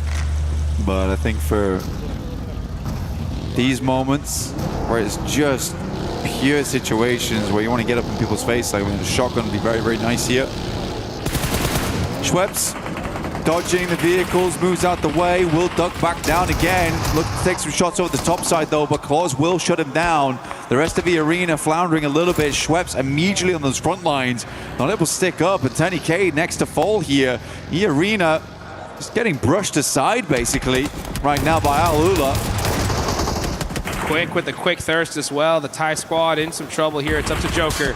All by himself, 0 eliminations. Tries to put something on the points, on the board for his team. Quick's gonna throw that nade. That bounce does hit him up a little bit. Another piece of util. And Joker barely surviving that. And now that burn, baby, burn. That is E-Arena out. Alula with 3 eliminations, controlling the north side. Alula now looking to force their way down from the north. I mean, E-Arena just crumbled there. A real unfortunate scenario for them. Was hoping they could go further in this game. For E-Arena, they're sat in 5th place. They would love to add some more points to their tally. Not meant to be, though. Yangon Galacticos, they did swing over the top side of 721 GS. We're looking for those teams moving up from behind. Smile does take a knock on the back lines, though. There's 2 down for this squad. This is a rough fight between the 2 of them. QZ, I don't know how he hits that shot, but he does. That's right from the center of the map. He is sending letters off to the very corners of Miramar. Making it happen. QZ, 20-year-old Chinese superstar. He was the MVP of the PUBG Mobile Macau Invitational, even though they didn't end up winning it. It looks like Milu, though, is really performing so well. You know, that's hyping him up, saying, all right, it's time for me to start putting in some work as well. Next zone does pop. Tianba are going to be in this next circle, so is Fudia. Ooh, catch a break here, and they honestly need it. They've had a really rough day. They only have 2 players up, but they have a central position. Not the best one, though, because everybody's going to be looking right at them. It's going to be tough for them to get some eliminations. Maybe they can catch some steals. We'll see. But looking on the south side, not in zone. Goat gonna have to push on up. Yangon Galacticos right next to them. Looks like this fight is imminent.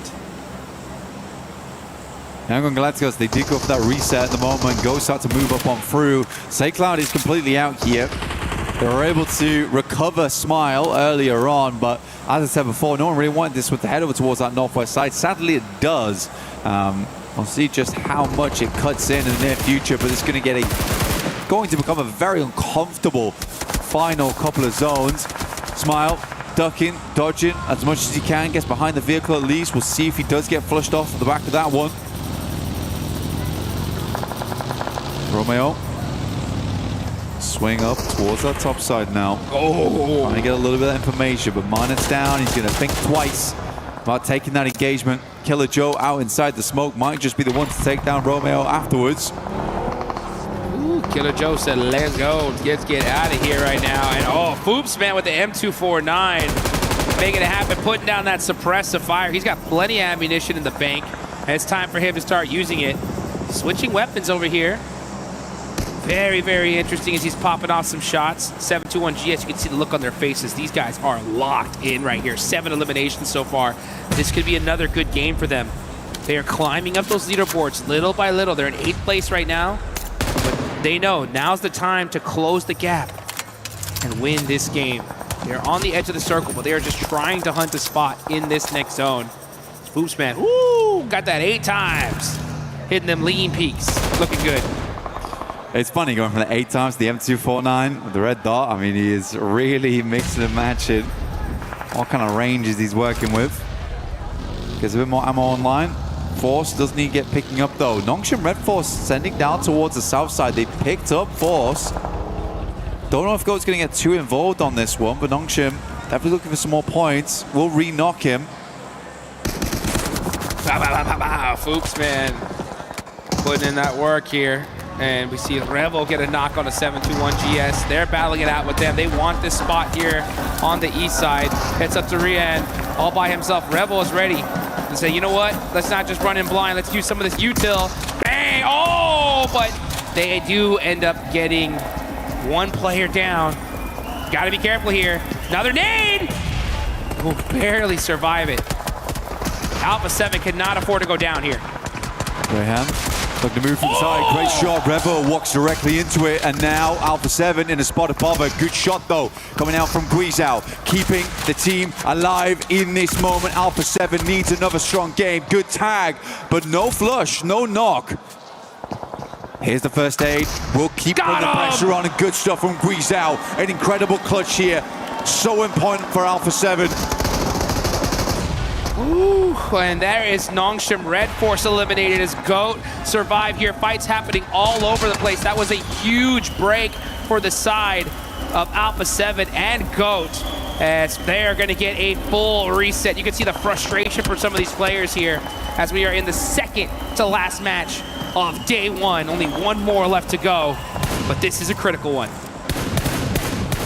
Tiamba went down to 3 players much earlier in the game, and they're still kicking around down towards that southeast side. Furia also playing from Showhouse were able to get some good work done.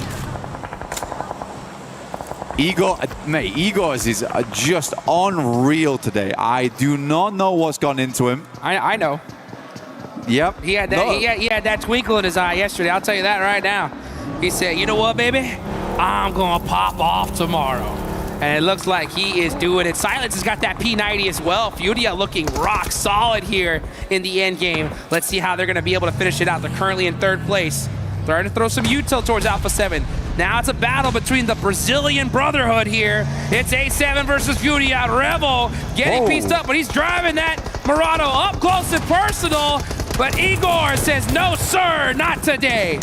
Igor skates on the bonnet of a vehicle, now looks to send down another. Will be finally taken down, but Fury is putting in the work.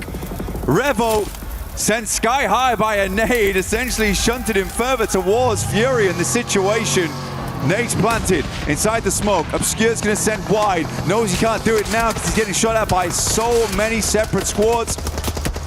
Woo. Sets up behind the trailer, but it's Aaron. But well-placed shot from distance to take the rest of Alpha 7 down. Not a bad result for them, but 8th place is not going to give you many placements overall. They're going to put something on the board, and that's honestly what they need to do. They're currently in 4th place. That's going to be good enough. As long as you're in that top 6, that is all that matters. That's going to keep you in this tournament just a little bit longer. Tiamba, though, they're still in this game. Furia as well. It's a huge opportunity for them to start soaking up some points and make a big gap going into the last game. I don't know, man. PUBG Mobile team seems to have blessed Ulf right now. They've just got 2 loot crates dropped on top of them. Yeah, absolutely. It feels like shining lights all around them. 777s. They need it, honestly. I see Ketch walking in here with a Band-Aid on his hand. He's like, you know what? I take all the breaks I can get, you know? MG3 as well. I mean, drop some smokes on the other one. Get out of there, honestly. They got a nice setup right here. They got a blown up car, buggy on the other side, hay bales on either side of them. So they are dead center. Should be able to get some solid placement points. Who's going to win this game, though? That's the question. You got Dopeness up top. But with Dopeness so far not making too much noise. They have the position. I think it's time for them to start getting some aggression going as this next zone does pop, and it's in the wide open field. And Ulf have the coverage here. Let's see what they can do with it. We'll see. I mean, it might be Tiamba time. It may actually be Tiamba time. As a 2-man, we'll see how Ulf can hold off these other squads, but it's the spot. Right? It is the spot. People see there's loot crates around it. You are going to see some big crashes coming in soon. And the first one is going to be gold. They want it. Can Ulf hold it? Scarface with the MG3. They got the weapons, but Killer Joe is up close and personal. But it is Ulf that is able to take him down. The duo putting in work. Wolves also looking over towards this location. Milu's going to swing wide down towards that southern edge. Aaron goes down. Teams aren't capitalizing off the back of this one. Finally, Furia makes the move. They're going to be next to face. Can Scarface make this one work? Will stop short, actually. The vehicle's smoking. Flames pouring out the front. They get in the zone. That's all that matters, right? They got some coverage with their vehicles. Ulf now barely holding the spot, but Aaron! Are you kidding me? Ulf from the central position being so dangerous. Silence, you gotta move, bro. You gotta move. Ooh, barely escaping those nades. That hay bale coming in clutch. Finally, Silence able to put a little bit of suppressive fire here. Oh, and he gets the knock on a Scarface. That's the MG3 down right now. Might be the thing that saved them before, but it's not in play anymore. Molotov over the top. See if he can sink this one just about right. It's a little far, might spread. Still taking some little shots here and there. Tiamba, in the meantime, were just backing off the Wolves, who have sent themselves crashing into Alula on the western side. Dopeness finally waking up, realizing that, guys, we've got to get a move on from this northern edge. We've got to control this. Our points, our sweet, sweet points getting taken away by all these teams pushing in, but Dopeness getting it done finally. They are getting in the action. 5 eliminations from them. How many more are they going to try to get? Let's see. We got Tiamba as well. They have been waiting, and now starting to get into the action. Furia again, just throwing them long nades. That is going to get Scarface out. It's just Aaron up for the squad. Let's see what he can do. Gorgeous little bouncer there for Ulf, though. We expected way more out of this squad. They're currently on 21 points. The placement points alone will be very, very good, depending on how many more teams do go down. Dopeness trying to split out right now in a 2-2. They're going to try and regroup and take the task over towards Furia on the eastern side. Milu, though, trying to go for some shots. Won't quite tag on. The vehicle does get cut up in the process, though. Woo! Tight looks here on the side of Milu. Milu has been on fire today. One of the craziest 1v4s of the tournament. Already in the bag. Be nice to continue with that and get this chicken dinner here and lock down that spot. Well, finals. We said 20 points. 20 points was realistically what they were looking at for the last 2 matches of the day. Get up towards 80, and then it's super difficult to drop out. Aaron, how? The flames around him. Nade goes long. First one's a good knock over towards Silence here. Aaron swinging around the sides, has the UMP to work with, but there's absolutely no way he's making it happen. Milu's been watching this the entire time. However, instantaneously, Tiamba is looking to cause problems. They're trying to send nades down this way, clean out these players. They were able to get the res off. This nade goes a little bit too far to the side. Furia now starting to loot up. Looks like they're really low on meds here. They would have been using them already if they had them, but now Eagle, he's got that nade. Furia got to be careful here. All it takes is that one. It's looking pretty good. Oh, just a little overcooked there. Buggy now blown up. Silence getting caught by Milu. Milu is just making it happen here from this angle and just tearing Furia apart. It's the Milu QZZ show right now. Another nade, look to send it through and towards the middle. It certainly has been Tiamba time today. And I don't think we're stopping the clock just yet. Igor underneath. Milu tries to regroup the rest of the team. Not a possibility. Speaker will find them. That off angle was absolutely deadly, and now Dopeness from that northern edge. They're going to start to spread out on this one. It's the right call from them. Plenty of little bits of hard cover to play from that northern side. They can continue to squeeze these two teams now. Eagle trying to pop up, make something happen with that M4. Lufa with that disgusting angle on that tractor. And yeah, he has his car right behind him, so he goes and pops into it. Going to be pushing up little by little. Dopeness had the angles. Furia is dead stuck in the spot and just avoiding these nades. All those vehicles coverage is just working out so well for them. And QZZ forced to inch up little by little and getting punished there by Kenji. Kenji will take down QZZ as well as Eagle from distance. Now Furia, a lot of work to do here. Eagles, who has been a man on a mission to impress today, now looking to do it again here, but there's only 2 players left. Dopeness on 9 eliminations. Nade goes long, will knock. He finds the first, will go for the flush on this one. Every single point counts, and Egos will find at least one more at the end of the game, but it's Dopeness from the north side to take the win. Oh man, and did they need it. You can see the sigh of relief. These guys popping off, they deserve that chicken dinner, and this could be the start of their run towards the finals. Let's get it going. Dopeness, man, did they need that one. Yeah, you can see Furia dapping them up. Igor looking good, my man. That is how you get it done. Yeah, honestly, Furia is looking good today. This is the Furia we expected and wanted whilst watching inside the groups. It's a tough game. That's a tough game to play there. I think they worked it out well. They had some of the zone towards the early on portions of the game.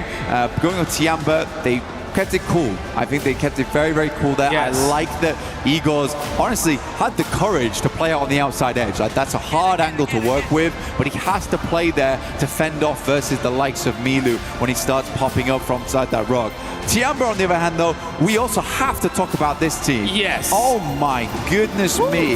What a set of just bold play after bold play that worked out. And it's great to see. I think Milu is feeling it. Oh, Milu is on one right now. I'll tell you that right now. This guy is looking too good. That 1v4 was ridiculous. This is the Tiamba that you know, Max and I saw during the PMMI PUBG Mobile Macau Invitational, and they come group stage. We're like, what is going on? We were talking to each other, being like, this is not something that we have seen from them. They're playing it so passive, not looking confident at all.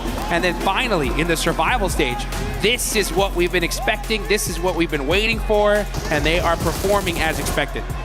For Dopeness, there's not been a whole lot of highlights from this team so far. I mean, over in the group, it was a cool finish for them to make their way into survival stage. But this is kind of the major moment for them, right?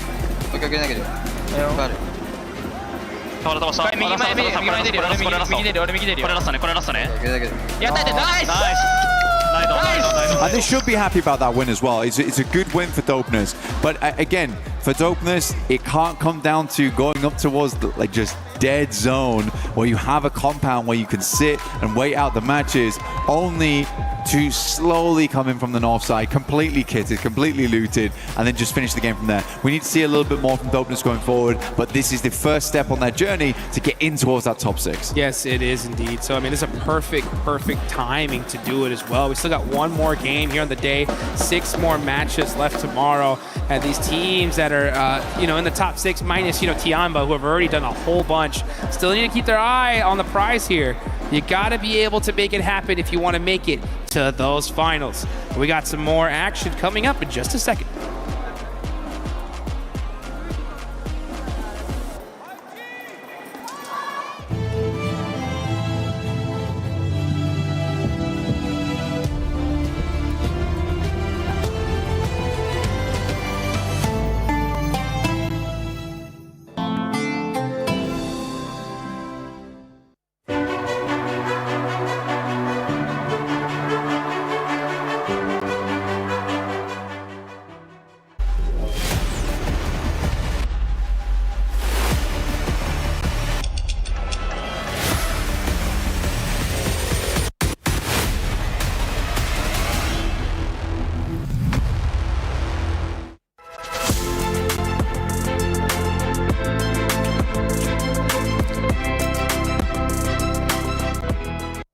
Now, one of the cool things that popped up here in week 6 is this new PUBG Mobile booth in collaboration with Naruto. We just did a live segment here, so we've got everybody still hanging out, but you guys need to come check this out if you are hanging out at our venue, because it's kind of one big game. The more that you interact with this booth, the more cool prizes you could potentially go home with. We have cosplayers.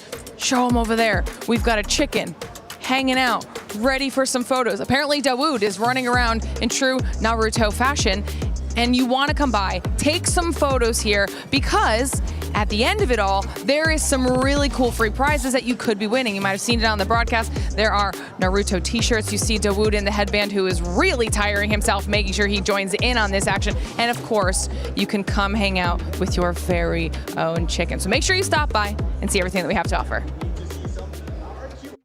But who's inside that chicken, Leonard? That's what I want to know. Hey, if you can find that out for me, that'll be great. Because right now we had Dopeness come out with the win, Max. And this is a team that really needed that win, really needed the points. Give it to them, but still, you need the points, Dopeness. Good job. You know that Rachel Seal and the entirety of Reject are like, yes, finally, they qualified, they're doing something. But yeah, as you said right there, Seven, it was definitely a gifted win. They are seeing the dropped in Picardo. They went for very quick rotation, which I do have to say I appreciate. Very quick movement, and especially great control on the third party. Furia is fighting. There's also Tiamba getting involved, trying to compete for that chicken dinner. They're not slow, which I was expecting them because they've been such a passive team the entirety of this event. But no, they committed to the push. They got involved. And generally, Nitra, we're looking at this one. I am hoping that that's going to give them just a bit of confidence to play it more aggressive, just like we saw Young Galacticos do too. Because before this point, Dopeness were just fully invisible. No, they were. It's really fun to be able to see them, and like you said, they're not being slow. It's not a game winning by chance. It really is. It's loud. It really is them moving forward and being able to actually, and it's vibrating.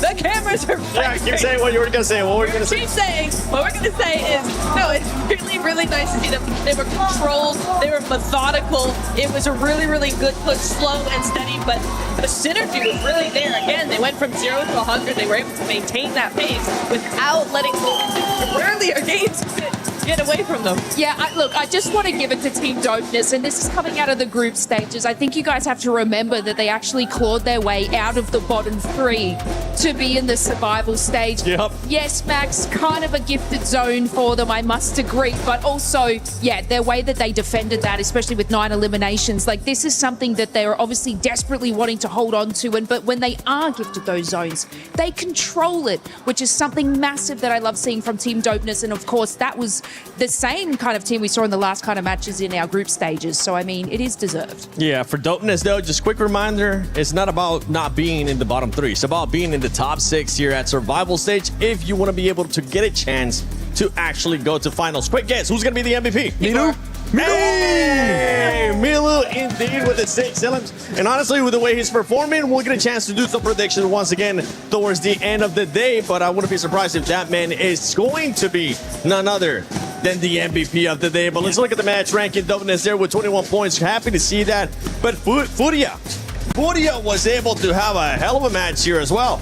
I loved Furia in this match. I loved everything that they did. It was controlled, it was methodical, it was really, really nice to see them come through. We're going to get a replay in a little bit where I really want to break down a play that they made, but their timing was impeccable. And, you know, any critique that I've had of them is that they're just playing too slowly for this lobby. Yep. It's worked in the past, but just not here. And here you can see some of the replays coming on through here, you know, up against Ulf, up against Tiamba. They were caught between Tiamba for the longest time. Them and A7 able to really pull up a really, really nice front of defense against them. And, you know, here we are going to see Tiamba have a great high ground and be able to take out Furia 1-by-1. That is them for the 3rd place, but just a really, really good play overall from Furia this game. Very happy with them. Yeah, and Tiamba as well. I mean, continuing on that consistency that we've seen throughout the day, I was expecting a GAL from China to actually end up performing well, Max. That is not the case right now, and we're not going to talk about it because that is 2 squads that I'm pretty sure, 100% sure, we have in our predictions. So our predictions are sucking, my friend.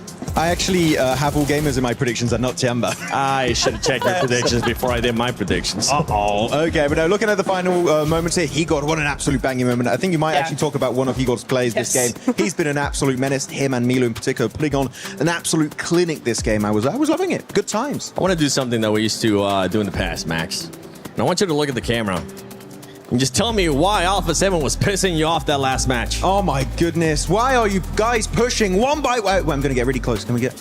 I'm going to... Yeah. Why are we pushing one by one? It's 2026. It should not be happening anymore. And they all push onto Higor or Furia. I am very confused as to what's going on because Alpha 7, we know they're a good team. They can do the clutches. But so are the other teams, right? Especially your Brazilian brethrens in Furia.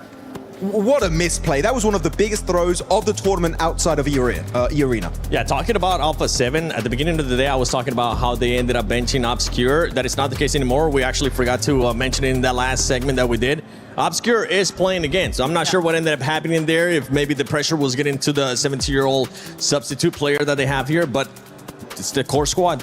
Yeah, it is the core squad. We're starting to see core squad things happening, except for the 1-by-1, because what was that? I'm also annoyed about it because they're usually so good about that. We saw that earlier in that game, right? Revo using the window animations. Yes, using the window animations to really try and spawn, you know, and try and get that information. He was doing a great job. He got some eliminations. They're moving through the building really, really well. And then they push one by one. They're like, okay, we've done enough for this game now. We got enough points. It's fine. It's like, no, you had a good position. Why? Stop it. Stop it. Stop it. Stop it. Not like that, Alpha 7. I got school. For some of the other stuff, I know we had some clips that we wanted to see a replay of, and it was this one right here because Milu, my goodness, Milu popped off. I mean, those two knocks instantly with an 8, but then using the door frame to try and create a mini 1v1 in that scenario, and he's literally on fire at the end of that clip. What a beautiful play with that, especially that opening grenade. Yeah, so nice, and these opening grenades are also great. KRX in a bit of a rough spot here. Furia coming in, bouncing those nades up. What I love about this is they wait for those nades to get them really, really low. They know they have to be getting rid of that health pretty quickly. They get that knock instantly. Well, in a minute, instantly, they're going to be pushing forward, right? Get another nade, try and get some extra damage, and then they come flying over the top. You're going to see them come through here now, getting in that vehicle. They're going to move over, and actually, they're not going around because 721 is over there. They're not going onto the other side like they could do because Tiamba is there. They have to go immediately across. They come on through, make that play come through, get the knock, get the win, done and dusted. They get rid of Leo there from AGAL, and then they're actually going to keep a 2-2 split on either side of the road that facilitates that third place finish in the end. So really, really heads up play from them. Very, very excited about that. Yeah, and I just want to sort of add on, it's just the Furia special, isn't it, Tora? Like, whatever position they're in, they're going to clear their threats. Yes. And that is what they do. Whether it's up a hill and they're doing a goddamn mountain goat climb, nading to move up to that position, or obviously, you know, having KRX down there on the bottom, they are able to stick together, which, you know, some other teams might do. But it's awesome to see Furia. They're just focusing on all of these sort of capitalizing on their high damage, especially with all the utility. Yeah. Look how close everything currently is between third place, 8th place, and I'm pretty sure when we end up going towards the next page, you'll see how everything is currently looking like. Third place there with 36 points. 9th, I mean, all the way down to 13th place, Max. Everything, even 14th place, everything is so close they could end up changing within one match. And something to notate on the last match, 5 out of the 7 teams that were still alive towards the end were teams that were towards the bottom of top 10. They need to make sure they start responding here. A Barty, and whoever ends up in first place of survival stage is going to end up crushing your keys. Ladies and gentlemen, let's set the scene for those of you who may not quite know what is at stake right now. We've got $3 million on the line and a chance to immortalize yourselves in the ESPORTS World Cup history books as champions of PMWC. Now, tomorrow, just 6 teams will have the opportunity to step into the finals, where the other 10 teams, if this will open, it apparently will not. That's okay. The other 10 teams will have their keys destroyed by this stunning crusher. Look at that right there. Now, imagine what it would feel like to have the only remaining intact key whilst the 10 remaining teams... There you go. There she is. Now you get to see this beautiful crusher before it chomps on those keys tomorrow. Now imagine what it would feel like to have that remaining intact key whilst all of your other opponents have their keys destroyed, like this one right here. Now, it's almost time for our final map of day 1 of the survival stage, and some of our teams really need to step it up a gear if they've got any chance of making it through the survival stage and into the finals. And so with that being said, casters, let's go over to you for our final map of day 1 of the survival stage. Let's do this. That's right. Sometimes you got to warm her up before she gets going. And I'll tell you what, some of these teams are looking red hot. Finally, right? Tianba, these guys are looking so good. Dopeness are finally getting red hot here after that chicken dinner. But we got one match left here. This is the time to make it happen. Yeah, don't worry, Mr. Crusher. I mean, a lot of these other teams right here, they've also got a lot of anxiety. So That's we're right. all good. We're all good. That's right.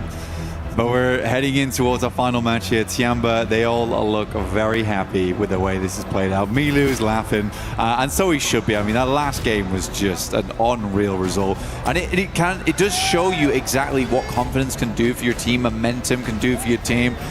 It's just upsetting that we're having another point sponge. We had Vitality, now we got Tiamba. It is making these final days just so rough as we head into day 2 of survival. But this is the final game of the day today. Let's see if any team can kind of differentiate themselves from that tight-knit pack towards the center and maybe live it large up there with Tiamba. Maybe not quite as large because Tiamba's on a table of their own. Let's get into it right here. I mean, Milu has really been the all-star today, making some crazy plays. We saw him with the 1v4. We saw him hitting the crazy shots with those off angles. And now at the last game here for day number 1. Let's see if that could continue on here. Looking at the leaderboards, yeah, Tiamba on top, 75 points. Yeah, these guys are pretty much a lock for the finals. I think we can say comfortably.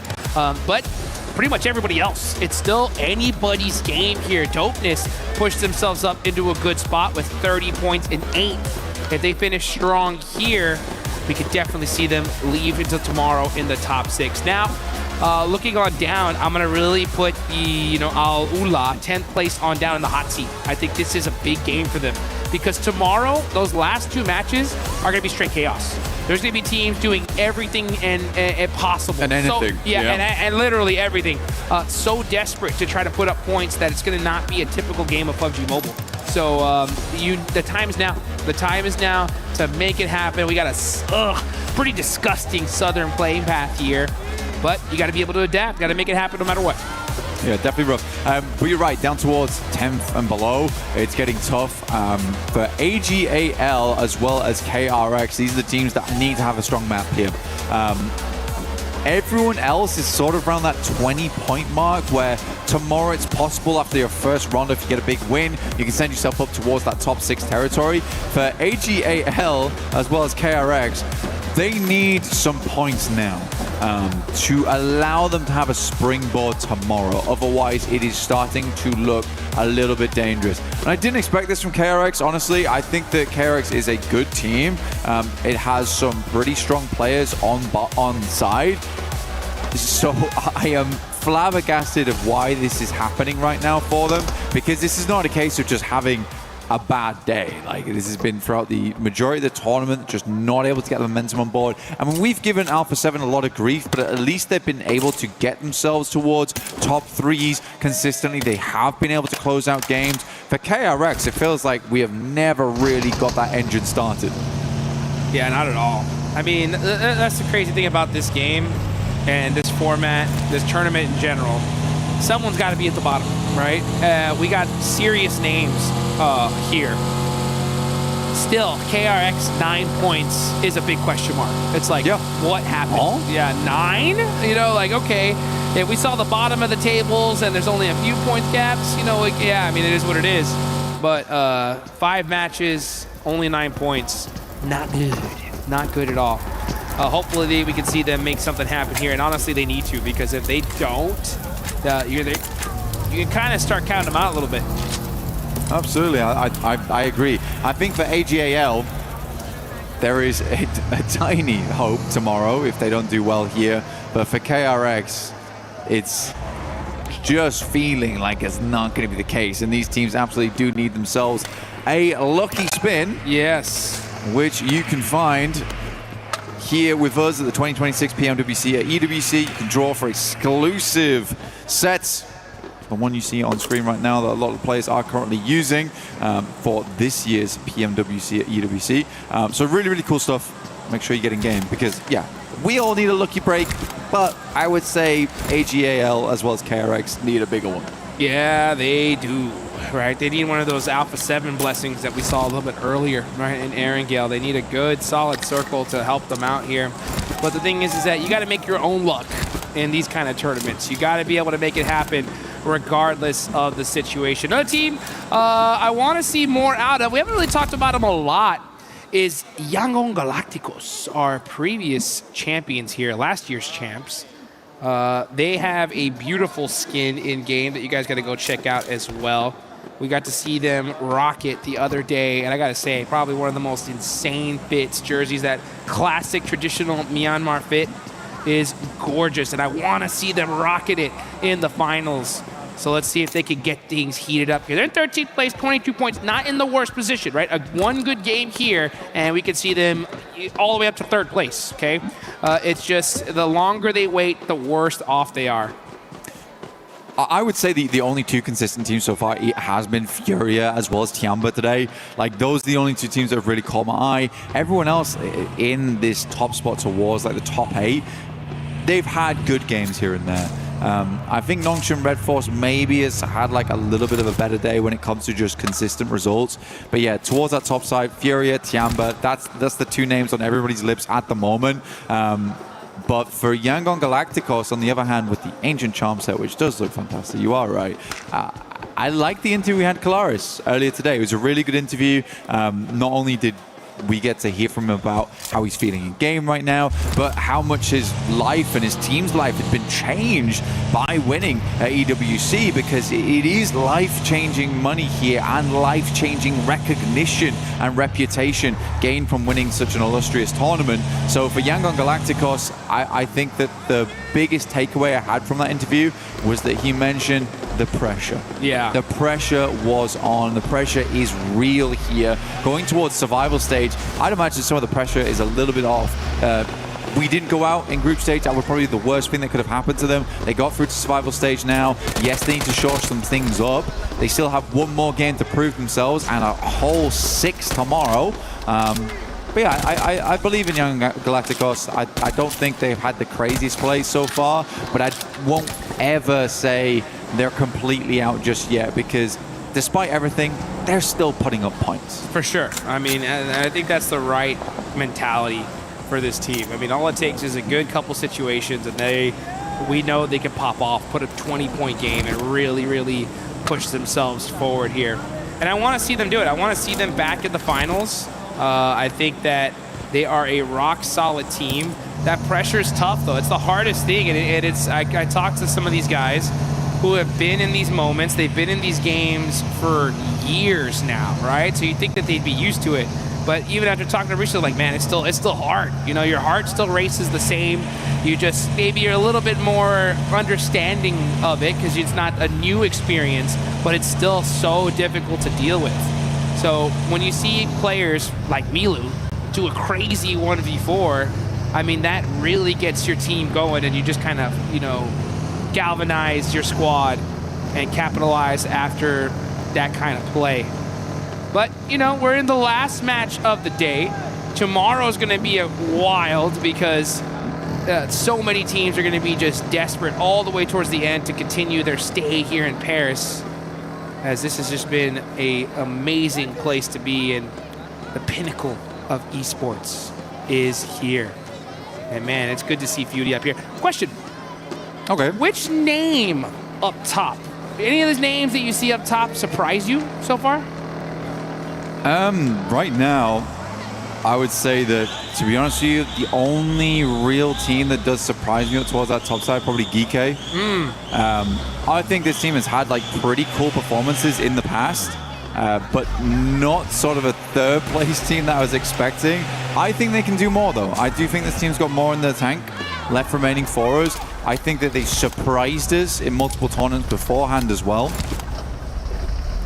So what I'm hoping is that GK can maybe have another good game, stay in that top 6 side, because realistically, I don't think they were on many people's like top prediction lists, and I think that they're kind of playing into how we had Yangon Galacticos last year.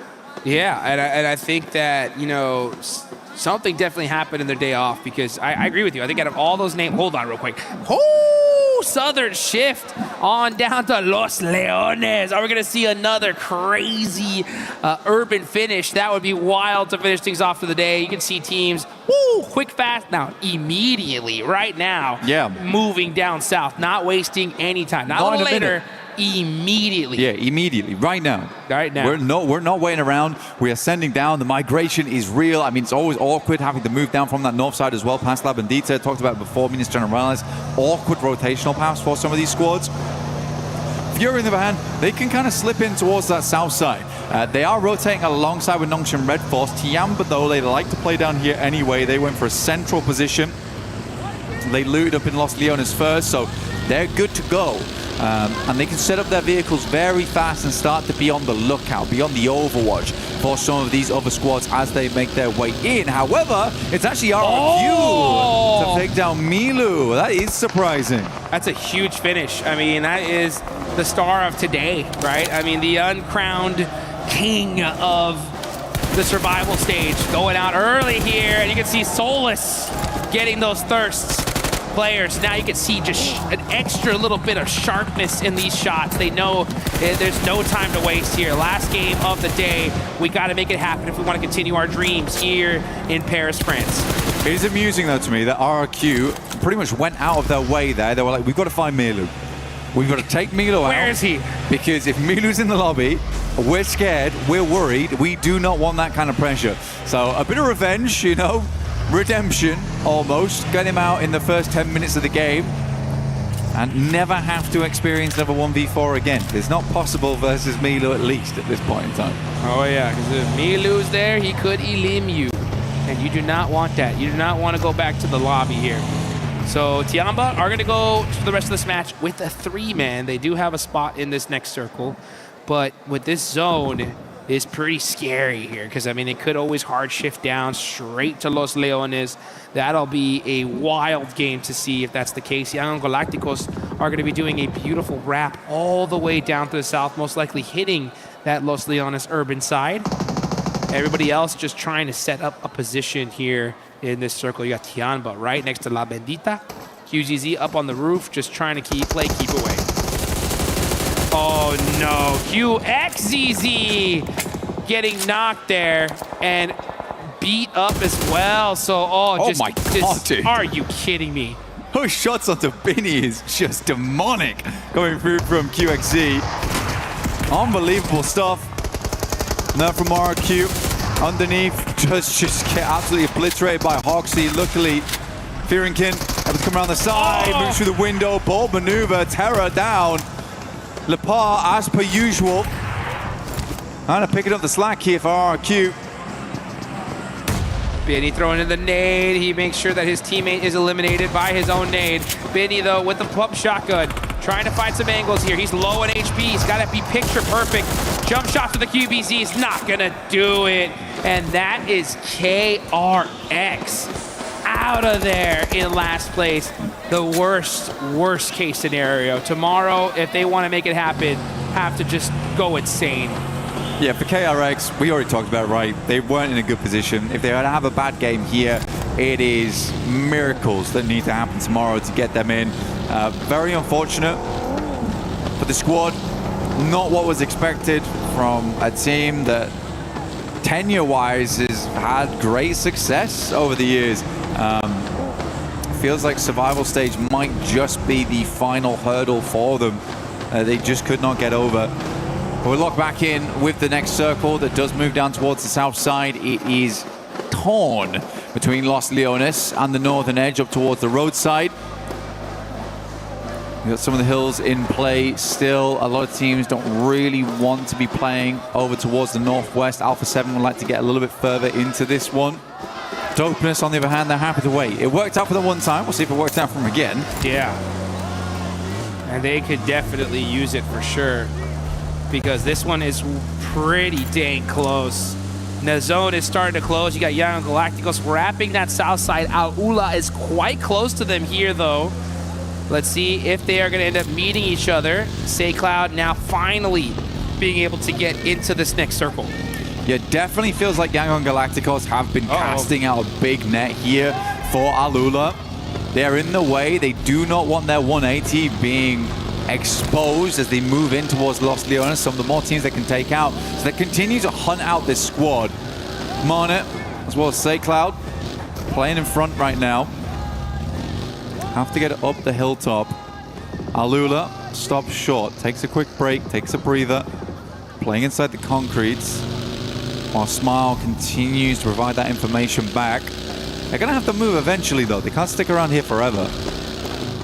They're like, guys, come on. This is stage 3. There's plenty of room here. We can all be friends on the south side of Los Leones. And it looks like that's what Young Galacticos are going to do. They're going to hold on to this building here. and say, see you later, we'll deal with you later. But oh, Solonic getting a knock onto Geek. We see that happening in the feed. Geek, again, we were talking about teams that were a little bit of a surprise. I mean, yeah, seeing them at the top, I think is a really, really exciting thing from them. You know that their team has to be pumped up going into this one. For those of you guys tracking all the incredible things that are happening here at the Esports World Cup, we see some updates from Glitter. And I know Geek is one of those orgs that really needs to have a good performance here. They want to see their team in the finals. I was wondering if maybe they had a little extra pep talk with them and say, guys, we need you to get there. All right, let's make it happen. Yeah, that added bit of pressure. That always works. That really does help the team out. Yeah, I mean, it would work for me. You know, usually I'm at my peak performance if I have at least 2 women yelling at me during the day. Yeah. That's when I'm really pushing myself. I think for Yangon Galacticos, it's a weird one because they did cast the net, but they essentially just gave the Northern rotate to Alula and have banked on this ending in Los Leones. I feel like this is a bad trade, you know? Yeah, not the best. We got like a grubby card for a holographic. Look at the hype, man. I mean, I love the Alpha 7 fans. Oh, they're getting hype. They felt the pressure coming as Carrillo making them happy here, making them dance a little bit extra here, doing that salsa as Carrillo getting that elimination is going to open things up a little bit. This is outside the circle, though. All eyes are going to be on them. Dopeness now in a position to gatekeep. Oh, but Quizal with that knock on the Lufa. Time to hop in that vehicle. It's time to get moving. The fight has begun. Ding, ding, ding. Quizal looking to finish it quickly. And you need to. Quizal very low here. Goodness me, has to drop out the vehicle. And we'll just let it roll past him once he gets the first aid kit off, though. Ulf does move over towards the northern side. Wonder how much of this they have heard. Dopeness, again, the waiting strategy did not work out this time around. They had to move, and I'm glad that Alpha 7 did something. I think you have to congratulate them for that fact, because it's the big complaint we've had for a long, long time. Finally, they clear out some space for themselves. Just great news. Now they can play in towards the south side, and hopefully play a little bit further into the south side later on. Hey, Alpha 7 crowd, I know you are in here. I want to start hearing some old school cheerleading chants, right? Be aggressive, be aggressive. That's what we need to see from Alpha 7, because when they do, man, Wait, where did you throw that nade from? That was like nestled perfectly in his lap. Oh, he like heard the click of the nade before it popped on him. Furia, Silence, getting an early elim in style there. Yeah, Dopeness. That's where they'll be cut short. Down to 14 teams. 50 players still left alive here. Alpha 7 still taking it a little bit slow. Smoke's going down. They've got Furia down towards their south side. Can certainly play off the back of that. Come on, Zone. Go south.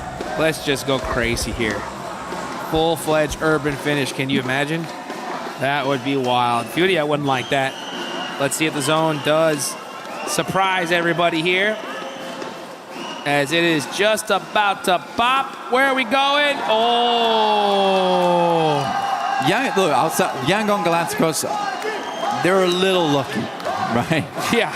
They're a little lucky. They do get themselves a lovely central spot here, and one of the good buildings to play in as you do heading up towards those really awkward circles where they line up. But now, Alpha 7, we got to get out the building. We got to get in vehicles. We have to move. Fury similarly as well. I know, disgusting. Not fun. Not enjoyable. Tiamba, however, tearing Ulf apart. They have lost Eagle and Milu at this point, but Tiamba has been a consistent threat inside the lobby. Shame that they moved over towards the northern side. I think it was the smart choice. I don't really want to start in an urban area, especially Los Leones, because it is so massive. And getting out of it can be a bit of an awkward mission. Yangon Galactical Smile actually gets a knock onto QZZ. Let's see if he ends up getting the thirst. As we're waiting for that to happen in the elimination feed. Catch getting knocked by Nongshim Red Force. And now you got Joker, the Thai team of E-Arena. just, again, so shocked that they're even here in the first place. They had a record-breaking rondo, 39 total points, and still weren't able to make it into the finals directly. So now they're here in 7th place. They're right there on that cutoff. Gonna go ahead and get even closer to that 6th place position with that elimination there. Right below the likes of Nongshim Red Force. So easy, gets a knock onto Obscure from Alpha 7. And the fights are really starting to ring up here as teams are just trying to find a position in this next zone. Yeah, Alpha 7 plays up towards the silos, tries to get a bit of high ground to work with, to watch down towards a lot of these other teams. Should be very resible here for Obscure too. They've got RQ underneath them. Nade plays should go well. I mean, Carrillo has full broadside on this, just doesn't want to expose himself to other angles from within the city. That's not a bad position to kind of stepping stone from, potentially. Your Fury coming in from that western side. Igor's taken down by Alula at distance. This is hard though. You're gonna have to stop off right now. A lot of smokes were already invested. Igor's gonna need to be rezzed. Delaying the push in. Revo's down again. Can't be getting knocked. Oh, and thirsted by Baton. So the Wolves stealing that elimination. Now Carrillo says, okay, this is the angles I needed. Yeah, this is the util. RRQ are just cooked in the spot. This is a really bad position. Fortunately for them, though, there's so many other teams right above, forcing Carrillo to not be able to make some plays. He finds an angle, though, puts some pressure, immediately pops back on over, and now Furia are going to get the mix here. Furia with the push onto RRQ, getting popped out of these vehicles. They're getting punished here, but they do end up taking out RRQ. But is Alpha 7 going to get in there? Yeah, Carrillo steals an elimination. Yeah, this is exactly what they need. I mean, Carrillo's been doing a good amount of work here, waiting for the rest of his team to recuperate, revitalize. Morevo's completely down now. Ayala underneath with Igor's. Trying to get him back up on his feet. Realistically, for Alpha 7, they want to slip down towards this location so they can continue to play things out. Sightlines are a bit awkward. Get out the vehicle, confirm the flush.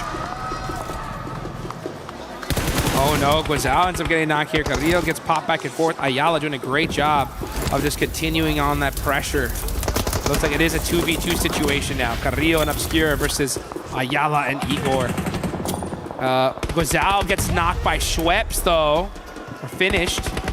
And the nades are starting to ring out here. Ayala gonna be throwing someone back, but Obscure catches the edge of Igor.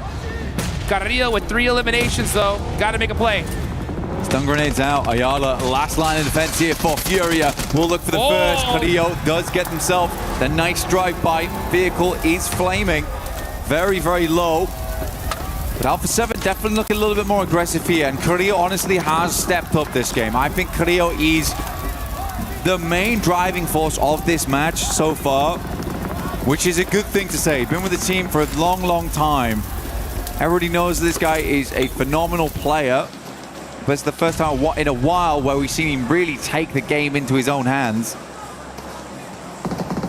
I like how you said driving force right there. I know you did that on purpose, dude, because these guys have been doing these drive-bys all day.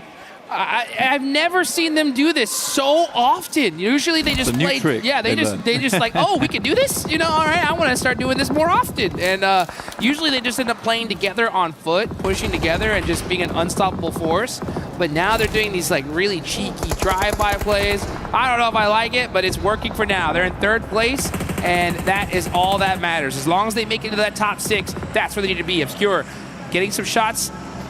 Gonna have to dodge those and throwing out that util onto Goat. Not able to get the knock just yet. Carrillo knowing that, man, this is gonna be a tough one to get into this circle. Everybody's looking the direction. Do they have any vehicles? No. It's gonna be up to Smokes and that M4 to get them in this next circle. Oh, ow, ow, ow, ow. That hurt. Yeah, Carrillo making that cross there. It was always gonna be difficult. There's so many angles, so many sight lines, and at this point in time, we are just getting rid of the outsiders at the moment, which is a fair few of these teams trying to make their way in. Again, it's not an easy circle, really isn't to play. Goat's also struggling now as the circle moves further and further downwards. But let's take a look here, Hot Jukes. E-Arena looking to redeem themselves up towards that top side of the tables in 7th and get themselves some more points on this game. Look a little bit prettier. Furia went down. Alpha 7 to get some more points. And again, we are starting to see more and more squads push themselves further up. Now for Ulf, tough push. Tough push indeed, but they're making it work so far. Ulf finally started to show some signs of life. AGAL, another one of those teams, really trying to make things happen for their org in this World Cup. Only one elimination so far. Ooh, that one hurts. Down to 1 HP. No, actually, no, he does have 3 first aids. Let's see if he's going to start using them. AGAL starting to push up there towards Ulf. Catch, going for the res. Should be able to get it on the Solus. He does. Zone about to close in the next 39 seconds, though. Can they get these heals off? XEC just can't find that perfect angle to throw this nade, though. And mounts it off the doorway.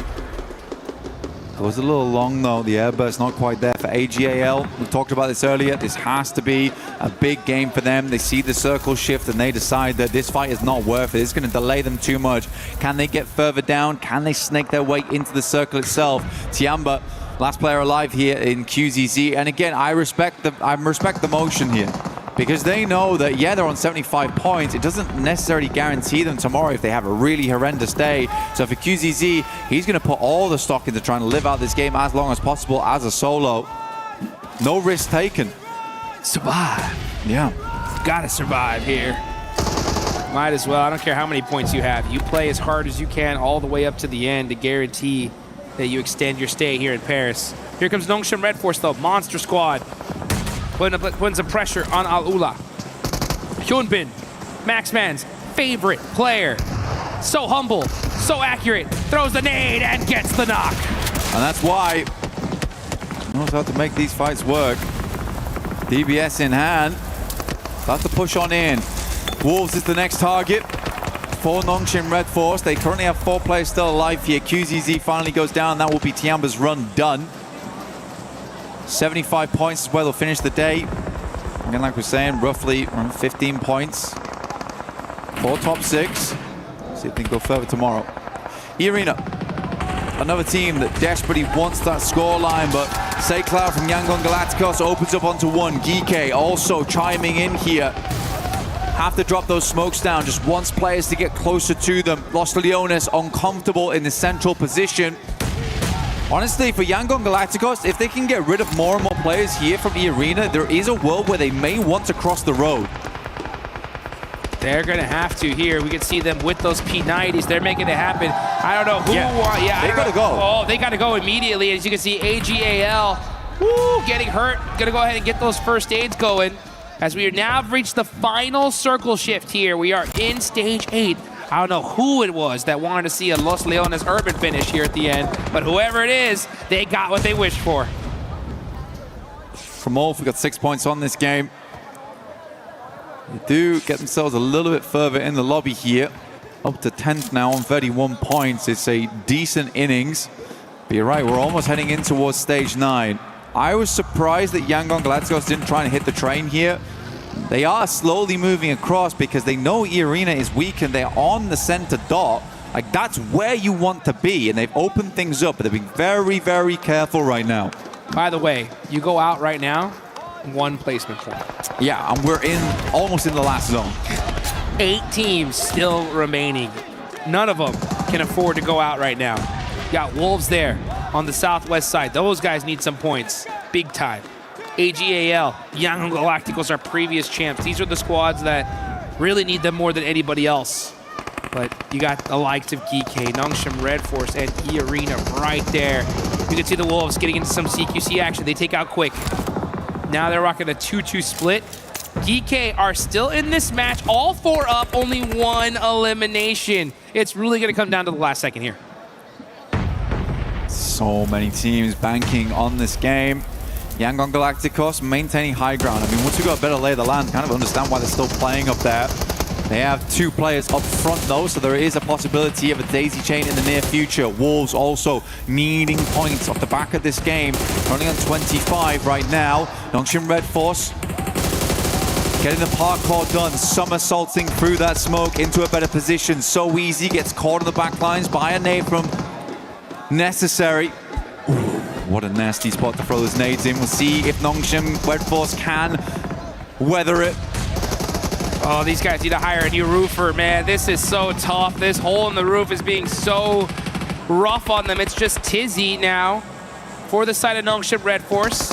And here we go. We are in stage 9 here, folks. The zone is about to close to the center of the map as Baton and the Wolves trying to keep their tournament hopes alive here. The NA squad up close and personal with Nongshim Red Force. Blind nade getting thrown, trying to get these confirmations, but Baton very hesitant here.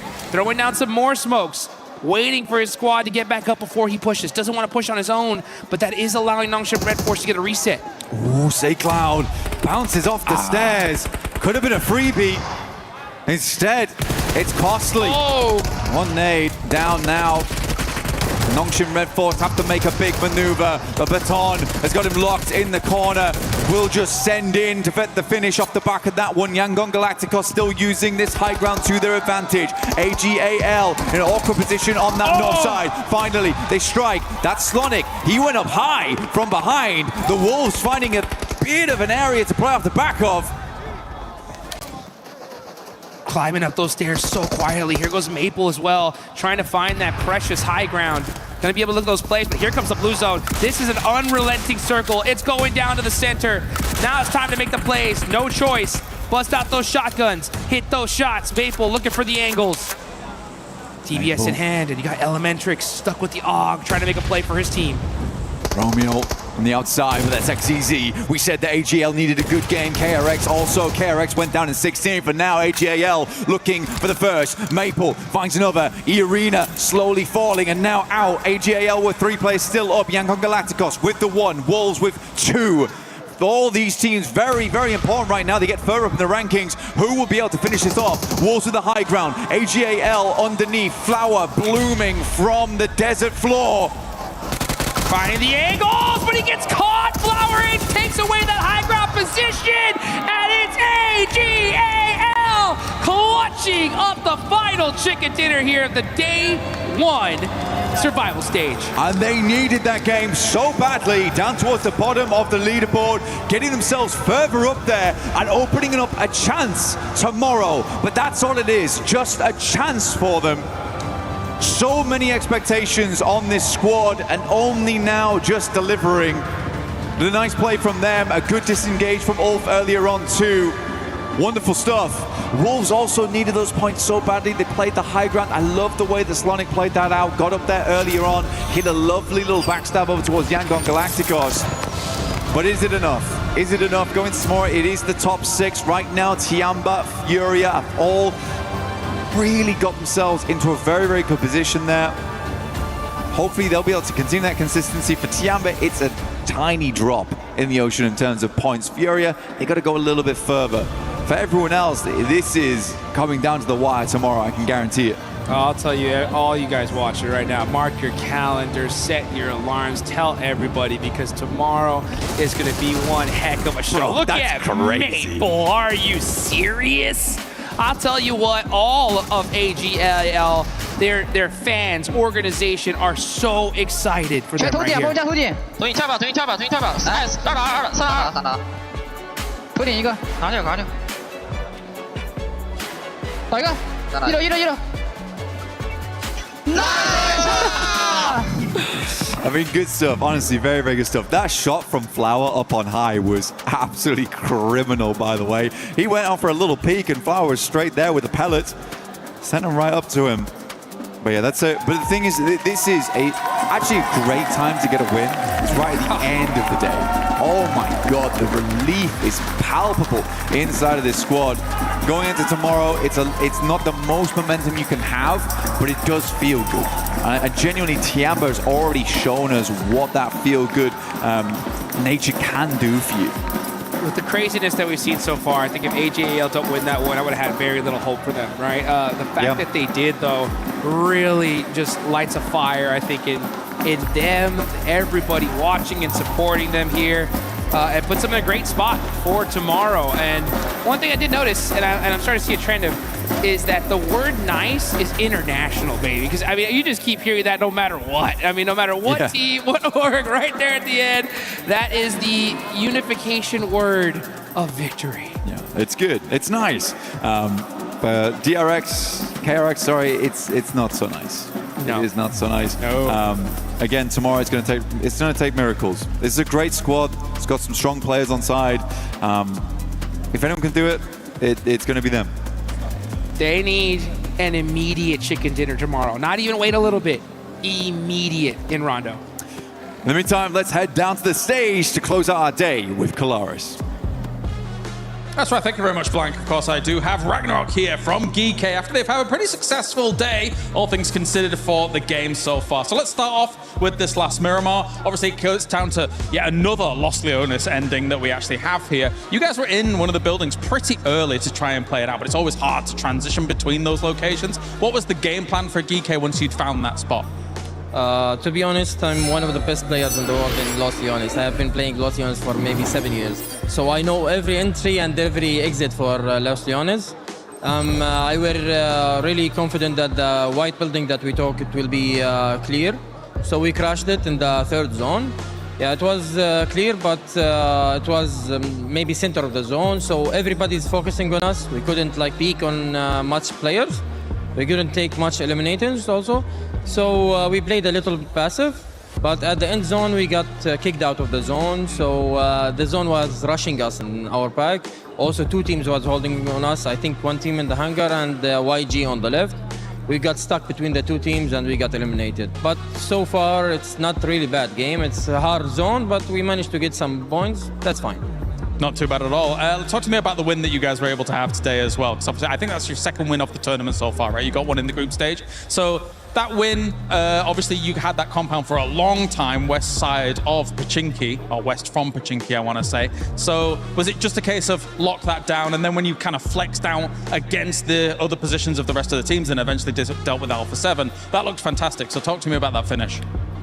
To be honest, it's a 50-50 zone. Like, it was a little bit lucky that the zone came back to us, but still, if the zone didn't come back to us, I was managing the movement from this compound. I was going to manage everything. That's why I choose this compound, mini Pochinki, because I know how to move from this position, and it was an easy game, to be honest. Fantastic. Any last words for your fans out there watching EK trying to make the push here to the top 6?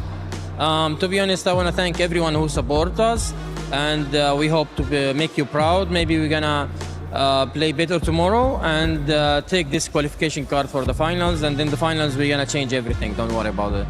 Ragnarok, thank you very much. Fantastic interview. It's time to head on over to Barney, who has more to come. That's right, Kalaris. I've got Tony K here from E Arena, ready to have a very quick chat. Tony K, let's talk about today. Typically, we're used to seeing a very hyper-aggressive E Arena, chasing down eliminations, but today seemed to be about placement points. You had 4 top 6 or top 5 finishes, I believe it was. Was that the plan coming into today? Was it all about placement and playing a bit more passively?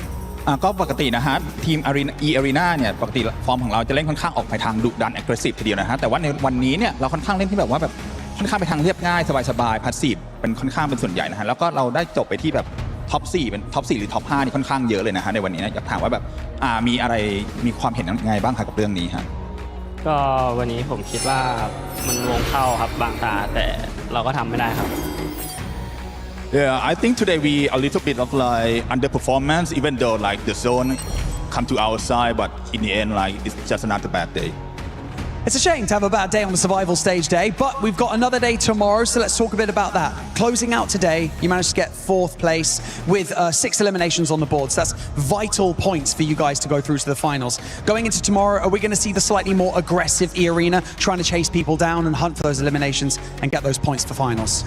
อยากถามนะครับพรุ่งนี้น่าจะเป็นวันสุดท้ายของรอบ survival stage แล้วนะฮะอยากถามว่าตอนนี้เนี่ยในรอบในอันดับของเราในตอนนี้ฮะเราก็แบบว่าอยากถามว่ารู้สึกยังไงบ้างครับว่าพรุ่งนี้ฟอร์มของเราจะเป็นยังไงบ้างจะเล่น passive เหมือนเดิมไหมหรือว่าเราจะไปทาง aggressive มากขึ้นครับก็เล่นเรื่อยๆครับตามวงครับถ้าจังหวะไหนเล่นได้ก็เล่นครับจังหวะไหนเล่นไม่ได้ก็ค่อยๆเล่นครับ Well, to be honest, I would say that we're gonna play depends on the zone. If it's like the zone come to our side, we're gonna play aggressive. If it's not, we're gonna play passively. So hopefully the zone gonna be on our side tomorrow. That's the smart answer, Tony K. Nicely done. Thank you very much for joining me in this interview. Best of luck tomorrow in day 2 of the survival stage. Like I said earlier on, only 6 teams will make it through into the finals. And so these teams have got to start scrambling for points. But for now, let's head back to the studio to round out day 1 of the survival stage. Thank you, Barney. Tony K, a man of few words, but tomorrow he is not going to be allowed to be quiet if he wants to be on those top 6. Overall, an interesting day. We ended up seeing his sponge points, especially towards the top, the consistency that we saw out of Tiamba as well. But in this last game, Max, it couldn't have been any better for those teams that are trying to even keep it closer towards that top 6, because the top 3 teams didn't really do much. It's like, you want an opportunity for a comeback? Los Leones finished. Okay, no, can't do much about that. But overall, it was very fun to see how many of the teams were at the very tippity bottom, right, if you can say that, of the rankings. So overall, I got to say, a big compliment to the entirety of that lobby, in the sense that a lot of the teams are trying to play the outskirts of the city in case it does go up in the city itself or outside of it. So big compliment to all of these teams. I think they played as good as they really could for a city finish. We'll take a look at the overall ranking after day 1 of survival stage. Tiamba sitting at the top with 75 points, followed by Furia, Alpha 7 as well there with 42. But just look how everything is going to be so close, Natura. This is what we're going to be looking at tomorrow, between 3rd place all the way down to 8th. And I'm pretty sure when we end up seeing the 2nd page as well, everything is just going to be super tight. It can change within 1 match. No, it really can, and this is going to be a crazy second day coming through. We've seen such consistency, I feel like, from a lot of these teams here. Yes, they've not had as much presence as we might have liked them to. Maybe they've had a bit of a fumble here and there, right? But Alpha 7, no wins, still 3rd place. You've got E-Arena. They said they had a bad day, but they're still 5th here. Wolves as well, just continuing that momentum game to game until now. They're 2 points behind 6th place here. So it is looking like a lot of these teams really stepping up, and with 6 more games tomorrow, who knows how big the points are going to be then. And I want to sort of touch off of after the interview with E-Arena, and, you know, they're sort of saying they're playing to the zone. Furia didn't really play to the zone. They were catching those eliminations, and look at where they're sitting. If E-Arena can just mimic that kind of play style, because when you actually have a look at this lobby, yes, Tiamba are skyrocketing up there, especially with placement points in general. But the only other super aggressive team is Furia. And if we add E-Arena, we've seen them do it before, where they're able to catch these eliminations in any way that they want. I think if they change back to that style, they could be definitely up there with Furia. Max, on the 2nd page of the overall ranking, I want you to look at one team specifically, and that is none other than GOAT team. Because when we're looking at that team, it's just pure fragging power. But once again, the storyline has been for this team, they need to find themselves a way into those later matches. IHG might not be in this tournament, but they reincarnated in the GOAT team. All about aggression and those elimination points. But yeah, 4 placement points. I don't like using harsh words, but that is really bad. Okay, that is absolutely terrible from GOAT team. Wasn't harsh. Okay. Yeah, it wasn't harsh. Yeah, but it was like PG, you know? Let's go PG. It's harsh in like the PG realm of what I do here on the show. Very unfortunate in terms of the placement points. We need to see more late game finishes. All gamers, you know, I'm going to also say a similar point. They get that 1 chicken dinner in a city finish, which you never know what's going to happen in a city finish. It's kind of like you throw in the hat, hopefully your name comes out at the end, but you remove that chicken dinner, Natura, only 2 placement points over the course of 5 matches. That also is really bad in a PG way. No, it really is. I don't like that at all. And tomorrow has to be a massive step up from them, because yes, we are seeing a lot of ties, partly due to Tiamba's point sponge situation going on there, but I think in a regular lobby or in a regular day, they would be bottom of the leaderboard, except for KRX. They're actually bottom of the leaderboard. What's going on with KRX, by the way? You tell me. What is happening? I don't even know, I'm because just we haven't had enough time to even see them. They just keep going out. Max, you have an opinion? Max, please tell us what's going on with KRX. I know. No, actually looking at their position, they always go for spots which, when you look at the map, it's not bad, but the positions itself are so bad to defend. It's like, oh, it's a shed, it's a tree, it's a dip, meaning if a team gets any angle onto you, you're just going to get completely dismantled instantly. Oh, look, that's a nade coming for our grouped up scenario. It's like, oh, this is a great dip. A team gets in 50 meters of you, boom, and DRX just completely disappears. So I would like to see them trying to fight for strong compounds or strong POIs around the map, and if they do so, we saw Hoxie in particular step up massively in the group stage.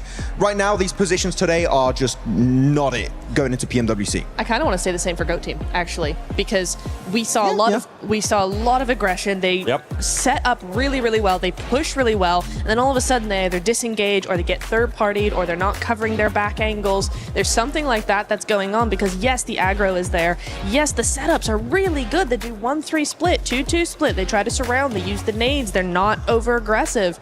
But they just fizzle out in the mid game. And so for me, Goat, you just need to step that up, get those placement points, and you are good to go. Exactly what we see. I want to see how to go. Just please last until the later match, last until those end zones. But Max, I know earlier you got a chance to see a grenade for Maxman. Grenade of the day. Maxman's grenade of the day. Let's check it out. I don't know actually which grenade we're going to show, but it's going to be a surprise right now. Let's check it out, see exactly what's going to be coming out. We got many great grenades today. One coming out from Milu. He got the clutch. He got the 1v4 without opening grenade. But this grenade is a thing of absolute beauty. He chucks that first one and then, oh, well, actually, no, didn't work out quite fine because Oliko denies his position with that grenade and forcing himself to go back down into the shed. It's a grenade of the day, but it's a bad grenade of the day. Do better. Okay. It's a stinky grenade of the day. Very bad. I don't like that. Don't say that again. Sorry. Okay. My bad. Yeah, be careful. You're thin ice. That was not PG. That was very close to PG. Max throwing a grenade at Neptura there. He did.